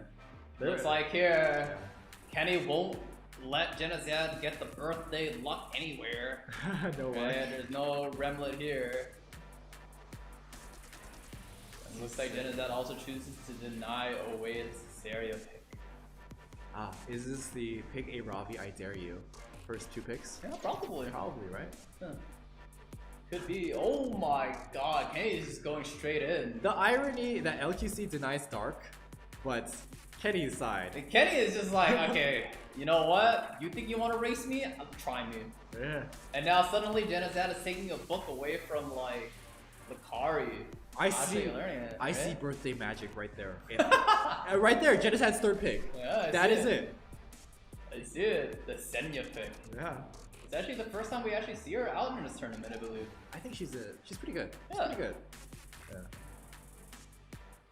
Question here: how will Kenny actually try to respond to this? Because with the Oh. Watcher Shuri, Oh. it looks like the closer Charles Cleve is about to be a goat. Is this one of Light's old drafts? This, I think this kind of came from like, I saw Elf Mage actually use it quite a bit, but I'm not exactly sure though. Not the Watcher Shuri though. No, Watcher Shuri Really? was also existed in that draft.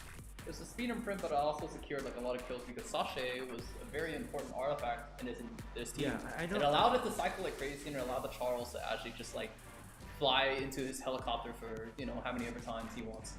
Golden Charles and Stray is definitely one of El's favorite characters. Those two. Looks like Kenny here just decides to run the full ML draft.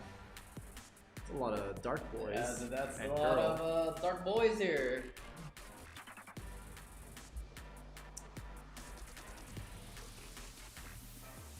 Moving on here, Genizad is still probably thinking. Oh! Oh my God! Wait, he whoa, just whoa, made whoa, the whoa, whoa, whoa, whoa. signature pick. That's not a real pick. Is it a real pick though? It's not. Are you sure? I'm sure it's not. It's not a real pick? Let's see. I The thing think- is like, is Kenny that confident about his speed where he thinks that he's gonna outspeed a top model Luluco though? There is no way this is a 290 top model Luca. Yeah, but we don't know, right? Because then what happens if he just bans away the Coulter Charles? And it looks like Coulter Charles did get banned here. But Kenny is so confident that he'll bans away the Seorn. The speed imprint. There has to be something in Kenny's Yeah, draft that's faster. there has to be something. There must be something here that allows this scope to work. And there it is. Oh my God! It's a speed RB. There it is. There it is. Of course. It's And- not even a Degen RB. It's just a hyper speed RB. So at this point, it's just RNG, Ah, right? it's a 50-50. We see yeah, it. it's a 50-50. It's a 50-50. Wow. Well, Genizad, birthday luck. Do we see it? This is the birthday luck that we're looking for. To me, it's surprising that Kenny would take this 50-50. Mhm. Because he knew that there's no way he's one-shotting the top model Luca. Yeah. So he knowingly took this 50-50. All right, we see it. Let's see it. Nope. No birthday magic. Oh no, no birthday magic. And just like that, slowly, it is not looking so good. Yeah. The Tomoko now ends up being not a very good pick. At least the Straz is But dead. it's not quite over yet. Yeah, the Straz is dead. And Strays look like it might be the end of his days. That was a good one. Okay. Get bopped. The Watcher Shuri still exists here. Question is, what actually dies here? Does he actually choose to take out the Sea Armament as soon as possible? Is a question. Yeah. Most likely, he probably has to. You don't want to give him another. Oh my goodness. Oh no, it's just not enough damage. I think Kenny's in trouble. Kenny doesn't look so good. Kenny's in trouble. His waifu's being used against him. Oh man. How does that feel? I don't know. I can't believe it right now. Genizad actually will just take it, not with luck, You want to know something funny but too? with drafts instead. So when we were preparing for the CCI tournament, we asked all of our competitors which hero they want to be the representative. And Kenny picked Top Model Luluka, Genizad picked Top Model Luluka, and I asked Genizad, hey, Kenny picked Top Model Luluka. Do you want to swap out? Because it's kind of weird, you know, like more diversity. And he was like, no, we're not swapping. Yeah, but as I say, we see it here. He's actually repping her instead. Yeah, he's repping her instead. Yeah. Oh. You actually see it. Okay. Slowly, Kenny is just feeling betrayed. I could just like hear it through his thoughts. Oh Oh, man. he's smiling. Yeah. The irony of the situation. Yep. Oh man, it's not looking so good anymore. That CRM is actually such big trouble here for him. Now his Arbor builder is about to get bonked by this OQC. Attack bow. Oh yeah. Oh Okay, no, but then the top right goes out. Well played to Genizan. Kenny did not have to draft like that. Yeah. I'm surprised. I think it's more like he didn't know what to actually draft in this like one pick here, even though this was like this miss was so crucial, right? It didn't really matter too much here. I think what made it such a big deal was that Tomoko was used for that CR push, right? That CR push was actually a big deal. It allowed that Amelia to actually cut, You know, push up the LQC, and enabled his draft. That's a big deal, right? that's true. We didn't think about it too much. So the Tomoko wasn't as useless as she seemed to be. The S3 missing. It wasn't it hurt, of course. Yeah. But what was better was that there was an entire team right behind her. Right. Right. The fact that he had everything else there just ready to actually just like spank him. You know, this is how it is. That's actually what I remember. I messaged you at Tomoka. I don't Yeah. have to worry about Amelia anymore. I just push past Amelia. Yup, with Tomoka. exactly. Sometimes Yeah. combat readiness is still a thing, Yeah. right? All Turn right. order is always important. Looks like Kenny still wants that first pick. Mm-hmm. We're ready to go into the next match. Genizad up 1. Kenny 1 foot out the door. And let's see. Let's see. Can he be taking another swig of Amsterdam today? Is that how he? I suppose I think that's how you cope. that's how he copes. Yeah. Alright, Same- once same again, the prevents. prevents still remain the same. Taking the FCC this time. Oh no, did he have it last time? No, the prevents are still the same. Okay. Still remain the same. FCC is actually taken away here, same way. Same way, thing. same way, yeah. Same way. It's a KR player. Yeah. Legend. Oh, it's the same thing. Same thing. Amelia, OQC, it looks like we're rewinding the match. I mean, Kenny's definitely gonna wanna swap it up here. Yeah. Yeah. Jenizad though. Don't fix what's not He's broken. looking pretty smug. Yeah, don't He's fix. looking really smug right now. He always looks smug. Yeah, okay, Genizad's actually just like smiling and saying, you're changing your draft? Hey, respect my picks. How dare you? There's one thing that people have to consider with this format of tournament with both of our contestants talking to each other. It's that mind games actually plays a role, you know? You can get into the psyche and mental of your opponent. The thing is, like, I'm pretty sure these two are actually in call with each other. Is that They are, correct? they're in call with each other. Yeah, so like they can actually be talking to each other right now, you know? Yeah. Telling each other's thoughts. Even being dead silent can actually be a very, very scary sign. The question is, can you really bluff out your opponent? Made Chloe Landy, you know, taking that option away, right? If you Actually, did he need to do that? Because if you pick Landy, you're not gonna expect the main Chloe pick, right? I feel like He already in has a a sense, tackle. right? Maybe, right? All in all, double Soul Fever still is a thing. It's not like it doesn't exist. Oh wow, we actually see the AOL pick here. The thing is like Genocide actually has a comp for it, and he denies away the A Robbie. Oh, I don't think that he necessarily had to. Actually, no, he did, because you could easily just ban out the LQC or the Amelia. So I think that's a good pick here. Yeah. Yeah. The thing is here is can he actually respond to the AOL? He only has like 2 options left. I actually noticed during regular ladder, some people pick like A Robbie and LQC together, and I feel like that's such a bad draft unless the LQC has value, which he does here, which is the FCC. Most of the time when people actually run like the slow LQC though, you can actually just utilize her not to just nuke a dark unit. She could just nuke Just anything. nuke anything, but then I feel like your opponent can respond with like a reviving Soul Weaver or something Yeah. like that. Here, Kenny's still thinking. Lilius gets picked up here, which is a great unit into AOL. And he actually does think about picking the S10 up as well. 2 great units into Bellion. Genesis right now. Bellion has to be the pick. Yeah. It's a good pick here, I think. Yep. It'll actually keep Kenny's draft still intact. Yeah. It's a force ban, I think, for Kenny. Right? But who knows Kenny? I can't call it.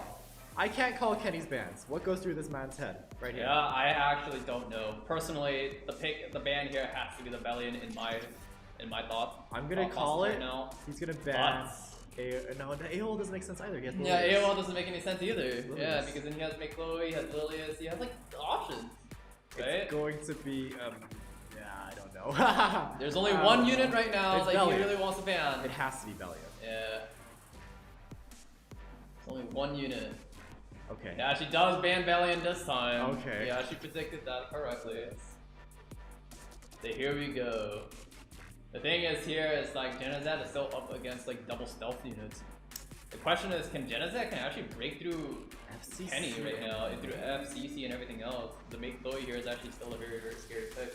And if that AOL actually falls very, very early, it's actually very scary. Oh, yeah. Because then you don't really have a wait to. Oh, wait a minute. No. There's no way that he could have got the Landy because he had 3 buffs. Did he? Yes. What was the other buff? Oh, it was stealth. It was stealth. Stealth was the thing. Yeah. Stealth is a buff. Yeah. The Landy was safe. That's right. But is the Landy safe? Oh, here we go. Or does he want to splash damage here? I'm pretty sure he might want to just kill the Landy, but we shall see. Or It's a very, very risky play for him. Or The thing is that this big Chloe has soul burn, right? Because then yeah. he can actually soul burn into I S3. was thinking you want The to kill question, like, May Chloe. does he actually just want to just like, Oh, okay. oh, where does he go? Landy. Go straight into Landy. I was thinking Right. you'd go for the May Chloe almost. But would you kill her? 16k, you would kill her, I think. You would kill the May Chloe. The thing is, right now, does Kenny want to soul burn on his mate or just wait a turn? And Okay, you wanna indeed, he kill- actually Oh. does.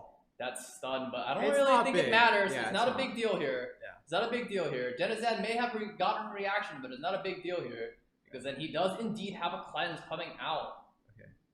This is a very well timed skill null though, for sure. No, he actually needs to do this right now. Yes.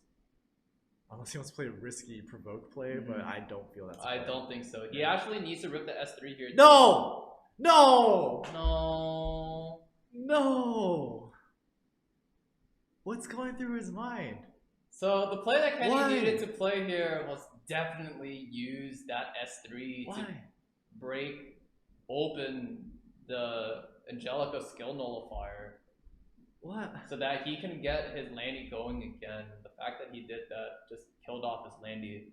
Oh, that did a lot of damage Oh though. wow, wait a minute.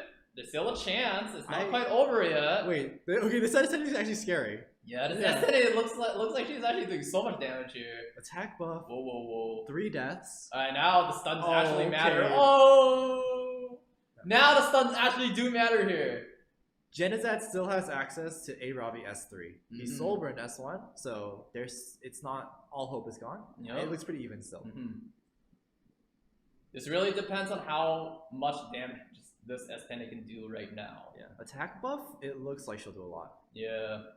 Amelia, no cooldowns after this too. Yeah. He decides to push up his LQC, but this LQC is going Nothing. straight to nothing.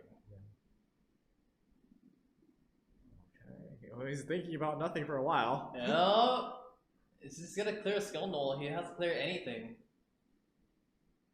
That doesn't do a lot. Yeah, looks like it's a very, very tanky. Oh my goodness. God. That looks like that LQC is not gonna last one more hit to that S10A. Oh, sir. Definitely not. So the A Robbie's on seed. I don't think you go for the bonk. I mean, Yeah, but the CR push does help here. That's the thing, right? The extra CR push is always very, very helpful here. kind of tickles. Yeah, but oh no, Genizad is just not doing enough damage. Yeah. She's go here. That's actually good because then this S10 lasts. Is that a speed or counter A Robbie? It looks like it's a speed A Robbie. It looks. But slow. even then, you can't really do Yeah, anything, right? Yeah, that's true. Okay. Alright, here we go. Attack buff S3. There's no way. Will he actually do it? No. No, Not he yet. actually chooses to wait like a little bit more. Oh, and he's just barely. It's very, very patient, but this is also very, very scary. Yeah. He's also just barely chipping past the FCC shield. Yeah. And the maid heal every turn. Ooh. Yeah. Okay, going for that bonk. Monk was good. It is a speed A Robbie, so you don't have to worry about counters. See, does proc. Provoke. Did not work. He's The still SCC is working. looking really, really juicy right now. I think next turn around right here, this is where you go for Yeah, it. he actually wants to go it right here. This is where you go for it. The thing is Kenny still can't do anything quite yet. Right here. But now he actually wants to rip it. There's probably not many other times to actually do this. Oh! I actually had a little inkling that it wouldn't kill. Like Yeah. His A Robbie is. What is this? Is this what you call a Molotov?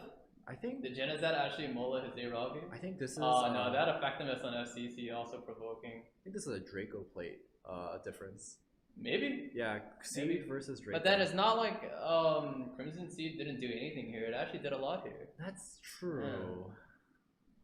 Instead of allowed the S10 to pick up like Holy another moly! turn. Oh. That is so much damage! I'll show you revive. Oh boy, here we go. Here Oh. comes Alandy back to the past. We haven't seen her in a while. I forgot there was a landing. Yeah, there was Alandy here all along. So even though Kenny had such a big misplay, and I emphasize that was a big misplay, you know, losing his line, he still won it. Yeah. Hey. That's scary there. Almost as close. One. Tied. Who do you think's gonna win? I don't know. Same. It's closer than I thought. Looking back at the replay here, AOL Yeah. with Auto Lilius and stuff. Okay. AOL actually just died too fast here, right? They're just one yeah, of those I think things. so too. Yeah. The AOL dying so quickly here, it was actually very terrible for Genizad because this allowed Kenny to actually ramp up even faster, and this is exactly what I was talking about. The moment when AOL actually falls, it just becomes a 3v4 so quickly. Yeah. Right? And in this case, it's like he just couldn't take advantage of the AOL well enough. And soon, when you actually look at it, right? When you think about it, the reason why AOL is so scary is because then she can actually stay alive for a long time. And in this case, because then the S10 wasn't dealt with fast enough, it's just over. And we actually saw how scary it was, right? When you have a book on your S10 and then you have a Mate Chloe, you could just soul burn out of the silence and you can just rip the S3 anyway, right? Ooh. Okay, looks like our contestants are ready to head into this last game. Who will win? Who will stay? And who will leave? Who will go? Are we ready to go into the next match? Then let's go. Looks like it. Alright, let's see who actually gets to celebrate their birthday. I mean, either way, Genizad gets to go home to cake, or he gets to continue and, potentially get a very nice birthday present in the form of a trophy. I know what you're thinking. Keep your comments to yourself. Yep, I'm not saying anything. Of Much. course. Just the chat will say it for me.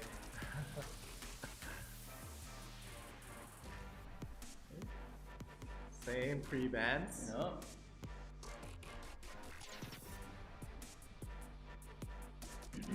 Alright, let's see whether they actually choose to run back the draft. Thing is, when it comes down to these very, very long drafts, a lot of people actually starts getting very shaky, right? They don't know if they actually want to be changing their drafts at all. They want to be trying something else, right?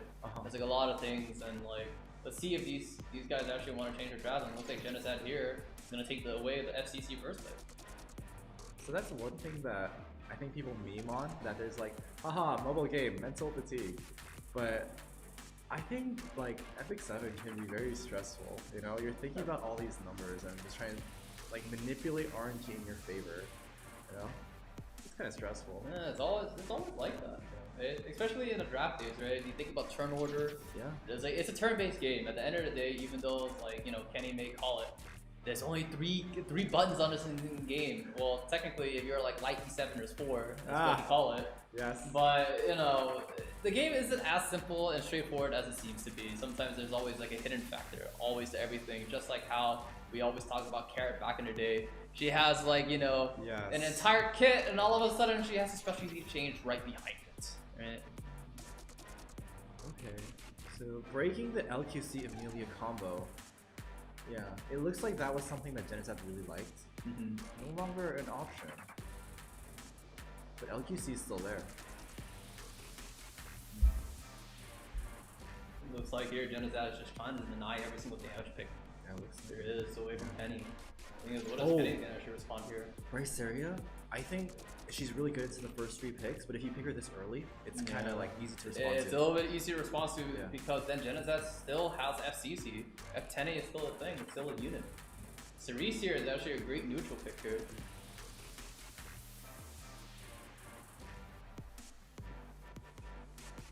Like you said, Landy, but opposite, right? Yeah.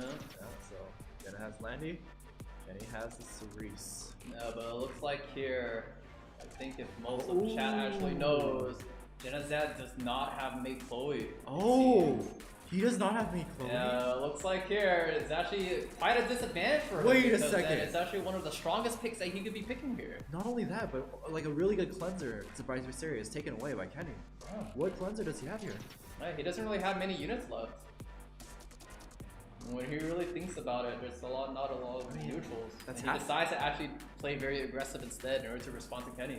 Yeah, and he picks the AOL. It's not a bad pick. Not a bad pick.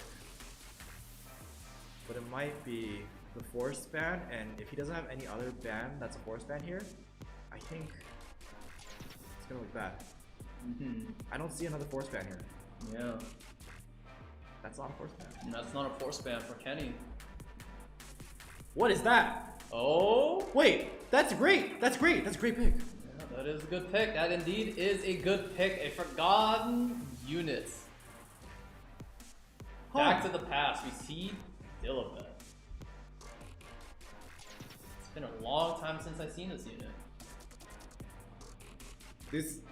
Genocide, I've seen his streams. He hates Dilibet. He always says, useless hero, does nothing. This match though, this looks like a Dilibet game. Yeah, it does look like a Dilibet game. The question is, what does Kenny want to do here? Oh, that's such a bad pick. That is such a bad pick. Yeah, Mei Chloe does not look quite good here because then in terms of momentum, there is still a Landy on the field. This is actually not quite good here. Genocide bans a Ravi and he wins. That's all it is. Let's see what they're planning to actually do here. And he selected his free ban, his ban. I wonder who he picked. I don't think it's either AOL or Dilibet. I don't think it's either of those two. It could be AOL. There's a good chance. There might be, but it really depends here. No, if he actually chooses to ban the Landy, that's exactly his main weakness in this entire draft. And now it kind of leaves it down to Briarwitch Assaria as a solo carry. Right. The question is, can she actually solo carry this match? We do see a guiding light on our Briarwitch Assaria. Yeah. There's still a chance. But the biggest problem now is, can Kenny really deal with this? There's still quite a bit of damage. He needs to live the first wave. This is gonna reveal the Fire Witch right here. Nope, exactly. Losing her here is actually not quite good here. But the thing is, if Kenny does live this entire onslaught here, there's a good chance that he can recover. I don't think we're seeing Kenny again. I think he's gone. Not quite. I still believe in the. I still believe in the match because then at the end of the day, right? If he uses all his skills already, if Genesat chooses to use all his AOE's here, there's no way he can actually get rid of the Briar Witch, right? So like the thing is there's still an open opportunity here. It's not quite over.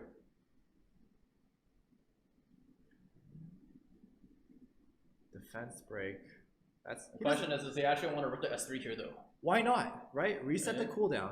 Yeah. But there's only so many units that he can really reset here. Does he really think that he can reset double the Soul Weaver here? And does resetting Cerise really do much here? Right? That only just allows her to like get more dual attacks. Here's the reset. And here comes the S3. It does reset both the Briar Witch and the Cerise. I haven't seen it on the Oh my goodness. Is this could Is he be this going for over? the May Chloe? Yeah, he might be. Yeah, he is. Alright, the question is, does it actually kill off the Make Chloe? It's over. Oh, It's over. no, and it's just like that, it's over. Yeah. I think he identified that the May Chloe was a 16k HP May Chloe.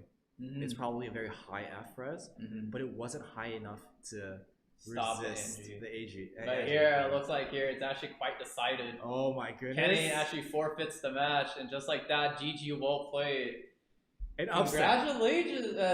Congratulations to Genesat to actually take it against Kenny. The first upset of today's tournaments. Birthday boy takes the win. Yeah. Stays That's alive kinda in the crazy. tournament. Holy, he's actually coming it out. I didn't think that Genesat had it in him to actually take it against Kenny, but he did. Oh my goodness. Alright, so it looks like lower side, we now have Samu Gamer versus Genesat. And the winners, we have Elf Mage versus Light E7. Yeah, they are still awaiting right there. Yeah. I believe that we're still going for like one more match in the lower brackets. One more match in the lower We're brackets. not done yet. Yeah. It's to decide to actually who goes. It's not quite over yet. Kenny was very interesting in this tournament. I will say that. You know, he had interesting picks here and there, and he had very interesting decision making, very interesting bans, very interesting. Oh god, He probably did not do anything that we actually expected him to do. But then at the same time, we actually saw that Genesat actually picked up like a lot of different units too, right? All these off-meta picks actually been played super well into it. Right? Like he played Dilipet that we didn't think that we would see, and then we actually saw top model Luluka, literally pocket picks coming out of nowhere, coming from like a mile away, and then I was like, wow, it actually worked, and we actually saw it there. You said Kenny Worked didn't super well. drink today, right? Okay, I think he'll be fine. I'm pretty sure he'll be fine. Okay. He'll be fine. He'll be fine. Okay. Hey, cheers, Kenny. Cheers. Cheers. Although this is just water. It's just water. Yeah, just water. All right. Okay, I believe that does sum it up for this is, I think we're going on. Is this a extended break? Is this an extended break or is this okay? No, it's a 3-minute break. Okay, so looks like we're going straight into the lower bracket match. The last one before we see who actually from the main bracket comes down to the losers. I see. Samu versus Genesat. Stay tuned, everyone. Stay tuned.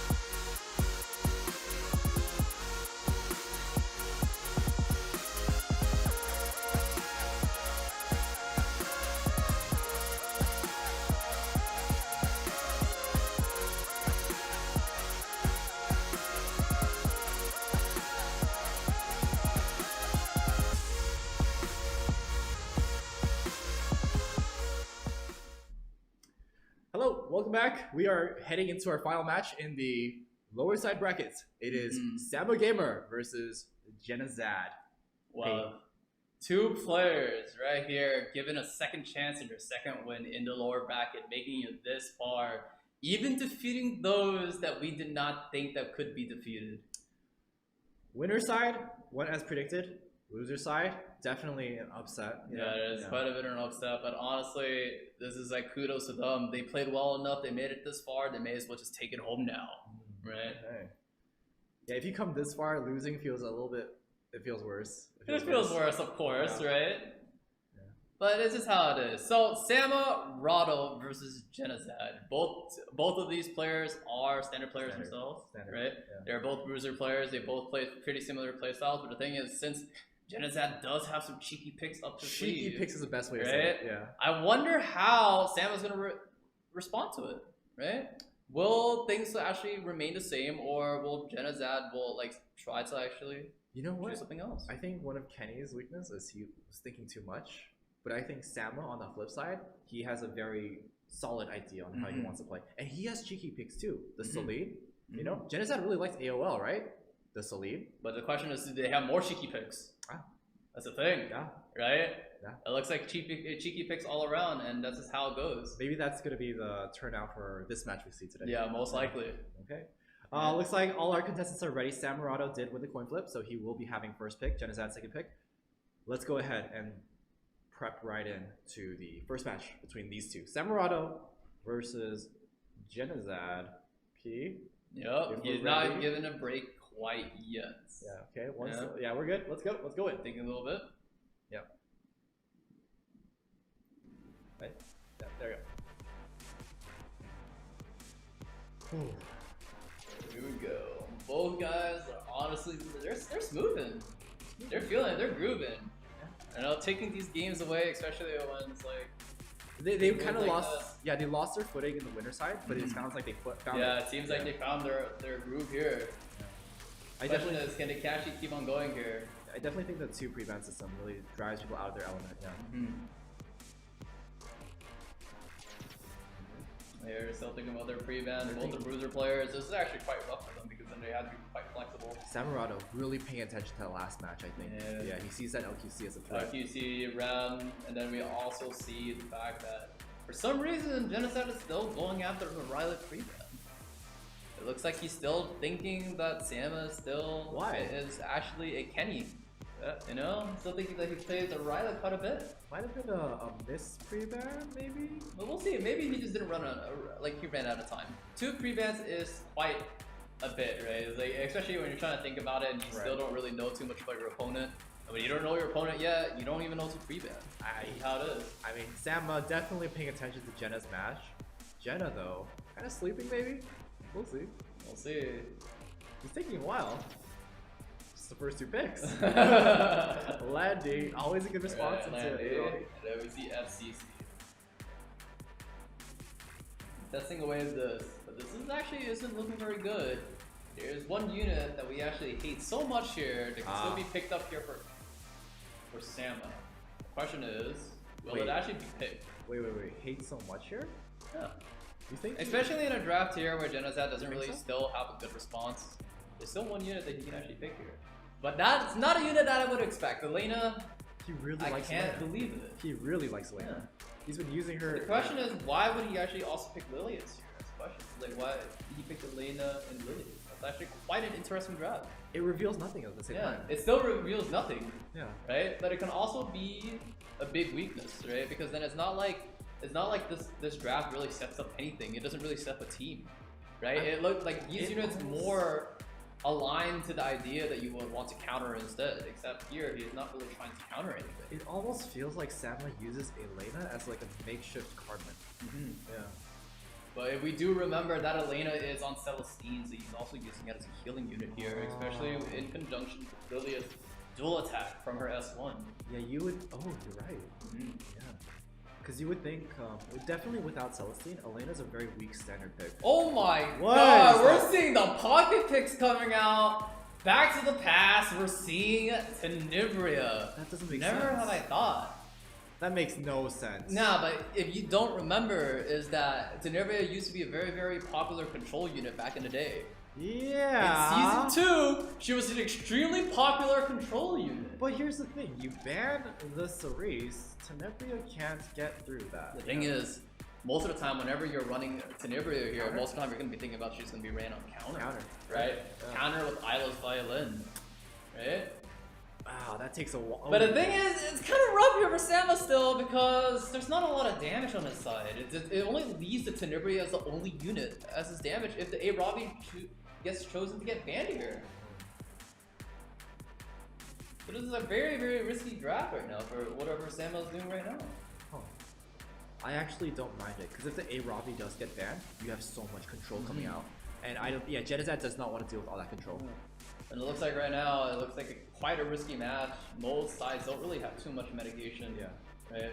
Genizad has 0 mitigation, whereas Samu still has his Elena for the AoE. But it's not quite enough. Unless he can still control this. Genizad's, going with common sense, banning out the Cerise. Counter, though. Counter Tenebria. It's kind of fast. Tenebria. Kind of fast. It's not too fast. It's not too fast. That's true. Not too fast. It looks like it's matching really closely to where Genizad's damage dealers are. Counter Tenebria. How does that?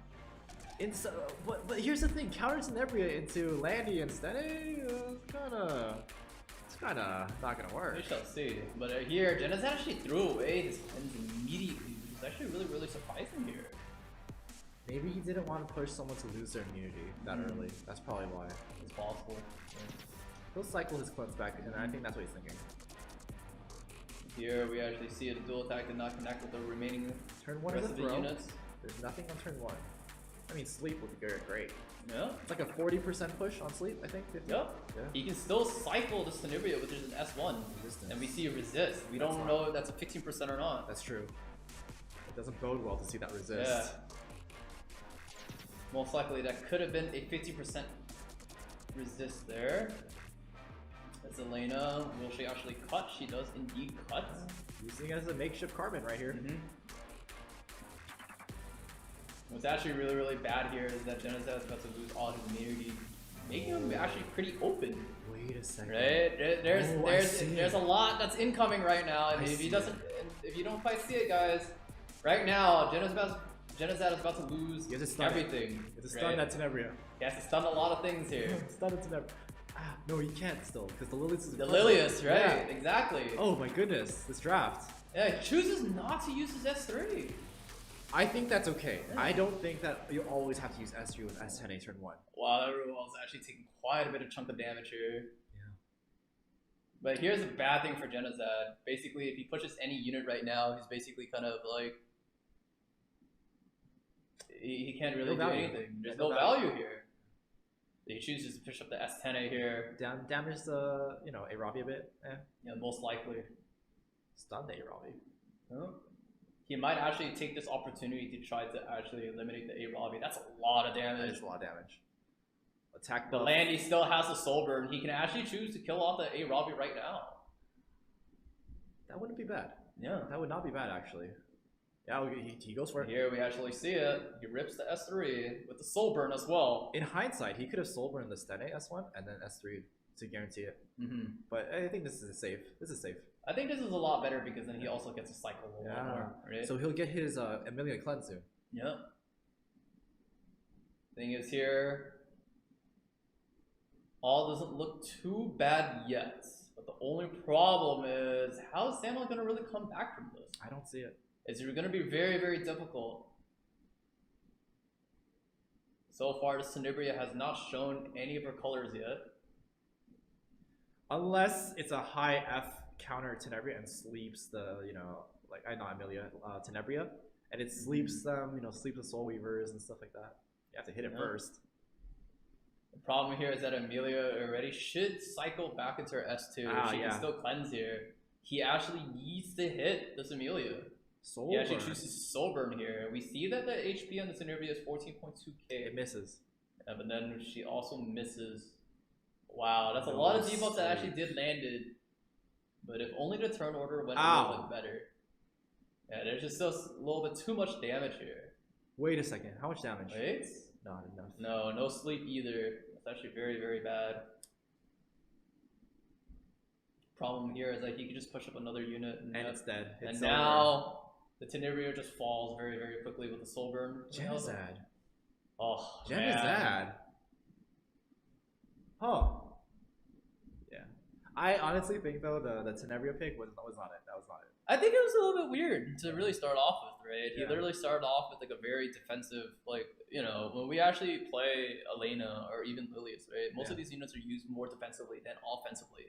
And the thing is, the way that Samu actually utilized it, he didn't really.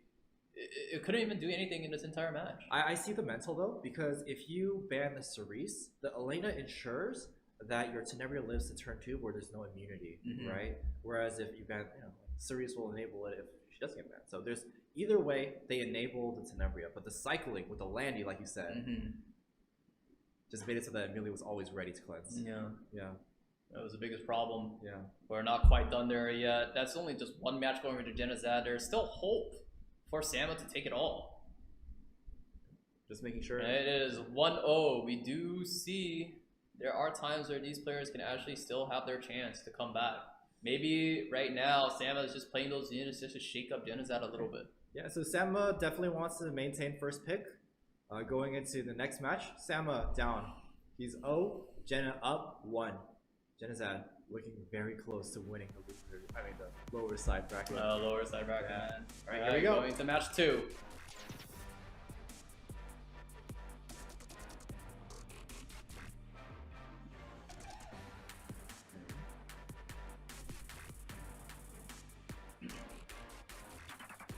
Is there anything you would target that from Samu in that game?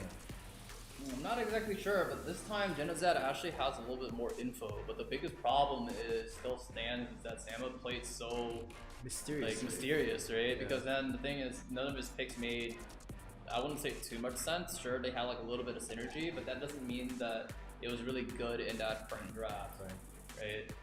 Here it looks like Genocide chooses to ban out not to make Chloe and Ryla this time, and chooses to ban the A Robbie and Ran. Here Samu chooses the first pick to FCC, a great neutral pick as always. But that doesn't mean that Genocide isn't open for other neutral picks as well. There's a lot of neutral picks on the table here. Yeah.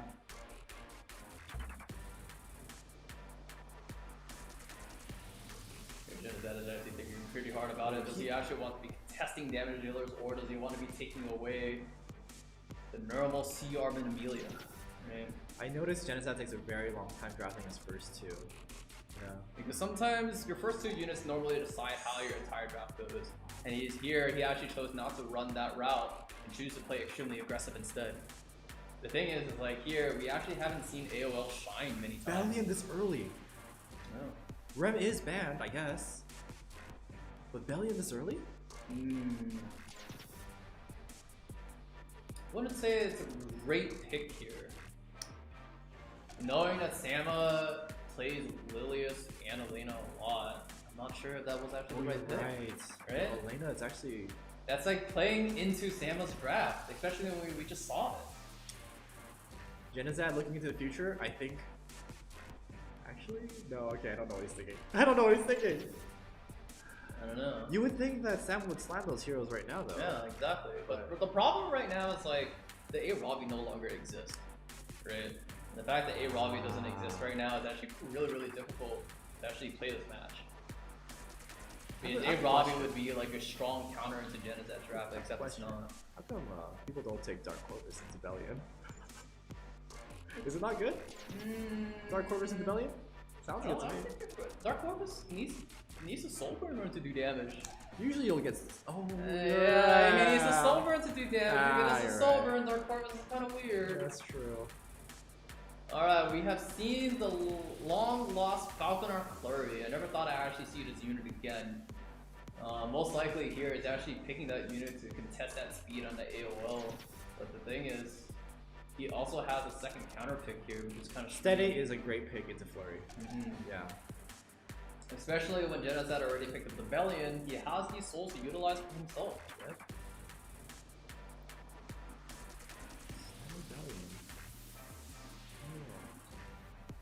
Politis though, that can't be a book Politis dungeon. Possibly. It could be. This one now? It might be Idol's Violin. I think I saw it before in Idol's Violin, but I'm not sure. Not sure if that is right here. Because here, it looks like Genocide is actually trying to go all out. He already picked 3 threats straight off the bat. It's actually not looking very good here if Genocide decides to pivot. Thinking back on it, the AOL Bellion definitely devalues the Politis pick. So those two definitely have synergy together. It was an early pick. Honestly though, if I were Samu, I would have maybe considered Seaside Verona into this. Seaside Verona, it's really great. It looks like it doesn't look that. It looks like Summertime is serious time instead. This is the wrong Seaside. Oh, wait a minute. He's thinking pretty hard about this, and there is synergy between Politis and... I see water. I mean ice. Oh, he's hovering over iciness right now. Lena gets picked up once again. There has to be SSB. But the thing is, he actually needs a damage healer no matter what. Samu's actually lacking a damage healer. In this kind of case right now, he doesn't really have a lot of threats here. He needs one more at least. It has to be SSB. No, otherwise he's going to be settling here. No. Oh? No. Is he actually thinking about... Oh my. Oh, he actually picks Emil Kawasu for the first time we actually seen him. Good into Bellion. Yeah, good into Bellion indeed. Yeah. Right now, Zenazet doesn't really have a way to actually back up right now. It's a very aggressive draft from someone. The only problem is like...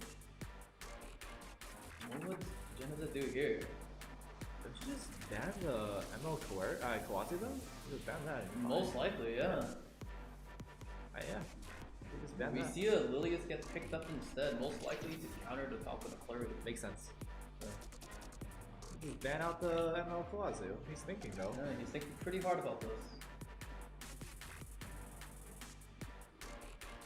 Thing is, there's still quite a bit of threat going on. Is he really scared of Politis or is he not?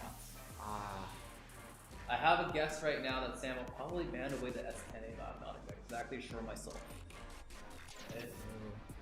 I mean, Wow, banning the Genocide probably already hovered a ban, and indeed he actually banned the ML Kawazu, like you said. So I I think think AOL gets banned instead. I think banning the Stene would have made sense if Samu anticipated that his ML Kawazu would get through. But I think Yeah, but the Samu- thing is, like, it was more obvious that ML Kawazu was gonna get banned. Yeah. But then here, you actually see decisively that for some reason AOL got banned instead. Out of all the units that would have got banned here, he banned the AOL, which is the only unit that allows this Politis to work. And I also don't like.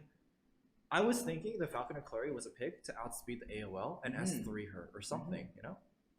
But now it doesn't look very good here in terms of like a momentum draft. If Pat Politis dies very early, the game is practically over. There's one thing Right? that can enable Politis here, and it's never gonna happen. Yeah, it's never gonna happen. Now Lilius is never gonna S2, and I never know gonna happen. exactly what you're talking about It's here. never gonna happen. Yeah. Yeah. At least the lands passed. Yeah, at least the lands. We see that. We see that the Charlotte does get defense broken here. Yeah, we're gonna need a lot of those this game. Yep, exactly. It's gonna be pretty rough here. Oh. No. The thing is here, Politis just dies, no? yeah, Belida definitely looks like she might just actually just die. The question is, if she does he actually just want to soul burn here is a question. I would. And just kill, I would. right? Yeah. Once the Politis is gone, you win the game. There it is. And you got a dual attack too. Yeah. Ah, call it. I think that extra damage might have been enough for Genozat to actually score it. Fun fact. If this Politis falls, It's it's dead. game. It's game. There you go. And, It's over. and from there, it's actually game with no more damage dealers left. It doesn't look like there's a way for Sama to really win this game anymore. No. Yeah, the dual attacks here is actually going to be just like a lot of hurt. The S10A will actually take a lot of free reign here. I see it. Frenzy 9, Flurry solo. Maybe.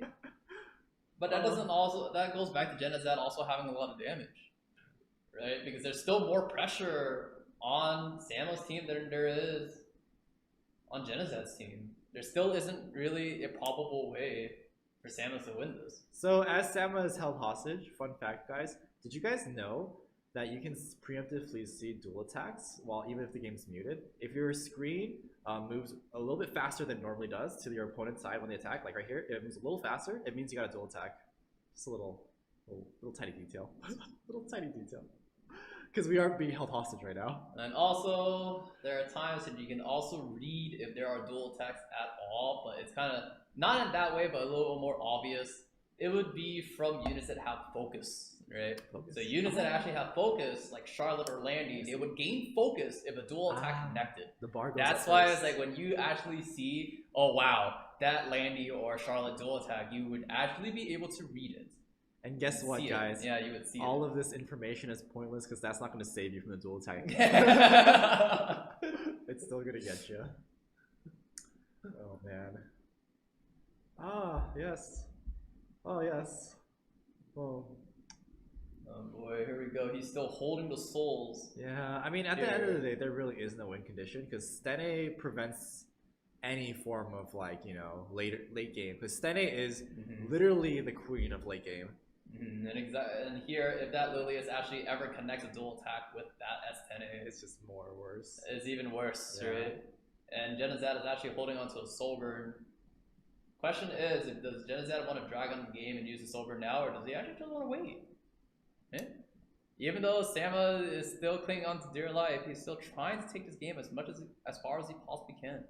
I mean, to be like super safe, you just wait, right? You just wait. Yeah. Yeah, if you want to be super safe. Even though I don't see any possible way that Genizai can lose, you just hold all those souls as much as possible just to be safe.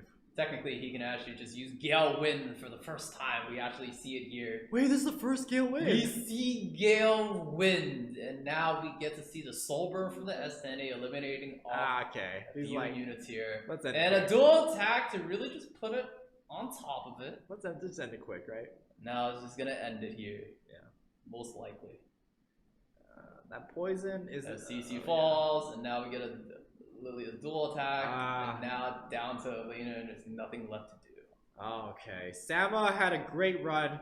He made it far, representing Brazil. Gives that nice haste bow. Yep. Genizad, the birthday boy. Takes a clean victory 2-0 versus Sama Gamer. The birthday man, I should say. Yes. Yep.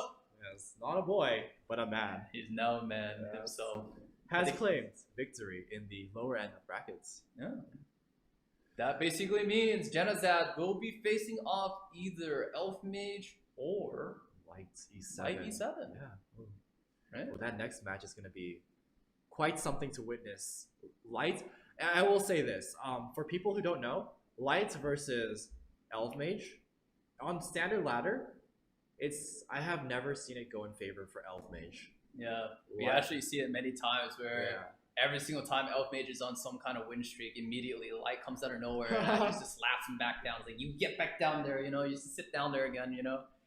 And it just goes to show, like, Light is quite a dominant player versus Elf Mage, especially when they know, like, you know, playstyle very well. But the thing is, here in a double pre-ban matchup, right, things are going to be a little bit different, right? It doesn't mean that, sure, you know my units, you know my drafts this time. Can they actually adapt quickly into the standard playstyle, right? Especially if they're going to be target banning each other and preventing the Cesaria. I will say, though, looking at the overall tournament, it looks like, so far, Light has adjusted to the two pre-bans a lot more comfortably than Elf Mage. Yeah. But we'll see. We'll see. And we shall see soon. Or is it soon? I believe it's our extended break now. Yeah. Yeah. Okay, guys. I believe we're going on our extended break. Let me just confirm. Is it an extended break back in? Yep, it is the extended break. So stay tuned, guys. We're nearing the end of the tournament. We're nearing all of the final matches, and we'll be revealing, you know, who won the prizes and I believe the bracket predictions, the winners for that. We're going to be contacting you guys directly on Twitter for those of you guys who have entered. So that might take more time, but we'll reveal the winners for the other hashtag events after this break. And I will see you guys after the break. All right.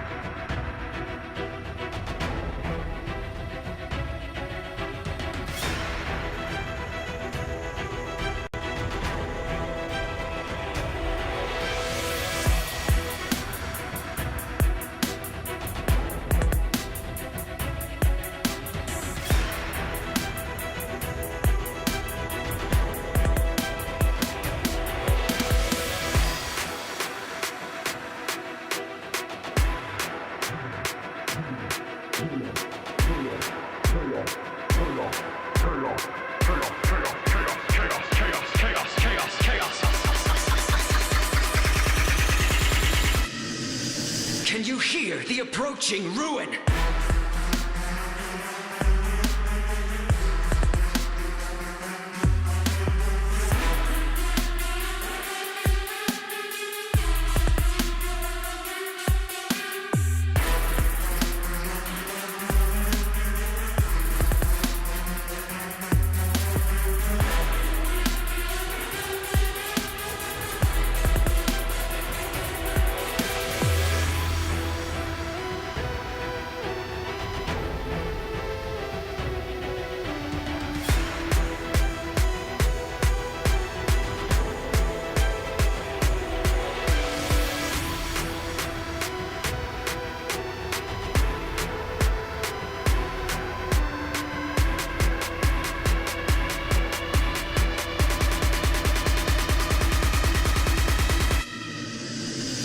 Descending blade!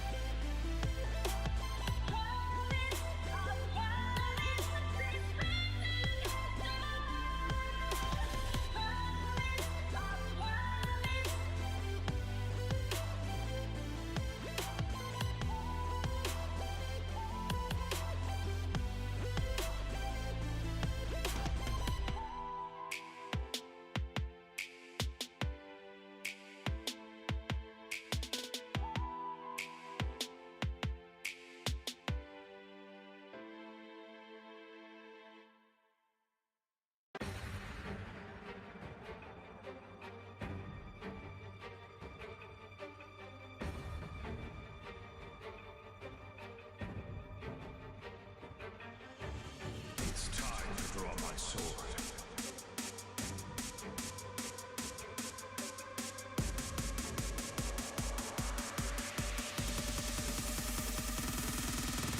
Correct your posture.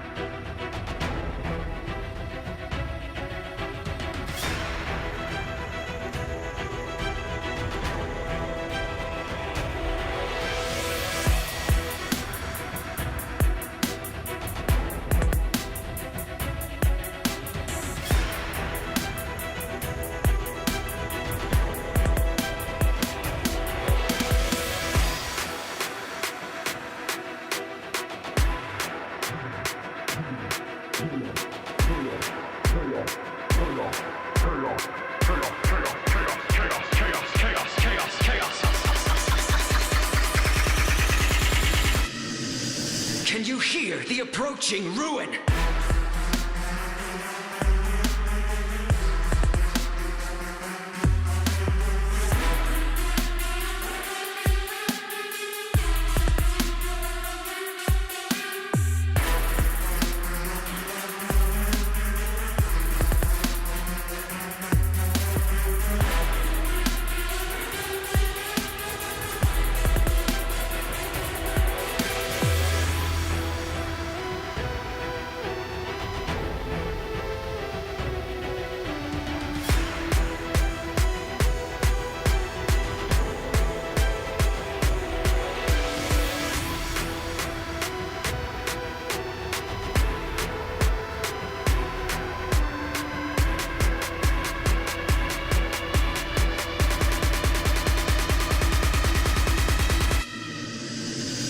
Descending blade!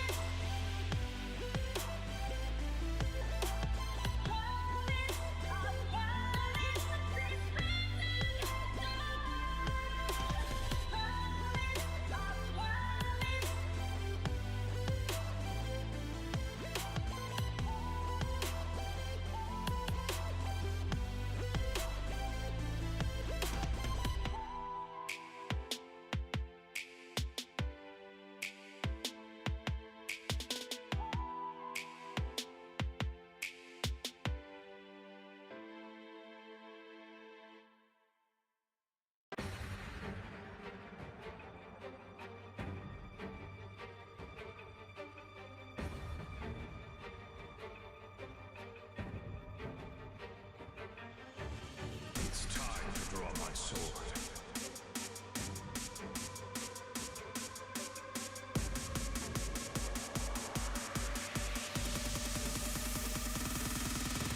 Correct your posture.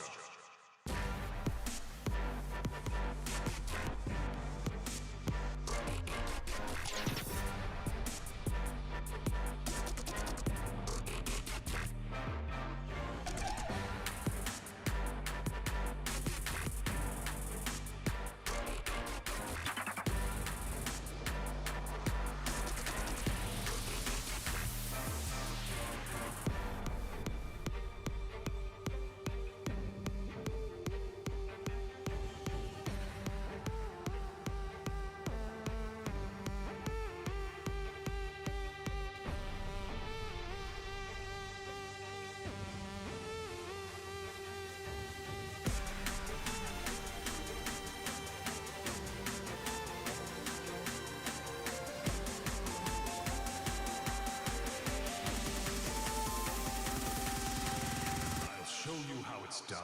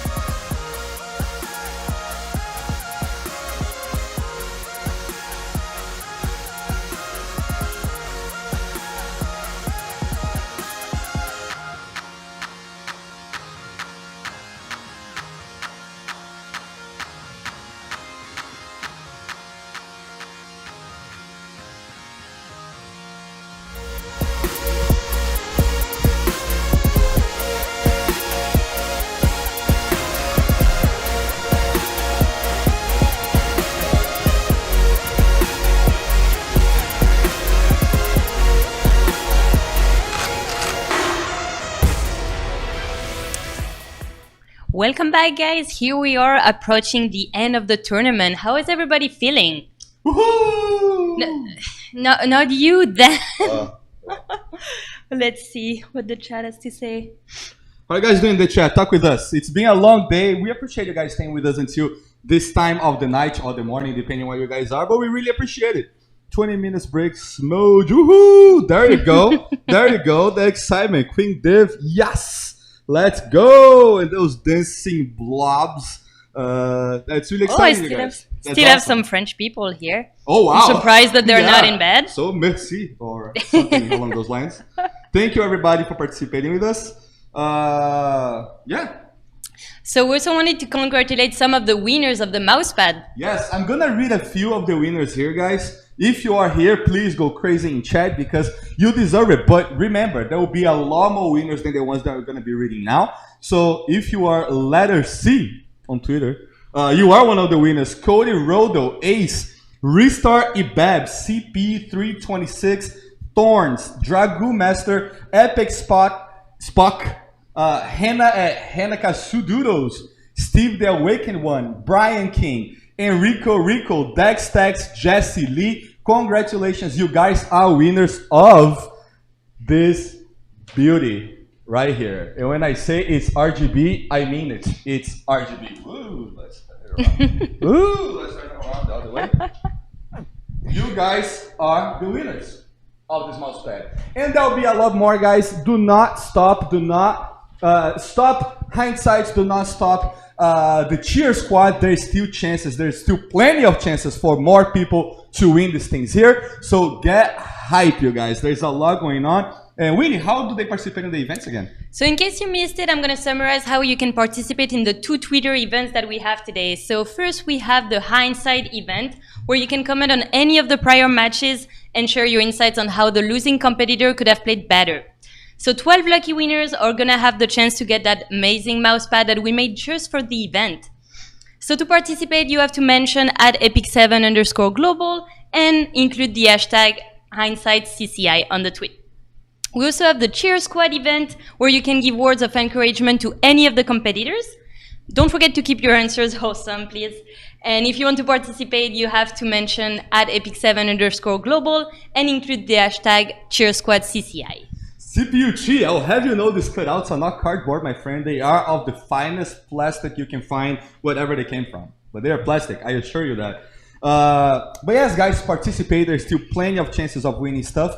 Also, take the time, please, to follow us on Twitter, follow us on Twitch, follow us on our way home as this ends, follow us everywhere. Also, remember, subscribe to us on YouTube. We are so close to breaking the 100K mark on YouTube, and you guys can be part of history by helping us to do that. And we can do that today if only a few of you guys go ahead and subscribe to us.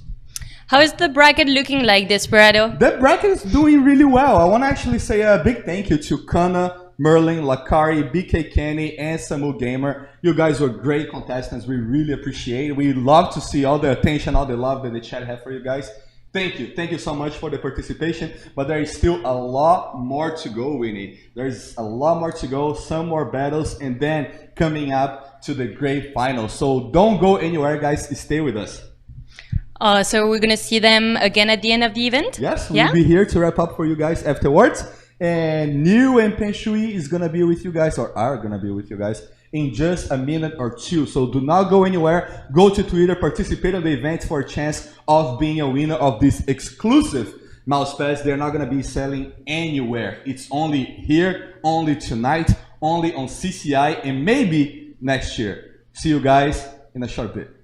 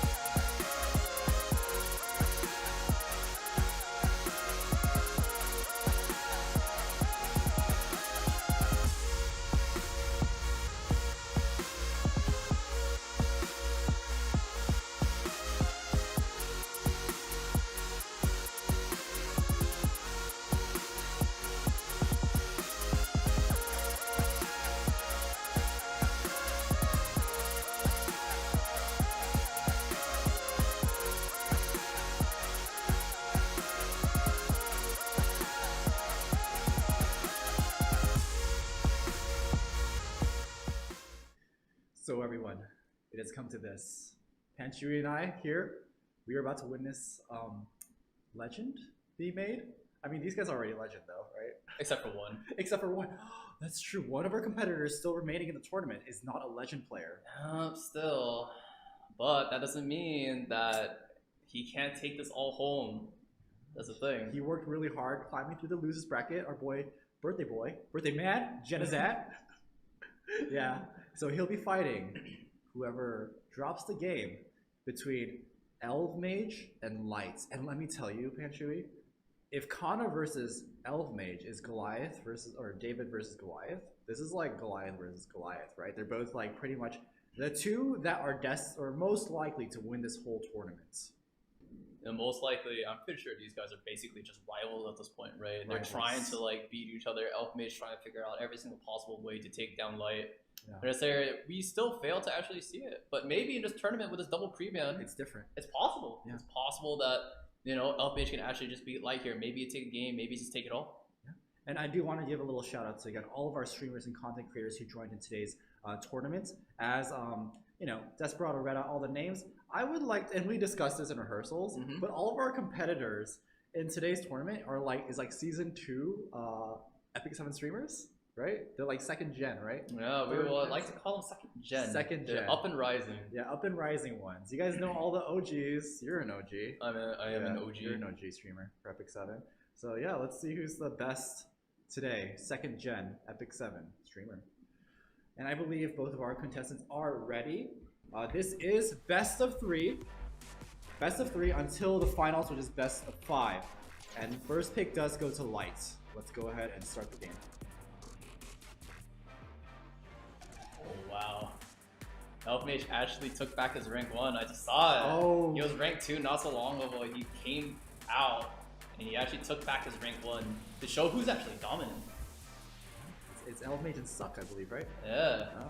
They've been trying pretty hard at it. I never thought that Elf Mage actually pushed as far as actually just getting out of this tournament just a little bit during intermission It's that AB. to get that rank 1 back. I wonder who's the poor soul that got beat. So the pre-bans do come out. It looks like Looks like aggro is actually just being denied, Yeah. both Rand and Coulter Charles being banned, and then we see Light banning out every single possible unit that would actually just counter his draft. the Bellion is pre-banned, so A Ravi might not be the pick here. Yeah. It could be scary. We've seen A Ravi picked many times, but the fact that there isn't a lot of ways for that A Ravi to pop off, that A Ravi might end up being a dead pick here if Elf Mage is still thinking about it. But Potentially you could still see Serial Cleave too. we still could see it. Yeah. It's not quite over yet. Cerise is still open. Oh, we still Right? see. But A Ravi still getting picked up here by Elf Mage. Elf Still Mage has contested. proved, like he does say that A Ravi is one of, like these two on Elf Mage's Hero tier list, SS plus apparently. But here we go. Light is actually responding back into his standard draft once again. He just picks his Landy and DN. It's the standard Light. It's quite the standard Light. I never knew this is a Cleave Light, but this is standard Light. Yes, of course. Cleave DN. Yes. No.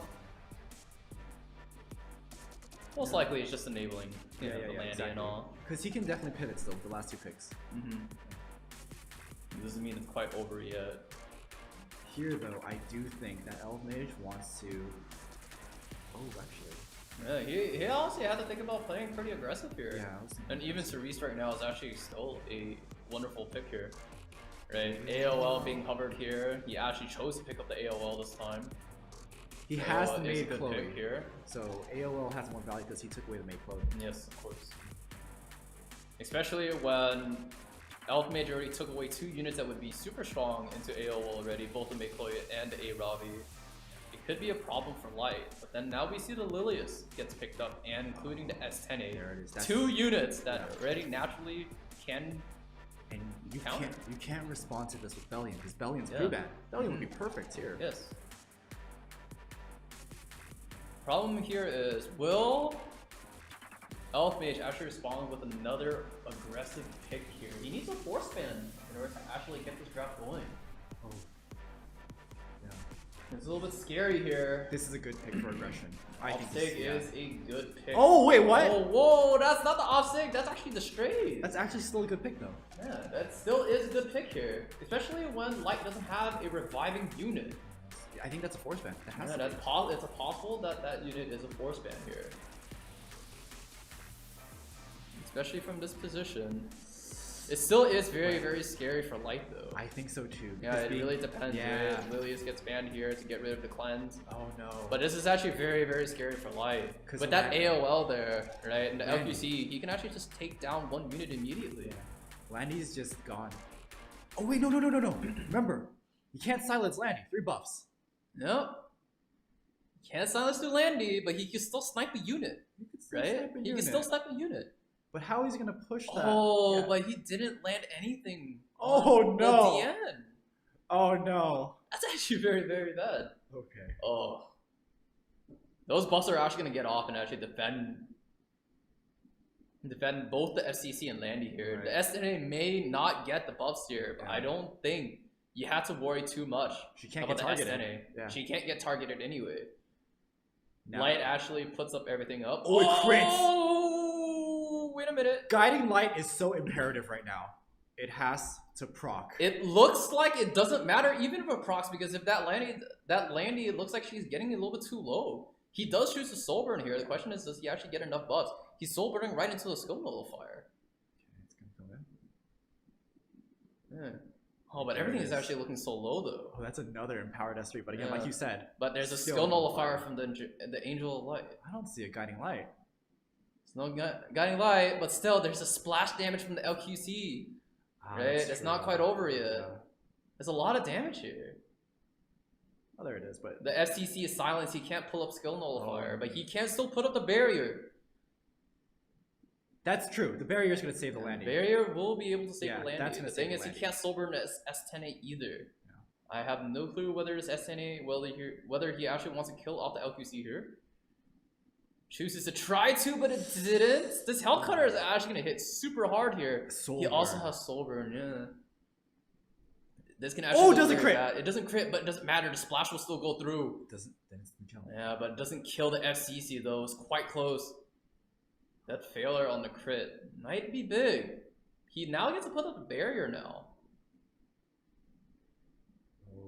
Oh no, this is still looking pretty scary. Not being able to actually take down the FCC immediately in that turn 1 could actually be a big deal here. Oh yeah. But it also depends on whether this DN will actually fall too.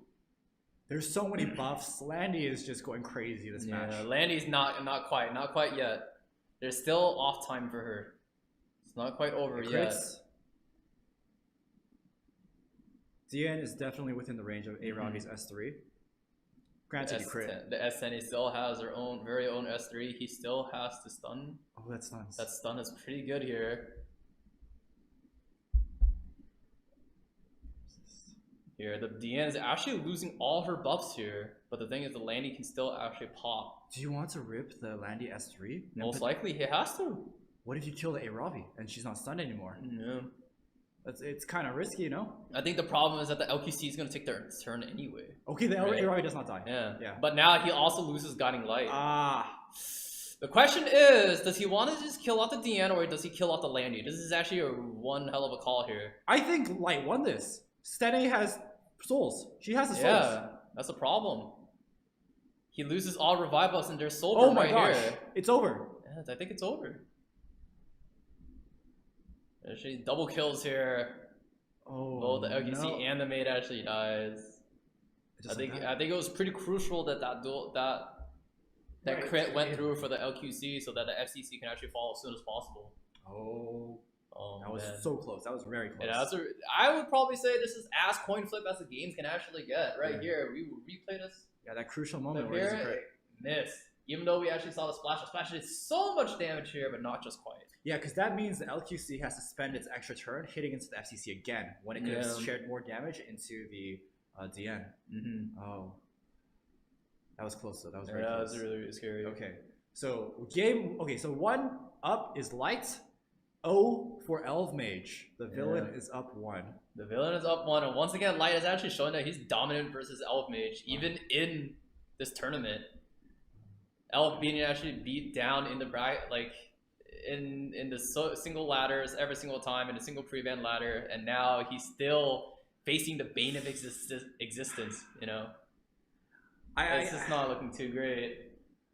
Oh man, but it wasn't as dominant though. I definitely think okay, and you know, Light was first pick that game. Going into this game, Elf does choose to take first pick. I wonder if that will make all the difference. You know what they say, these two players, Light especially says, the person that gets the first pick normally ends up getting the most dominant draft. Now, I wonder how true that actually lies here. Will Light actually be able to come back from this? Well, especially when he actually is playing Standard too. That's so bizarre. That's just so bizarre. Okay, anyway, let's go into the second game.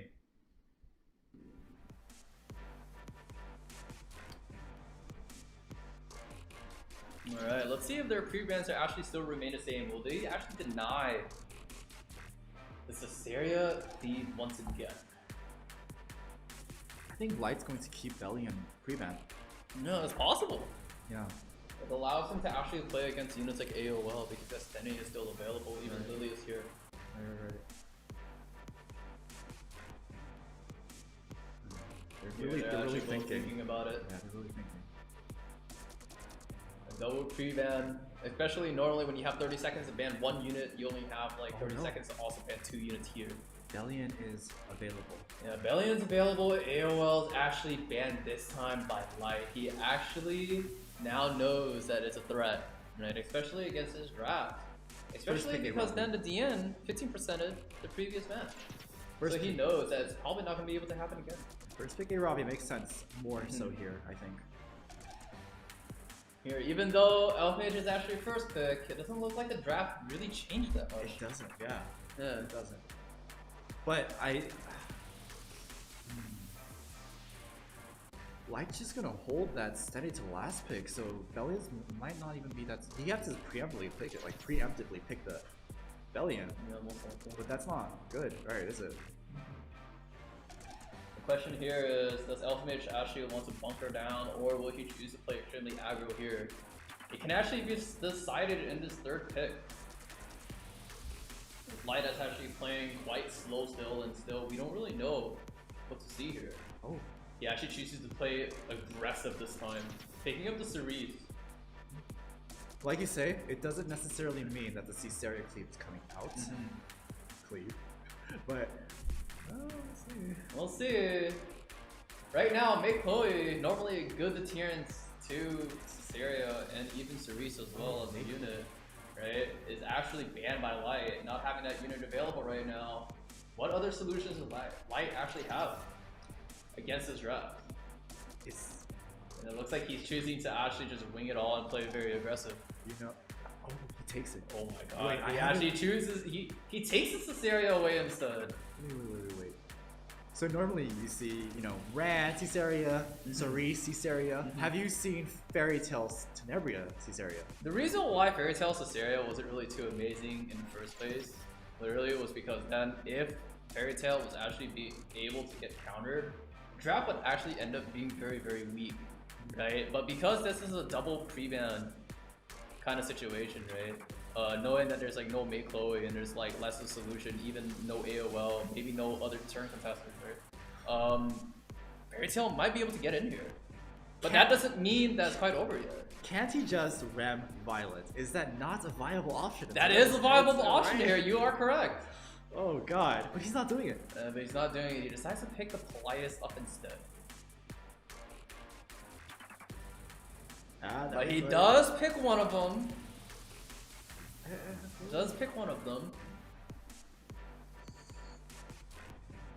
Caesarea though, naturally kind of. Oh, but he picks the Rem. Now you see, there's hidden synergy here. Hidden synergy. There's hidden synergy. The Rem can counter S2 proc the Caesarea. And it strips too. And it also strips, right? There's a hidden factor to all of this. And the question is, Violet does still get bans because there's 2 ice units on the board for Light. Politis stays. I'm kind of surprised. Politis stays. I think it's kind of a have to when you actually play out F10 and Rem together. I see. Right? And the position here is most likely that the Violet will end up just soloing his entire team, so the bans here does look pretty. Because I almost felt that Landy is a good, you know, she's good into Violet, and Ciceria pretty good into Violet. So to me, it seemed like it didn't need to be the Violet ban, but like you say, Fairy Tail Tenere and Yeah, Rem. but it is also possible. Right. Is Rem asleep? Rem is not asleep. Rem is awake. Is not asleep. She is quite awake here, and like I said, That's gonna proc it. This is gonna proc the Ciceria S2. But that dropping means the bombs, but this also procs the Politis. Oh! And the Abyssal Crown coming out of nowhere, double stunning both the Ciceria and the Landy. Oh, this is not looking good for Light. Wait. But the Rem, not so much. Yeah, but it's not doesn't quite wanna over yet. The Rem is still there. Yeah, he did not want to risk being countered by Rem there. Nope. And here comes out the cleanse with the Amelia. Okay. That's gonna undo everything the Rem did. Yeah. The room falls silent as the air conditioner now turns off. Oh boy. No more bombs. Wow. No more bombs, no more nothing. The Cerise still has a turn where she can actually cycle and just stun the Rem. Guiding Light does proc though, thankfully. It's not gonna look too good here. Most likely this Rem is gonna get controlled with that speed down too. It's not gonna look very good. Ooh, yeah. CR push is definitely gonna come out again. Yeah, Politis is definitely free now to go ahead and rip that S3. Yeah. No, here we go. Here comes the S3. This proceeds to debuff Light even further. Unbuffable onto the Landy is very nice. Yeah. But the stealth is still there. That's true, 2 turns of it. Oh, he failed. I think that's what you call did not max the artifact diff. Uh-oh. Failure to land the bomb. Yeah, that I don't think it's quite a big deal yet. As long as he can, Elf Mage can eliminate this Rem, he's cycling still quite a bit. Oh yeah, that's what he's going for. He really needs, he really wants to take it out right Trying here. to get those dual attacks as soon as possible. It's still looking pretty scary. Oh, it's the worst one. Oh, but the dual attacks are not connecting. They're not the right ones. Right. He still can actually choose to rip the S3 here to actually try to kill off the Politis. I would do it. I would do it. I think it's recommended that he actually try to do it so that he can get that Rem into demon mode as soon as possible. If that Rem can actually get her turn here, it's actually such a big deal. Oh my god, he actually is able to actually kill it with a bomb. Okay, he's gonna heal up. He's gonna heal up right here. Oh boy, here we go. Sigurd's coming out of nowhere, healing up a Rem. That's a fat heal, and we see another proc from Ciceria. She's blind, she's attacked down, there's nothing she could kill. Oh no, this is not looking very good. Doesn't look like Elf Mage. Oh no. He just didn't have enough damage to take care of the Rem. Yeah. It definitely did not help that Cerise was just not picking the right targets for that dual attack. He chooses Soul Burn. It does connect, but it doesn't do enough damage because of the attack break as well. Break. Oh god. There's a lot of damage, and there goes the A Ravi. And there goes and the just game. like that. Oh. Ouch. That did not look so good. Disgusting. Yeah, even though we say Cerise was actually a decent pick here, and even though Ciceria wasn't not in her natural environment, right? We actually saw it here where Light was still able to use that F10A as a force band, and it was actually scary enough that he still had ways to enable Ciceria, regardless of what the case is. Like you said, the cheeky, the sneaky Rem enabler of Ciceria. Yeah, that was like she didn't do her S2 proc. No, yeah. But all that really mattered was more like the Amelia couldn't keep up with all the bombs because then there was just a second round coming. I do think if the Cerise was constantly picking like a Ravi, even the Politis and the Politis hits the Rem past 50%, maybe could have been different. Yeah. Unfortunate, but that does mean that Elf Mage has been knocked out of the winners and into the lower brackets to face off against Genadad. Yep, he still basically has a chance to actually make a rematch. Does this mean it's over? He just has his chance. Yeah. But now he gets to fight with the birthday man himself, Genazon. Yeah, and these two were on opposite sides of the brackets, the winners. So they haven't fought yet. I wonder who would come out on top there. I mean, Elf is favored in this, in the seed, but Genazad has upset one. Can he upset two? I think he can. I believe he can do it. Well, stay tuned, guys. We're gonna find out if Genizad can take out not just BK Kenny, but also The rank 1 player himself. the rank 1 player. All right, see you guys in, I believe, 3 minutes. Yeah, 3 minutes.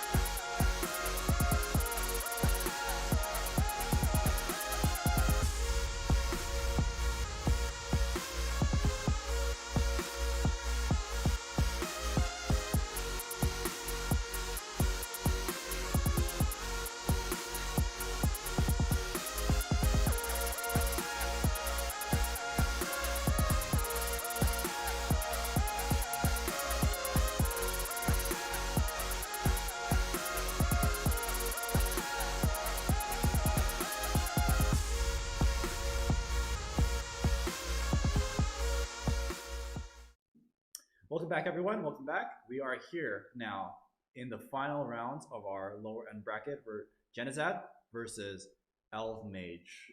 Recently just came down to visit. Yeah, he Genizad as of right now. got pretty handed by life. Yeah, it didn't look too good, but that doesn't mean that he doesn't have a second opportunity. But Genizad, though, let's talk about this guy. He, like you said, cheeky picks. Cheeky picks, but they're good picks. Right? Cheeky good picks. And an upset, too. This could be a potential second upset. Maybe. Exactly. All right, and they haven't fought yet. We'll see who wins this match. Right. Well, let's not dilly-dally. We're going to go straight into the match. Genizad versus Elf Mage. Elf Mage does have the first pick going into this.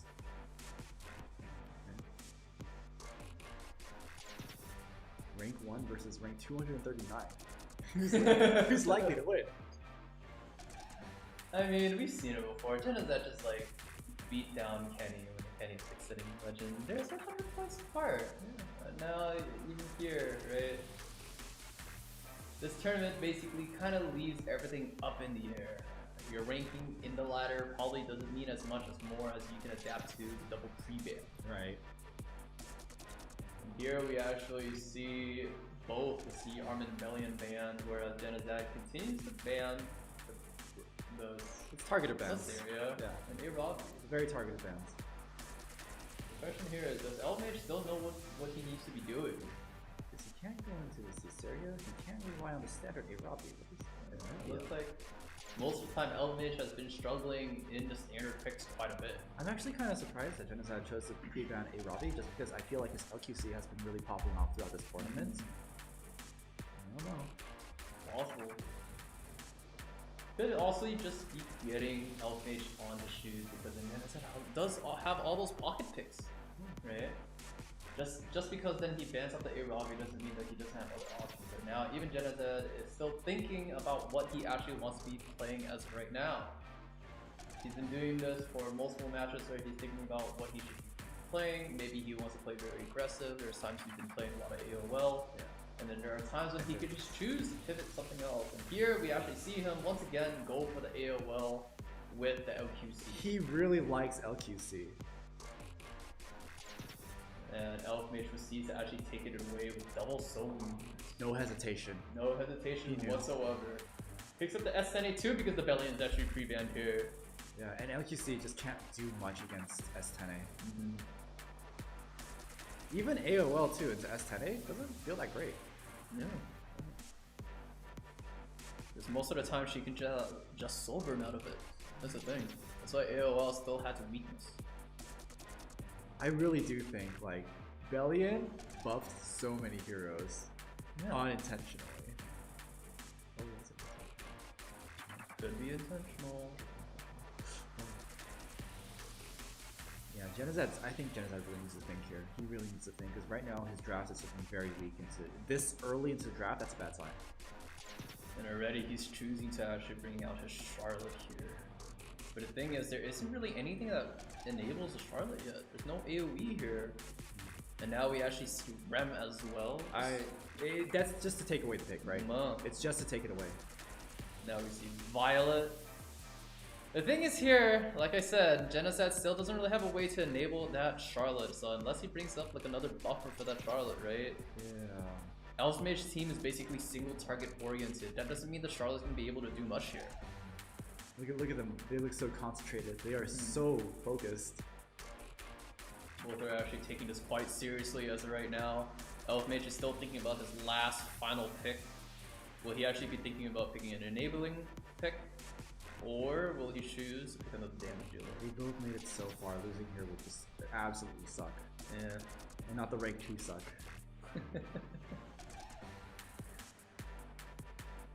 Here he does pick the Lilius, which is actually a good call here. But we did see where, you know, just like there was with Cerise where the dual attacks are random, we can also see here where a lot of dual attacks also don't connect. Yeah, so and if they don't connect, it can actually be pretty bad here for Elf Mage. So he's definitely not looking to ban out the AOL. The AOL is going through.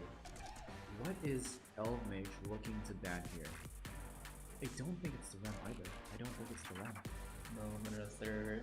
Once again, Genocide is playing some kind of forward DPS draft once again, and most of the time, whenever we do see him play forward DPS, it doesn't really look very well, especially when Elf Mage has all these other units in sight as well. This is kind of scary because there's nothing that enables Genocide's draft besides the AOL herself. You just banned the carrot, no? He just banned the carrot. It's possible that the carrot could be banned, or he could just choose to ban the AOL. Charlotte. I'm surprised that he chose to ban the Charlotte. Yeah, like you were saying, there's nothing that really enables. Yeah, there's nothing that really enables the Charlotte to actually pop off, so I wonder why that unit was actually chosen to be banned here. It was definitely one of the two fires for sure, but I think, again, like you said, Charlotte was probably the least threatening of the two. And here, Genocide actually sitting with like 40 souls. That's a lot of souls. That's quite a bit of souls. He's holding to 2 books here. Along with, on the other side, is also holding onto a book on that S10A. So opting to hit the Rem, because that's the least risky counter, right? Yeah, you don't want that AoE counter to start chipping away at your S10A. Here, does Genocide actually want to rip his S3 right now? Oh, he definitely does. Indeed he does. Does S3 doesn't actually hit? It. Oh god! Oh my god! Oh god! Oh god! I really think the carrot. This is not looking very good. I think the carrot was the ban. I really think the carrot was the ban. Oh no. Oh no.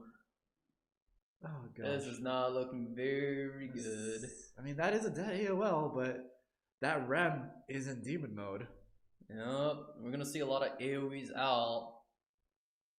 We don't see anything from the Rem yet. She can still S3 here. There's a lot of damage that's gonna be coming out. She gets that attack buff. Oh, blinds. Yeah. LQC. LQC still has a turn where she can actually just rip her S3. It's Soulburn right here if she wants to. There she goes. Oh no, here comes the LQC just bonking the Amelia. Attack buff not needed. 15k. And that is a very dead. Look. Okay, everyone's dead. Yeah, everyone doesn't look very good here. Silver coming out from Rem, guaranteed a defense break here.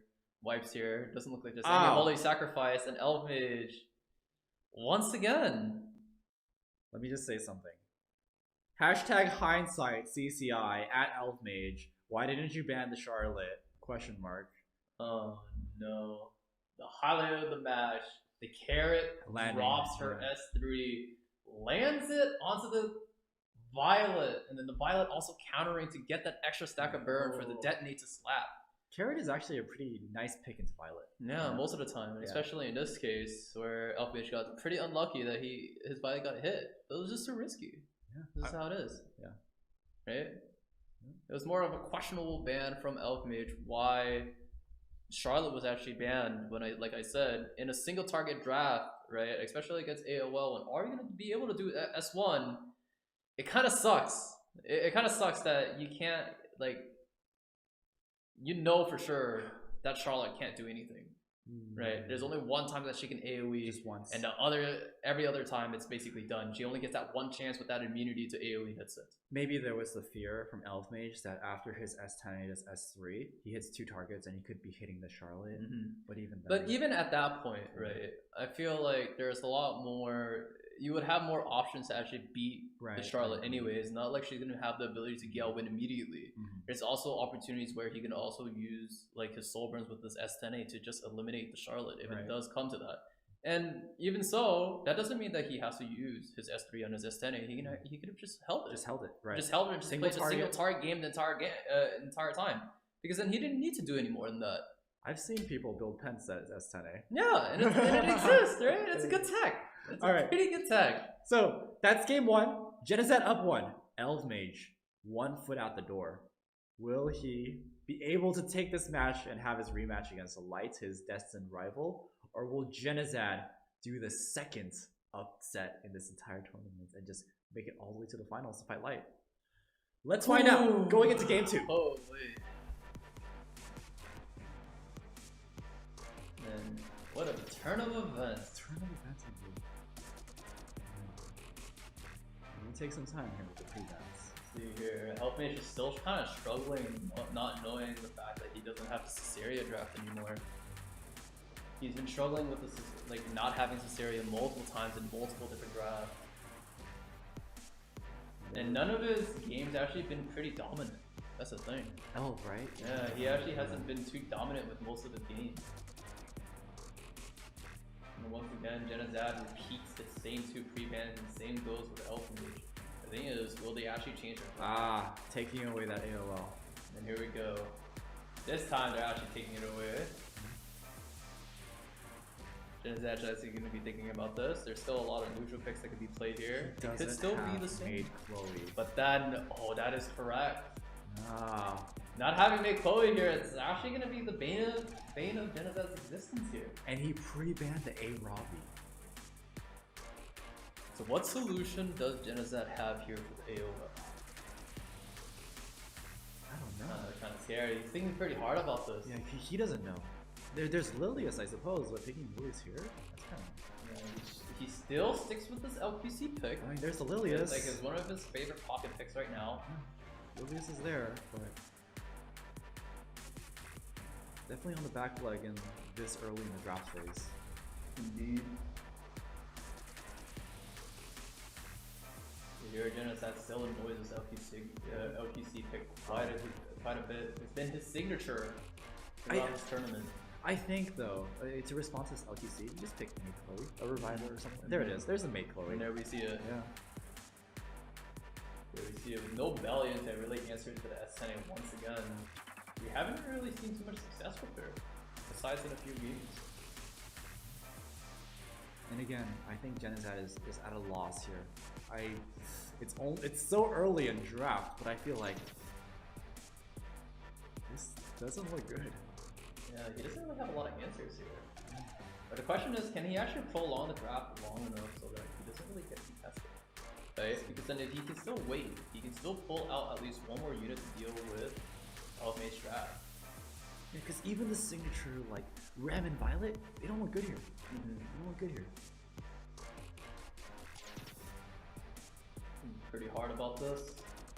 Still one more slot open. Genizak can choose to pick another neutral pick here. Yeah, Carrot Charlotte? Or he could just pick. Oh, he doesn't know. And it's then the he Rem. picks up the Rem. Oh gosh. Yeah, that kind of leaves one unit in particular open here into Genizak. Natural enemy of Rem. Was this the pick you're thinking of? I wouldn't really say so. Really? I think it's one of it, but Landy probably also would be Landy? great, especially when with all the single targets sitting around, right? Like Elf Mage definitely does have a draft that Landy can actually just excel in. There isn't really many disruptions versus the Landy. Landy would be a great pick indeed. Yeah, you're right. From here, that's what we're thinking about. I personally think he needs probably one more force band, and even right now, Landy still looks really, really good just to cycle I his think team. so too, yeah. And I don't, for Genizad, his last pick, it's pretty straightforward. I think it's pretty obvious, you know. He could easily just do Charlotte, you know, and Amelia's there to enable Charlotte. Yes, yes. But, Oh my god, he actually decides to run the the double violet. We haven't seen this yet. Does Genizad have a symbol Charlotte? I think that'd be great here. A symbol Charlotte. Most likely he does. He definitely does. He drafted it before. We've seen it last time where he did Oh, draft Charlotte and got banned. And here it is. It actually gets drafted. The question here is, what is actually going to be banned here? And most likely, I think the AOL. Yes, AOL Yeah, has the to. AOL is going to be banned here, and so does Charlotte. That is not... This is not it. man. I don't see Genizad winning this. I don't. This one is actually going to be rough, but hey, listen. The Violet could just disappoint right now and just That's choose true. not to dodge. Right here, right here. Right? Right here. We've seen it before. We've seen it how these guys can actually just disappoint you completely and just choose to just not want to dodge. It's just how it is. I'm actually surprised to see Elf Mage play this risky when he's 1 foot out the door. You know? He's relying a lot on RNG. Yep. Here Granted, it comes. the RNG it's in his favor. Right. It's in his He favor. drops the S3, goes for the... Oh, that's so much damage though. Oh man. The S3 pops out here. Lily still has another chance, right? The LQC still has attack up. There could be like a lot of damage here, but this is a Bruiser Lilius. I think He can actually just pop it. I think you provoke here. You provoke the Rylet. Or you could just choose to kill. A little risky. Take a chance. A little risky. Yeah, we take those chances. Maybe. Yeah, there you go. You provoke. Yep. Choose to provoke instead. That's attack buff. S10A. Yeah, this is most likely going to go targeted directly towards the Rem. 11k HP, so she's gonna do some damage. And when I say some damage, I mean... Let's see how much damage. Okay, never mind. It's not too it's much. Okay, never mind. It's actually tanky enough to actually eat it. 17k. Here, does Genizad want to rip the S3 or just drop the S1? I would instead? not. Absolutely This would is not. quite the risky move. He Yeah. chooses the S3 here. Yeah, no. Just a lot of units. Oh, he hits the Rylet! Wow. But I think it's still okay. It's okay. It's okay. It's still okay here. It's still fine. There's one hit, but it didn't kill. Still, he's still alive. It's still very, very scary though, because then this is like 1 foot into demon mode on Rem. Okay, he really wants to get rid of that. Yeah, he Rem. needs to get rid of the Rem, but right now it's just too scary. I mean, that Violet's gonna die here though. That's the thing. Like, demon mode is coming. Oh no, here we Right go. here. Here comes a dual attack Yeah. coming from the Lilius, depending on the cases.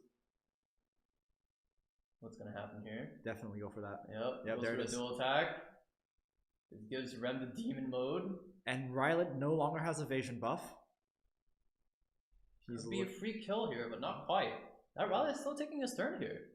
I think so. Yes. Oh, he is. Yeah, it's right behind the S10. No, he's pushing. He's pushing. Oh, but he actually has the S2. Yeah, he didn't use it. And here it comes. Oh, Here comes the S3. He's actually choosing to do it instead. Watch it miss the Rylet. Because we might Dream Blade. Okay, no, he hits it. No. Jesus. Can I be calling it cut? Oh, Can I be cursing him like that? that's a dead Rem though. Yeah, most likely. The question is, does it hit? Oh, it hits! It's dead. But that's a lot of stacks on a LQC. Oh man, but he double hit through miss. That's true. But here's a problem. He needs to get rid of that Violet as soon as possible right now. There's no other play. That Violet is like primed. He has all his stacks, has attack buff, even has precision. Yeah, that was the only play. That was the only play that he could make here. Yeah, it looks like it's over from here. It looks like it's over for Genocide. Oh, that happened. Oops. Alright. It's been a long day. It has been. So how long has today's stream been? We started at 12. What time is it now? Here it is. Okay. Wow. Elf Mage takes it 1 for 1. Oh. It's still not quite over yet, is it? So much more. Elf Mage is still taking the fight to Genocide. He's not gonna let Genocide take it to light that easily. You know? I definitely think that now that Genocide has first pick, I think that he seems to be a lot more comfortable with first pick, that's for sure. This is his chance. This is his only chance. This chance to shine. I don't know. Like that last draft though, I saw 0 win con. Like even if he did hit the Rylet with the S3, he's just gonna come back with the May Chloe. You know, like he has to cut through the Violet to get to the Stene because he only has a single target. What's the odds of that happening? I don't know. Well, shall we move on to match 3? We'll move on to match 3. This is the final match between Elf Mage and Genocide. Let's see who comes off on top and goes into the grand finals versus the villain himself, Lightly 7.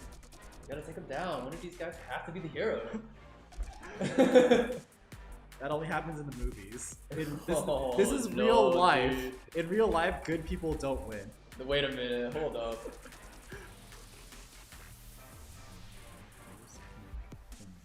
Thinking on their prevents right here. I feel like the prevents have still remained the same. The question is, does it still want to stay the same? Especially this time when Genocide is first pick. Oh wait. Wow, he actually chose to ban away his own LQC! He banned his LQC. He chose to ban his LQC!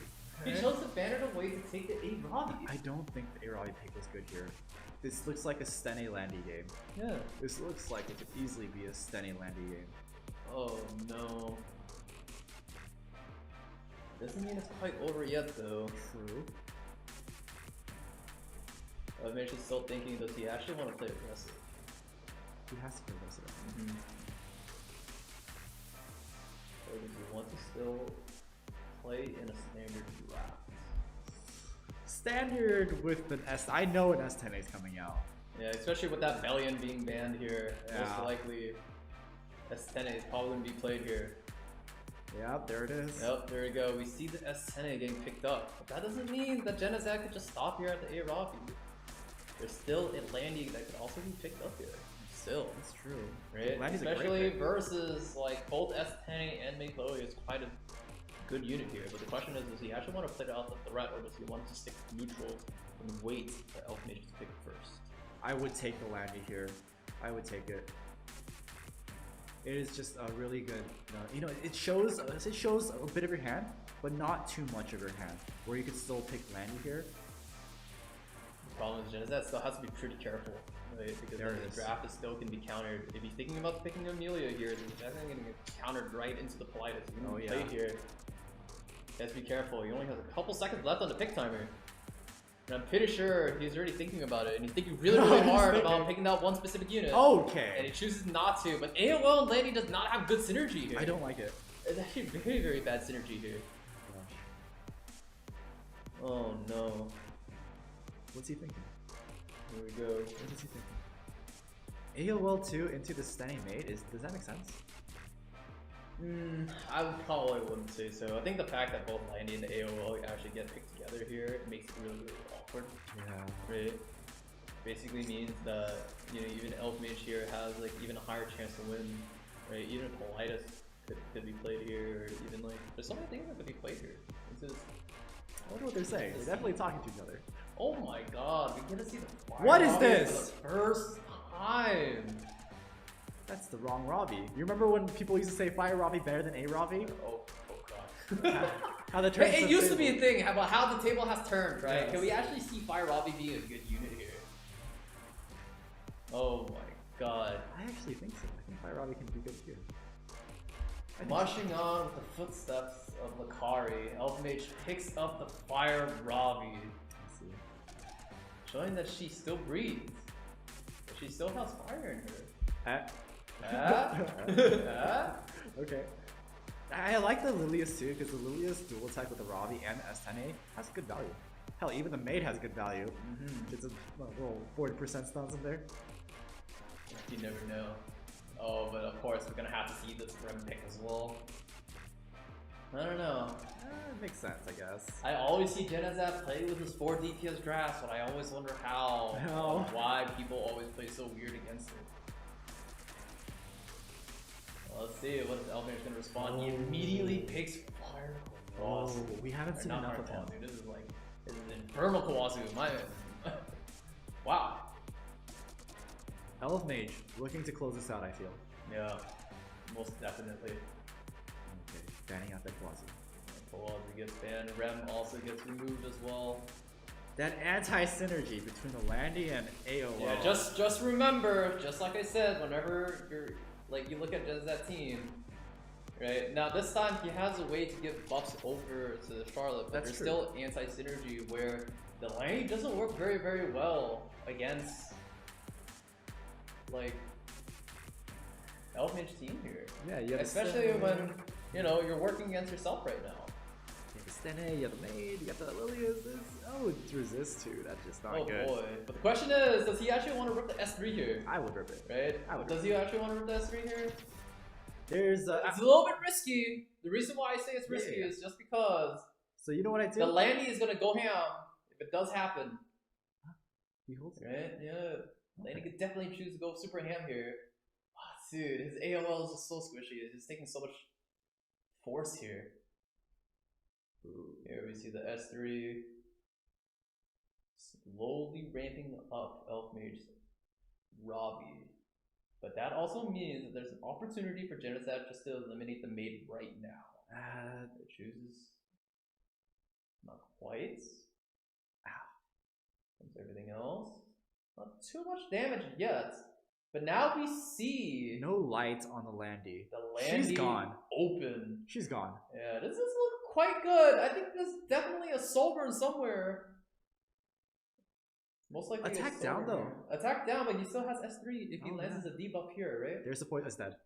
Poison. It's dead. There's no more. Yep. Does this kill? There's no mitigation of Genocide side. 100%. Oh. Oh! Oh, Well, no, it's the dead. Poison, The poison's good, the yeah. poison's definitely gonna kill off the Landy. At least the pushback was avoided. Yes. Yeah. Still pretty good here. Chooses Soulburn, the maid. That's a good choice. Preventing it. Yeah. Because once the Landy's gone, I mean, she's gone. Mhm. She can S3 now. But Elf needs to provoke that A Robbie. Yeah. Absolutely needs to. Yep, indeed. Oh! Oh, the 15%. That is so awful. Yeah. Ow. I don't think Oh, I've wait! seen. Okay. I thought if the dual tech. If the dual that tech was also killed- very scary. Yeah. That was also very scary. That also could have been like the worst possible dual attack. dual attack here. Yeah. Here comes back the Landy. Doesn't have the buffs though. Doesn't have the Landy buffs. doesn't really have too much of anything yet. There's no one really to target here too, right? Yeah. This is still very, very scary for Genocide. Yeah. Right? There's still not a lot of ways for him to come back from this. There's still like a lot of pressure right now. Like, he needs to figure out a way to actually kill off the S10A, and this S10A could actually be doing a lot of damage, right? Oh, but it did hit the Charlotte. Oh. Oh god, she's getting pretty close. This is a Ravi game if I've ever seen one. If this misses the Ravi. Oh, but the Landy. If this The Landy misses has the it. Ravi. If it misses. Yeah, it's possible, it's possible. It hits. It hits the Ravi. Oh, it put. Oh, she's. No, it's over. Oh, that 50% on the A-Ravi is just too brutal. Genazad actually popping off. Oh my goodness. With all the birthday wishes, and he just knows it, dude. He collects This all right the here. energy. This right Right here here. has to feel the most awful. Oh no, dude. Ow! If I could bring Elf Mage onto the analyst table right now and ask him, how are you feeling, Elf Mage? I wonder what he would say. I wonder. Not like this. Oh, Oh man, what a day. Genazad actually bringing it with another upset. This time actually 2-0ing Elf Mage. Oh my god. Wow. Was it 2-0? I don't think it was 2-0, it was 2-1. It was, right? it was 2-1, 2-1, right? Yeah. So correct that if I was wrong. It was a 2-1 match. And not only was it a 2-1 match, the game was decided by the fact that Genazad has built a 250 FRES A-Ravi. That's crazy to me. That is indeed crazy to me, Yeah. but I don't think Lilius is normally built on effectiveness anyway. Yeah, that's true. Right? Yeah. So most likely, I think there's like a lot of hidden plot armor here. Yeah. The fact that Genazad actually had the ability I never to thought resist that. going into the start of this tournament, I would see this final where it's Light versus Genazad. I never thought I would see it either. I didn't. Dude, I can't imagine how Genazad is actually feeling right now. So I don't know if you actually hear us, Genazad. I wonder how you're feeling. I know your heart is racing, It's not but over. this is your time to shine. You're not done yet. Dude, you gotta take down the villain. We believe that you are the hero of this chapter. Take it home, my man. Let me go ahead and explain the grand finals for you guys. So as you guys know, Genazad has won through the losers bracket. Light, however, has maintained his position in the winners bracket.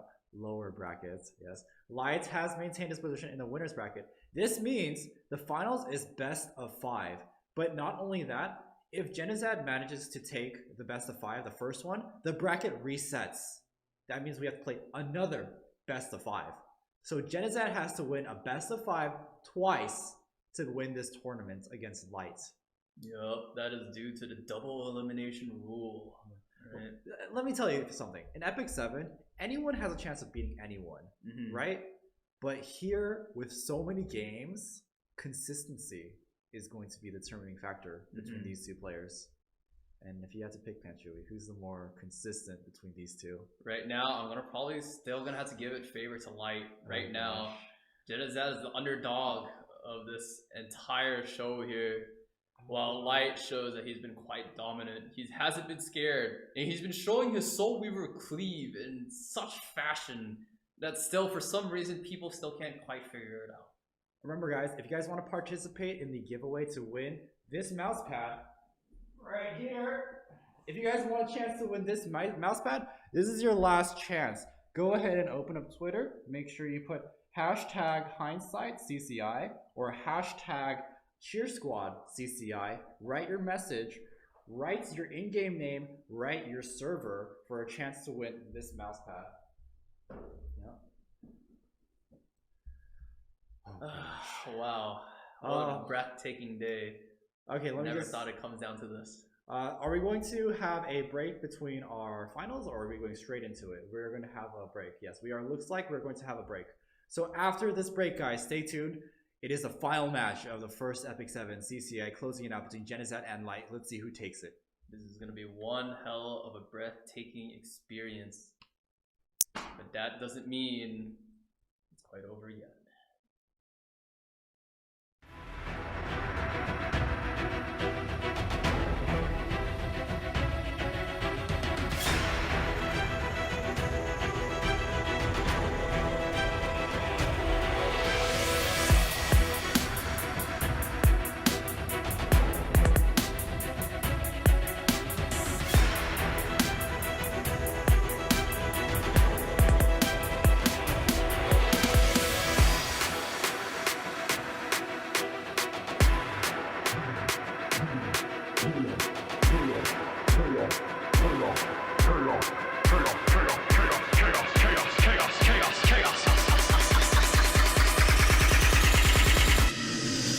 Can you hear the approaching ruin?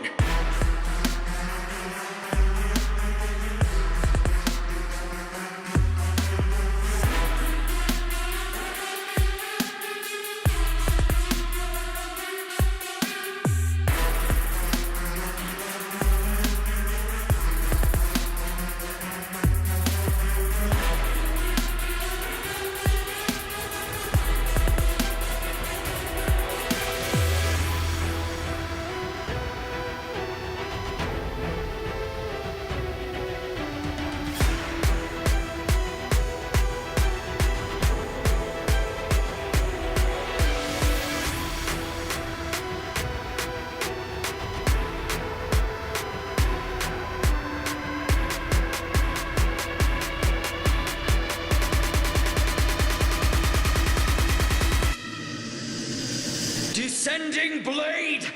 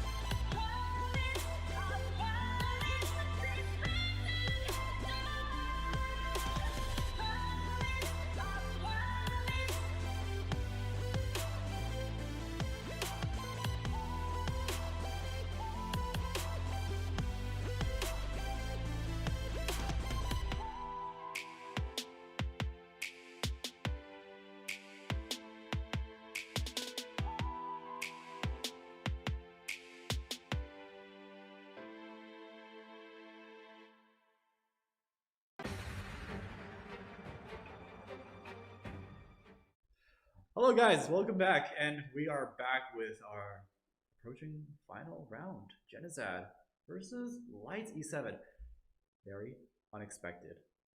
Never thought that I'd see Genizad here, especially after all this time. We've been underestimating him just to see him up and rising, just to fight the villain himself.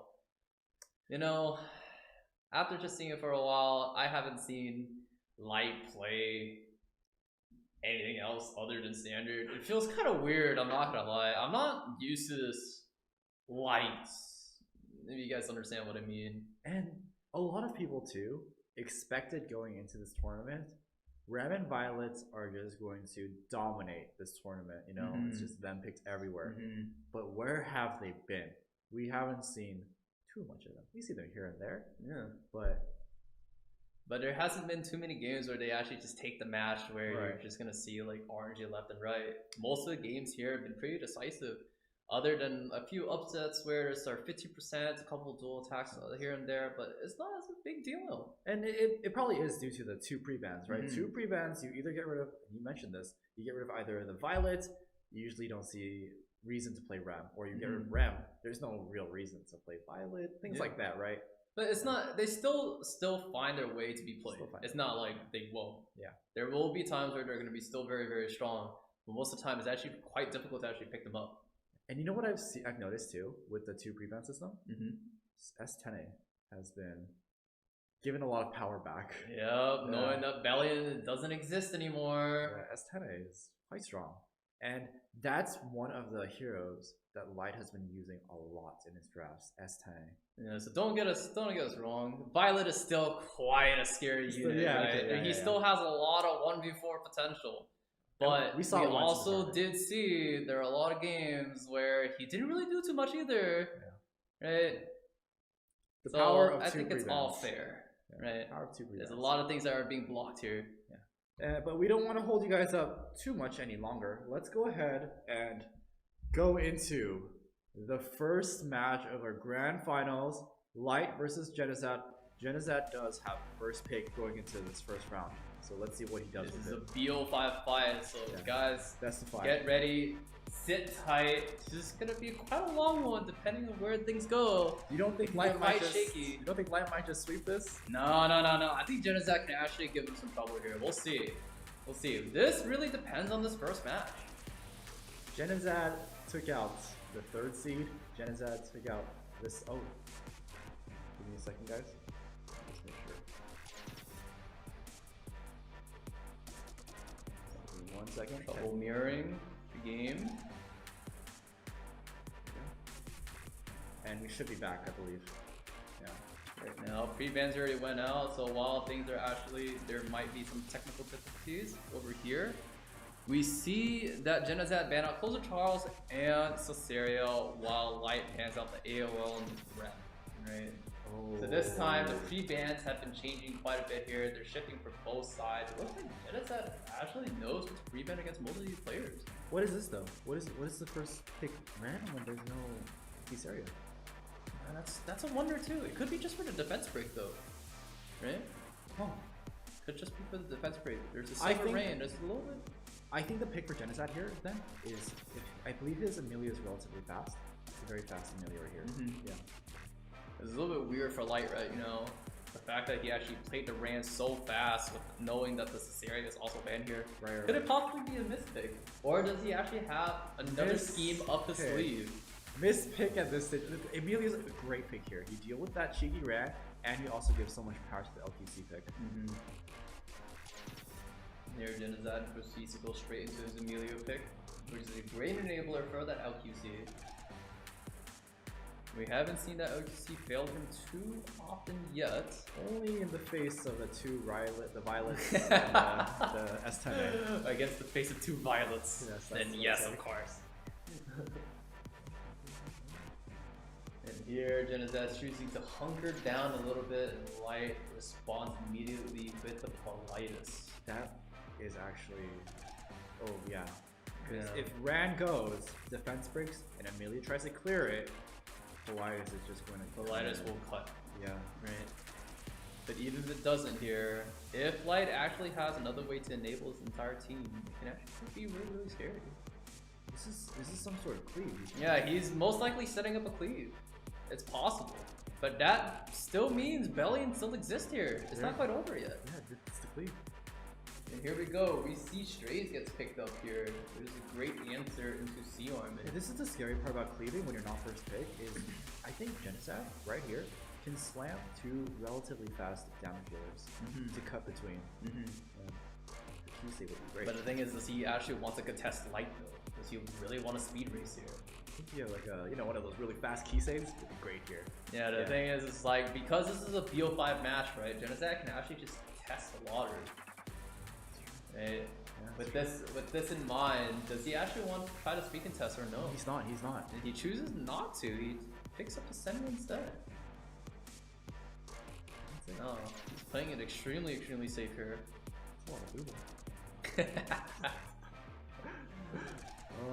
Indeed it is. Let's give it light picks here. Light still is going to be probably struggling. He's probably going to be thinking pretty hard about this, and indeed, and oh my god, here we go. We see the Violet gets picked up. Oh, you already know. You see it in Genazat's face. He's like, oh, you pick Violet. And then I'm pretty sure you just hear Lina is like, ha ha ha ha, I picked it, I'm a villain. I actually don't think that Violet was such a good pick into Senya and Hooking though. Yeah, it's actually kind of scary here because then there's a lot of raw damage that can actually kill off. Yeah, it can just kill out the Violet completely. He doesn't have to ban it. Yeah, he doesn't choose not to. That's actually pretty good here. But the problem is that Politis will still go off. Right? Yes. Like involuntarily, it will go off because Light will most likely rip the S3 here. Just note this: every shot he will probably just gonna rip the S3 here. S2, S3, drops all the debuffs if he possibly can. If this also hits the Senya, it's gonna be pretty bad. Yep, here you go, Senya. But wait, guide to a decision. Oh, it does miss the Hoofine. This is okay. Pushes up the Hoofine. And this is gonna push the Politis. This also pushes up everything else as well. This pushes up Politis. But I think there's a lot of things going on right now. Oh no, Hoofing doesn't cut. My bad. No. Oh, but it doesn't strip away the immunity. Oh. But it doesn't matter quite yet. Oh! Stop! Remember, Holiday Euphine only cleanses, I believe, 2 debuffs, right? And this is 3 debuffs on the Senya. But that doesn't mean it's not quite over yet. This is still really, really good for Genocide. It does look really good. It still really good, looks very good for Genocide. But the problem here is because then Light soul burned on that Politis here, he can still proc it a second time. Right here. Yeah. Does Jenna want to risk it? Yeah, but we know that it's not on Abyssal Crown, it's on Taga Hills. It is. Right? It's just damage. It's a lot of damage though, but it's not going to kill anything, I believe. Yeah, he also rips it. Yeah, he chooses to push up the Sea Armin, which is actually not a bad idea here. It's actually very good. With just enough combat readiness, he pushed up the Sea Armin at the top, denying Light here the Strays kill. Oh, and it's actually very, very good here. What can Stray? I mean, he's getting S3 still. I think he still has to S3 to just. Oh no! No, he chooses to strip instead. Oh wow, Strays is actually taking so much damage from the Senya. It looks like Light will most likely have to try to go for the Senya kill here. If he doesn't kill off the Senya, it doesn't look very good here. Oh, it doesn't crit! Oh, it did not crit! That's actually so bad. She does have the blind debuff. But Senya with all But this is attack, a lot of damage, yeah, right? Senya does do a lot of damage, indeed. But this is a very tanky Senya. It's almost 25k HP. It doesn't quite do enough damage. Oh. But there's so much damage it's still dishing out here. No one died. And Light is still struggling to try to kill. And we see Elbrus immediately drops the Ran. Looks like Genazak can actually recover from this position. Politis still can't quite do much here. Oh my goodness. Oh, she's gonna kill. Oh boy. She's gonna kill 2. She's gonna drop 2 units. I've seen Violet versus Senya, and let me tell you, it does not look very good. That reflect and the fact that Senya can actually do so much damage with that gab right there. Yeah. You guys already know it. The damage is gonna be pretty immense here. Who is this man? Who is this man? Oh, Genazad. Genizet is actually taking games away from Light. Let's see. She pokes, doesn't quite do enough damage. Does it crit? It crits. And it does crit. Ah, that attack down is gonna hurt. The thing is that it's not quite over yet. He still wants to try to kill off that Senya as soon as possible. If it dies, oh no, he's playing Oh, safe play. he's choosing Safe not play. to do it. He's Yeah. choosing not to do it.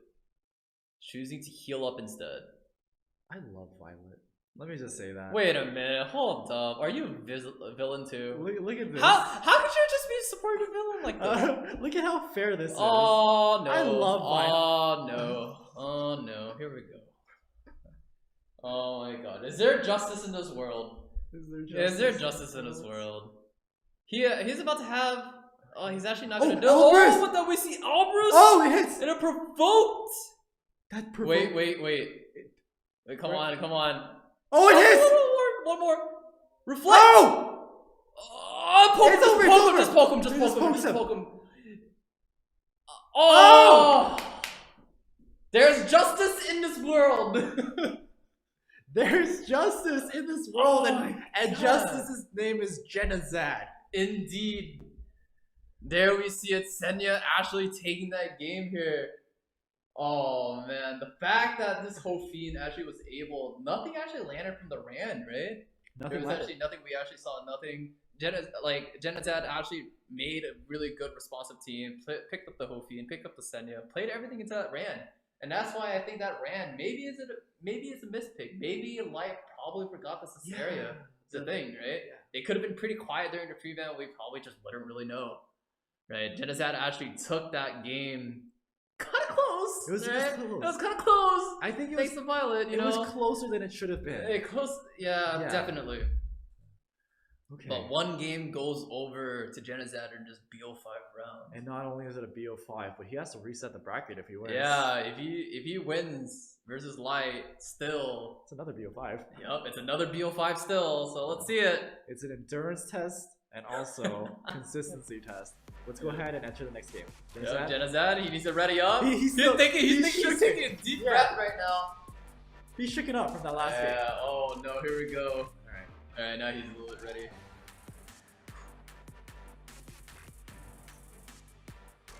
What is that? The Legend Slayer potentially. He slayed. He He slayed. slayed everyone. He slayed Kenny, he slayed Elf Mage, Yeah, they the also two. slayed Light, but he actually has to slay Light twice. That's the thing. Even with this BO3 match, the thing is, if he can actually make out of this as fast as he possibly can, he can confidently go into the second wave, Light's second life. So Light does have first pick going into this second round. Who is he gonna take? CC. That ran first pick last game. This was kind of weird.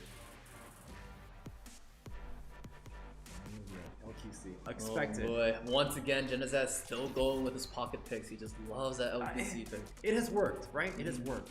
And Bellion isn't pre-banned, so that means Stene doesn't have to worry about too much. Yeah, it looks like Light is going back to Ah, his tournament form. He's about to bring out Light. the DN cleave. The ZN cleave, yes. You never thought it. You can already see in Genizet's eyes. He's just about to roll his eyes. He sees it. Oh, no. He's just not ready. Oh boy. I don't think we've seen anyone find an answer to this draft yet, right? Oh, not quite. But there's actually a pretty easy answer to this. You But think people, it's kind of just forgotten. Right? There's a lot of forced bans to this draft, especially when it's DN and Landy. There's a lot of forced bans here. I mean, Right? I think Bellion's a good pick here. And Bellion's a great picker. And of course, there's still one more unit that he can still pick up. What does the coach see? That Alright. I'm not quite seeing it. I'm not quite seeing it. See, old aggro would definitely know. Old aggro players would definitely know there's only one other pick that can actually play here. And it's definitely a force ban as well. I don't know if that one is the one though. That doesn't feel like it is the pick. We could have Lilius doesn't really have much of a place here. yeah, we could have our contestants listening, so we'll reserve that what this pick is for Yeah, after we'll the- wait. Yeah. Most likely, it could also be possible that Genizet doesn't have it built. Right, SSB is quite a scary pick here. This is almost like a force ban, but there's still one more unit. Old aggro. There's one more unit. Light the villain he is. He knows what the unit is. Why is he changing it over to RB? He's looking at CP units. That is not the villain unit. No, that's not the villain unit either. I think it's a good pick though. This one's a No, good no, no, no, no, no. He knows what the unit is. Come on. If you play SSB and you hovered over ice units, he has to know. He has to know that there's one more unit that can really play super well here. Everyone says Violet. Oh, why does he go RB? Wait. Why does it go Wait. RB? What? Oh god. Wow, I'm trying to think. I think RB. I know why RB. It's because the Seaside Bologna is going to lay down the law with a lot of death breaks. RB's going to come Well, back. the thing is, it's most likely the SSB is probably gonna get banned here instead. You know. Ah. The thing is, if the SSB is gonna get banned here, why would you pick RB? Yeah, because And if you were to really, What's the unit? it's Rem. You would take Rev into the landing. No, not for Genocide, Oh, right? okay, for for Light. Light. Light probably would have been the villain and just picked up the Rem. I see. It's a rebellion. Right, into the Bellion, into the Lilias. There's just so many ways to actually play this. I see. I think what he was afraid of though is like the LQC just one shine. Oh, That's I see the gap. a gap. Oh. Thing is, normally I feel like Genocide. No Elbrus. I don't know. No counters. This could definitely look like it's really good for Genozide's side still. Yeah. Right? Especially for the fact that he has LQC. He can just bonk this FCC, just get rid of a unit immediately. Right? Knowing that his Bellion is still existing here means that he has an answer to the Landy. The question is, does he actually want to go for it? So it looks quite scary. Yeah, I wouldn't go for the RB here. I wouldn't. Yeah, he has to definitely go for the FCC here. Oh my god. Oh my! The FCC just fell in one swoop. Oh my goodness. I think that's what happens when you run a Bruiser FCC nowadays. You're bound to get slapped by a big one. Ooh, maybe you might want to deal with the RB now. Yeah, most likely. No. Genocide actually still doesn't have a lot of ways to deal with that RB, looking at it from this view. And especially when it's landing and all the AoEs are about to come out. Right? There's a lot of damage here. The more turns that this RB takes, the worse it can only be. And the thing is, the DN can actually cleanse off this right now. There you go. No provokes land out. The berries are going to be coming off of DN.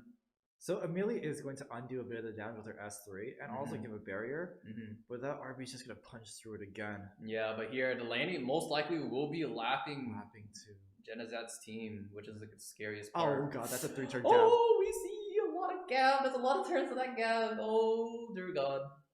So I see the... okay, yeah. Okay, It's not quite much damage yet. LQC is still providing a lot of mitigation, but here comes the Landy. Just full stacked. That RB definitely looks like he's about to pick up that second turn somehow. Oh, and Lilius gets crit. I mean, the RB is going to get crit here. We'll see. Yes. Oh! But does it gap? Okay. Oh, he doesn't gap. But the Amelia's dead. Yeah. The Amelia's dead. Everyone's dead. Everyone's dead. Wait, how did RB work here? RB actually somehow worked here. Oh, I missed. Okay, does this miss though? This is the more important one. I see it. I definitely do see it. It's a Bellion solo. It's Bellion solo? No, I'm just kidding. Yeah. With this Landy here, she's probably gonna be just cycling with Bellion. Wait, why am I questioning RB? It's RB. RB is RB. Yeah. RB is RB. Especially when there isn't too much mitigation. Genocide is about to feel his wrath. Okay, so it was. I want to say it was close. Was it close? I want to say it was. I have no clue. Honestly, even right now, I question my own thought process when I say RB is a wrong pick here. Because it just won. Especially when it just won just like that. Yeah. Oh. I know. Okay. It looks like it was gonna be okay, and then it wasn't okay, and then you realize the RB just gabbed and put a lot of pressure on him, and then he was just cycling a little too much. That was just how it is. Right? Could it be? RB was not the right play there, but Light, the villain he is, predicted that he would be gabbing twice. Possibly. Possibly. Possibly. Because if RB alone, maybe not the best pick, but if he's to gab every turn, then you know, no, it's the right pick. Yeah, sure. Then we can actually definitely do see that there's like a lot of damage coming out. Okay. Like every single shot. Okay. So, Right? both contestants, Light 1, Genized 1. It is an even game, again, best of 5. So looks like this is potentially a long grand finals. Yeah. They're ready. They want to go right into it. They were just like ready first pick. They're just going. They just want to go. They want to get into that third match as soon as possible. So all right, third game. Let's go. No hesitation. Slash.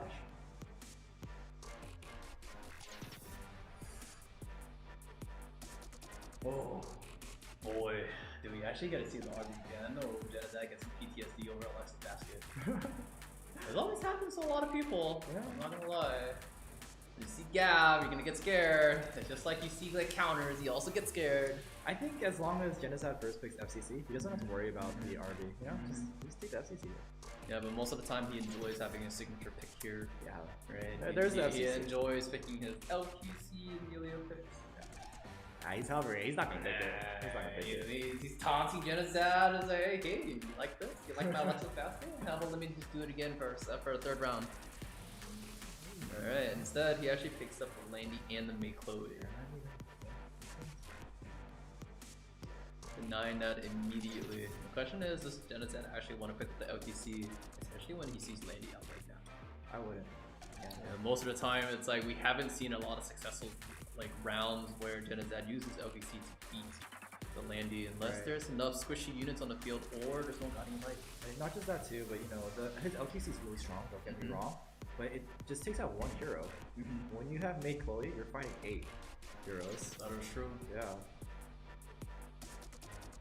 When you're fighting RB, you might be thinking about 9. Oh, yes.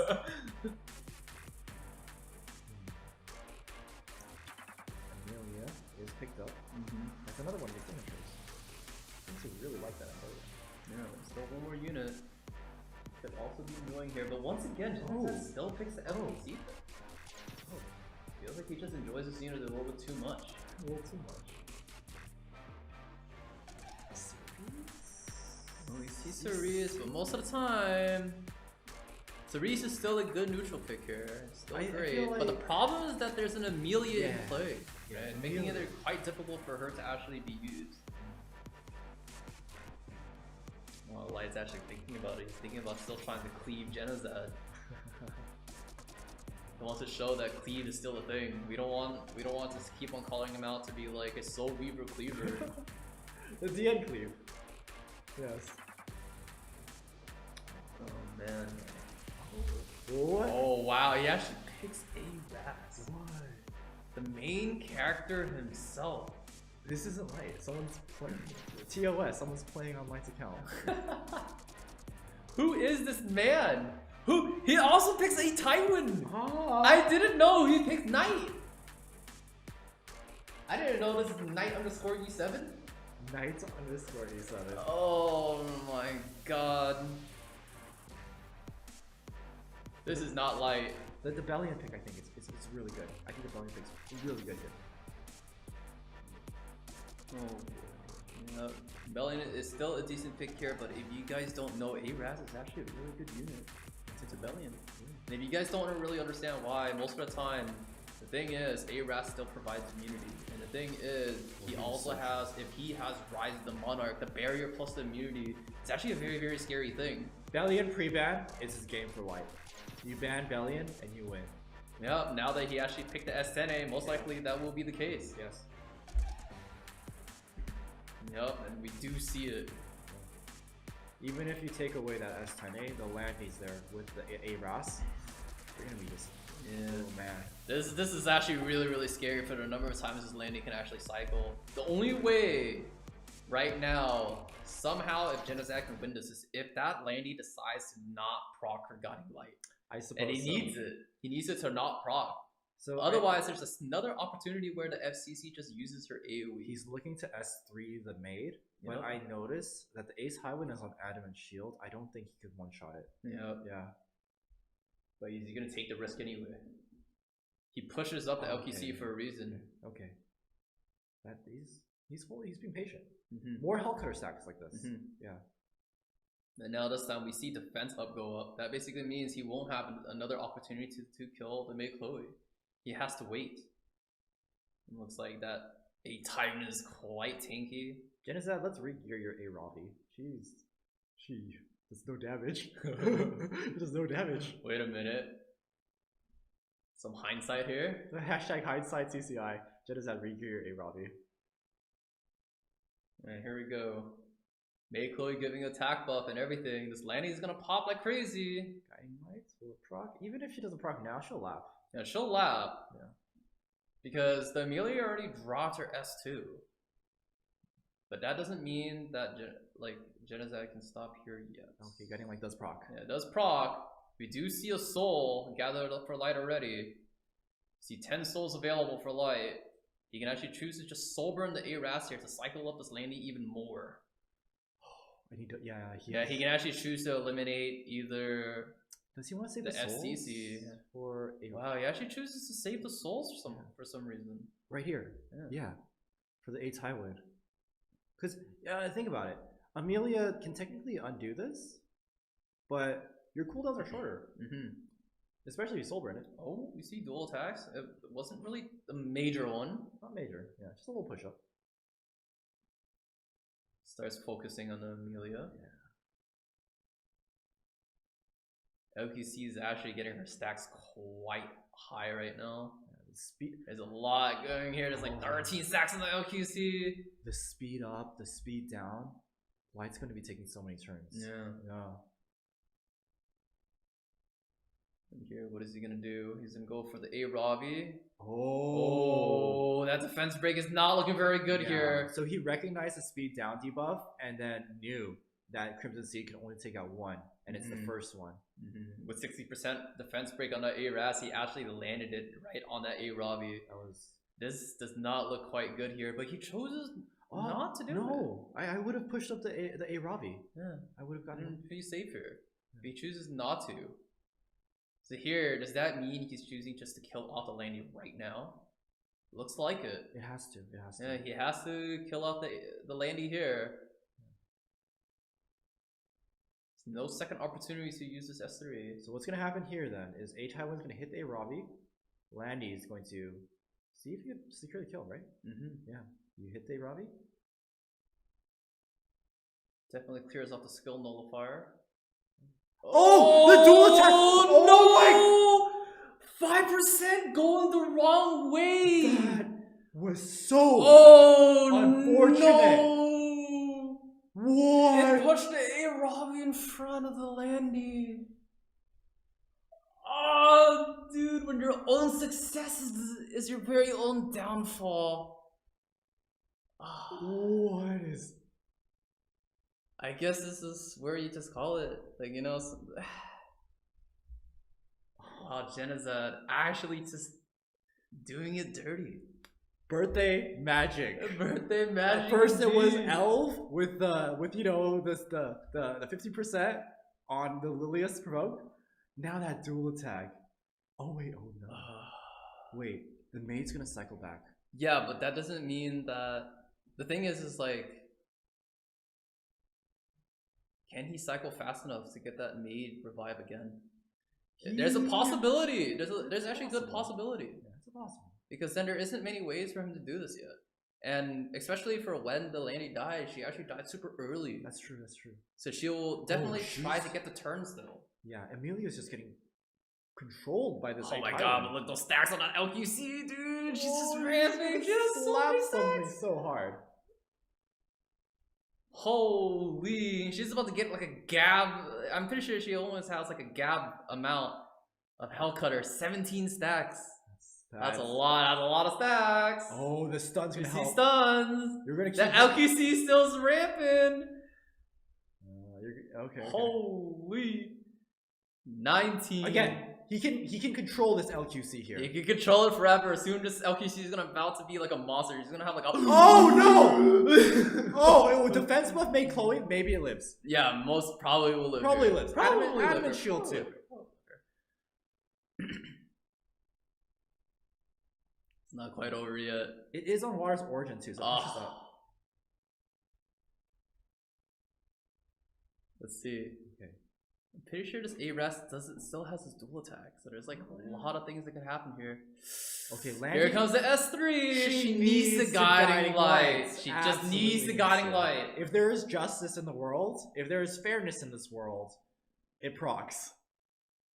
Oh! It does. It procs. And you can see the dual attack come here as well. Is godlike crazy RNG not enough to It's defeat just the not villain? enough. It's not enough. It's just not enough. No. Even when everything goes well, it's just not enough. No. And just like that, about to take the game away from Light. Not quite. It's not over yet. Genizad is still in this. It is a best of 5. Yo, It's 5. a best of 5.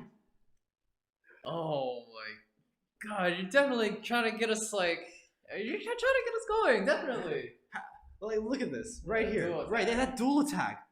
Pushing that A Ravi. Straight into the Landy. Cutting her. Yeah, no, that was insane.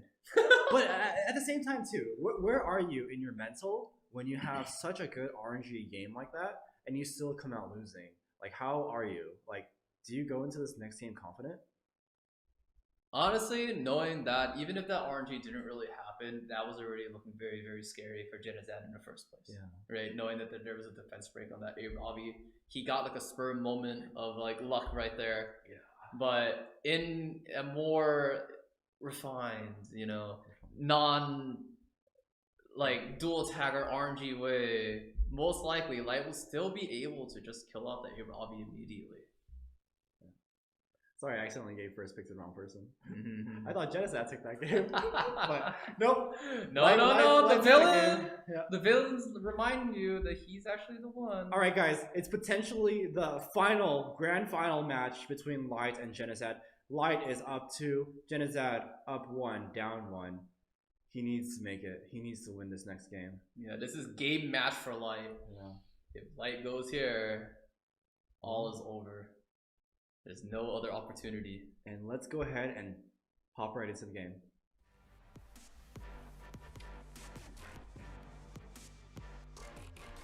Here we go. I see the. I just feel like it's just so dirty. Yeah. The moment when you start seeing him use double knights, I'm like, I don't know this guy. I don't know this guy. I don't know this guy. I don't want to know this guy.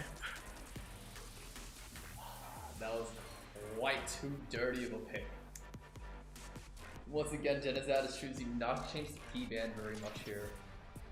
Now, Genizad has been sticking to his draft of Amelia LQC. Is that really what you want to go here still? We'll see. If his LPC hasn't shown a lot of success so far, will Genizad still take? I definitely did get him into this position in the grand finals, but I have to say Light is a different kind of entity compared to his opponents. I think it just feels even dirtier the fact that Light just knows that he can just take away the make no matter what. Right? Oh yeah. Just knowing that Genizad doesn't have that make fully is just very, very scary. You know? Yeah, and at this stage of the game, you want these very integral picks as part of your roster. You know, the fact that Genizad has made it even this far without such an integral pick as Make Chloe, quite impressive.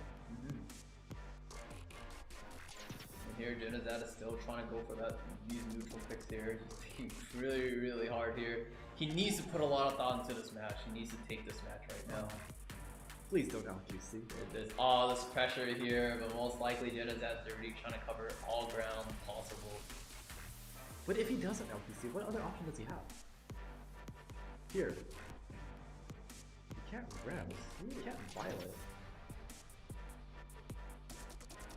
I don't know, there's just not a lot of units when you really think about it. Carrot. Now we're gonna see the ram then, aren't we? Yeah, probably. The moment when we see Carrot, we're probably gonna see Rem. It's not gonna be Rem. I wonder what else Light is actually gonna be playing here. You can also choose to just play Crowd.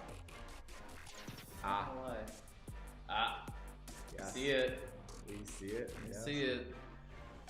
Crowd actually wouldn't be a bad pick too though. Exactly. Yeah. It's a double It leaves the carrot in for sure, but also leaves a defensive measure here for light. Also a great unit just in case if Genocide chooses to commit into running a Charlotte as well. Do you think he's gonna run the Violets into that run pick? Probably not. It really depends what Light actually chooses to pick here. Right here. See, the villain in him right now is choosing a knight. He's definitely thinking about it.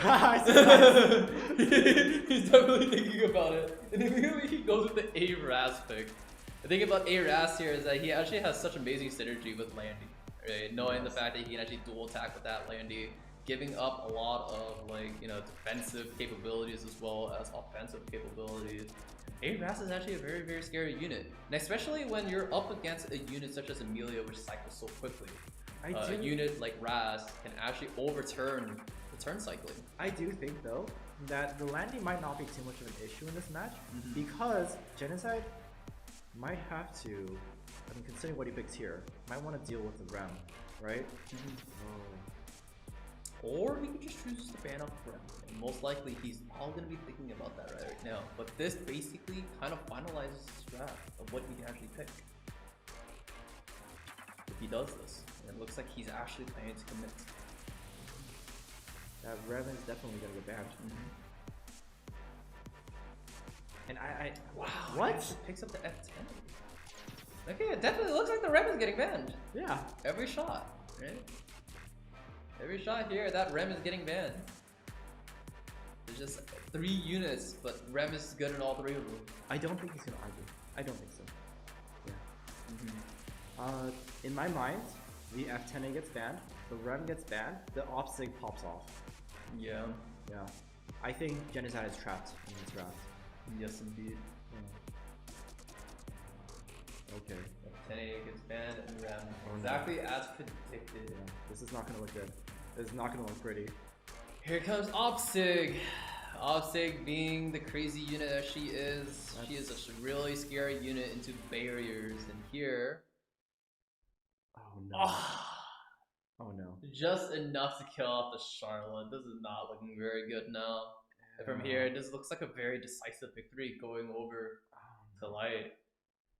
Does it mean it's over? There has to be a world where Genocide can win this. Maybe.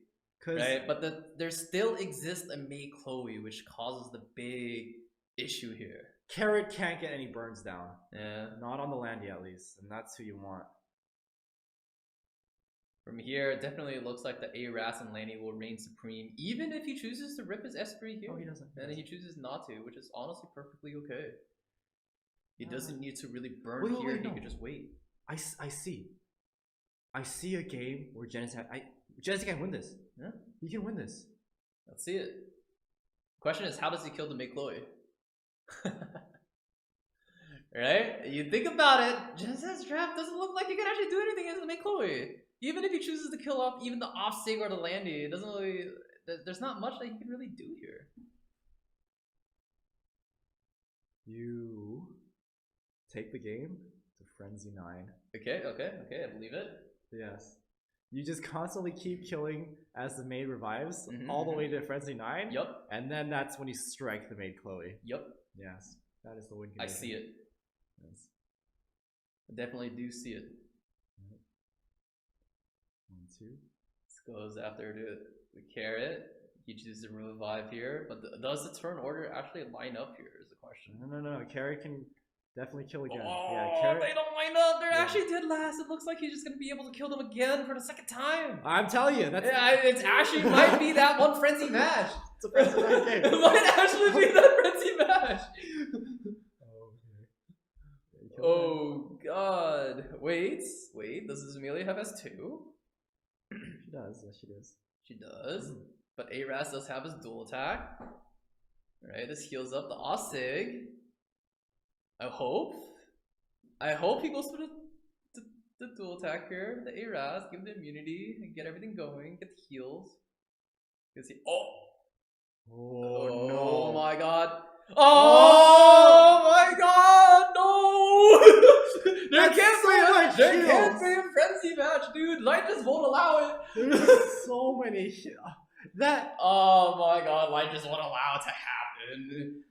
Is that an actual S1 mullet Opsig? Yeah. I mean, what? You don't have a plus 15 offset? I don't even have Because offset. what? I don't even have offset. Dual attack? No. Could have used that dual attack right there. Oh no. See, if you really think about it, right, there's a lot of heals here. That offset basically is a Soul Weaver. You think about it. And here comes the S2. It looks like offset is actually prime. No! The S2. Close your eyes. And it's gone. And just like that, guys, gals, everyone tuning in to the first Epic 7 CCI event. First reformed CCI event. I see. Very good. Yes. We have our winner. We have our crown champion. We have Knight underscore E7. our villain. Yes, Knight underscore E7. Congratulations, Knight E7. You win yourself the CCI Content Creator Invitational 2021 trophy, and you will have your name engraved in this piece of crystal and forever immortalized within the history of Epic 7 for defeating. Alright, just make sure to show it on your live stream. This is where it's a good time to pop up that webcam and, show that trophy. Yeah. Oh yeah. Hey, it's just the irony in the fact that the person who doesn't have a webcam will never get to show this trophy. Won this trophy. Congratulations, Light. Anyway, now there's pressure though. There's pressure. There's pressure. Anyway, guys, I hope you guys enjoyed the commentary between myself, Panchui, coach, legend player, and streamer. Yes. Yes, I'm still legend. Don't worry. Still legend. Are you Right? gonna end legend? I have credibility. Okay. I think. Yeah. But let's go ahead and pass it over to our main host, Desperado, and Winnie. Take it away. And just like that, everybody, CC 2021 is over, and we do have the grand winner, or the grand villain, I suppose, Light E7. Thank you so much for hanging out with us tonight, guys. We wanted to congratulate all the winners of the CCI mousepad again, and keep an eye on your Twitter DMs as CDOM reaches out to you for more information.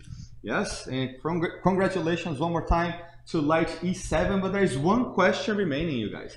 And I want you guys to let us know right now, who do you guys want to see playing at CC 2022? Toss some names here in the chat so we can cover them. Let us know. Who would you guys like to see in 2022? We see YDCB, Hikazu and Mace, Lucari again. Lucari already played, brother. Samu? Samu Gamer also played. Give us some new people. 7, Lucari. Maybe new? Wait. I don't think new can do that. Shuffles, that would be interesting. Oh, more Merlin. Yeah. But that's it, you guys. Again, thank you so much. Whoa, thank you so much, you guys, for being with us. It was a long 8 hours, and most of you guys stayed with us until the very end. We really do appreciate that. And keep in touch. Let us know who you guys like to see coming up on all of our social medias. And again, keep your eyes open for your Twitter DMs, because CDOM may reach out to you declaring you one of the winners. Thank you so much, guys. Bye. Au revoir. See ya. Peace.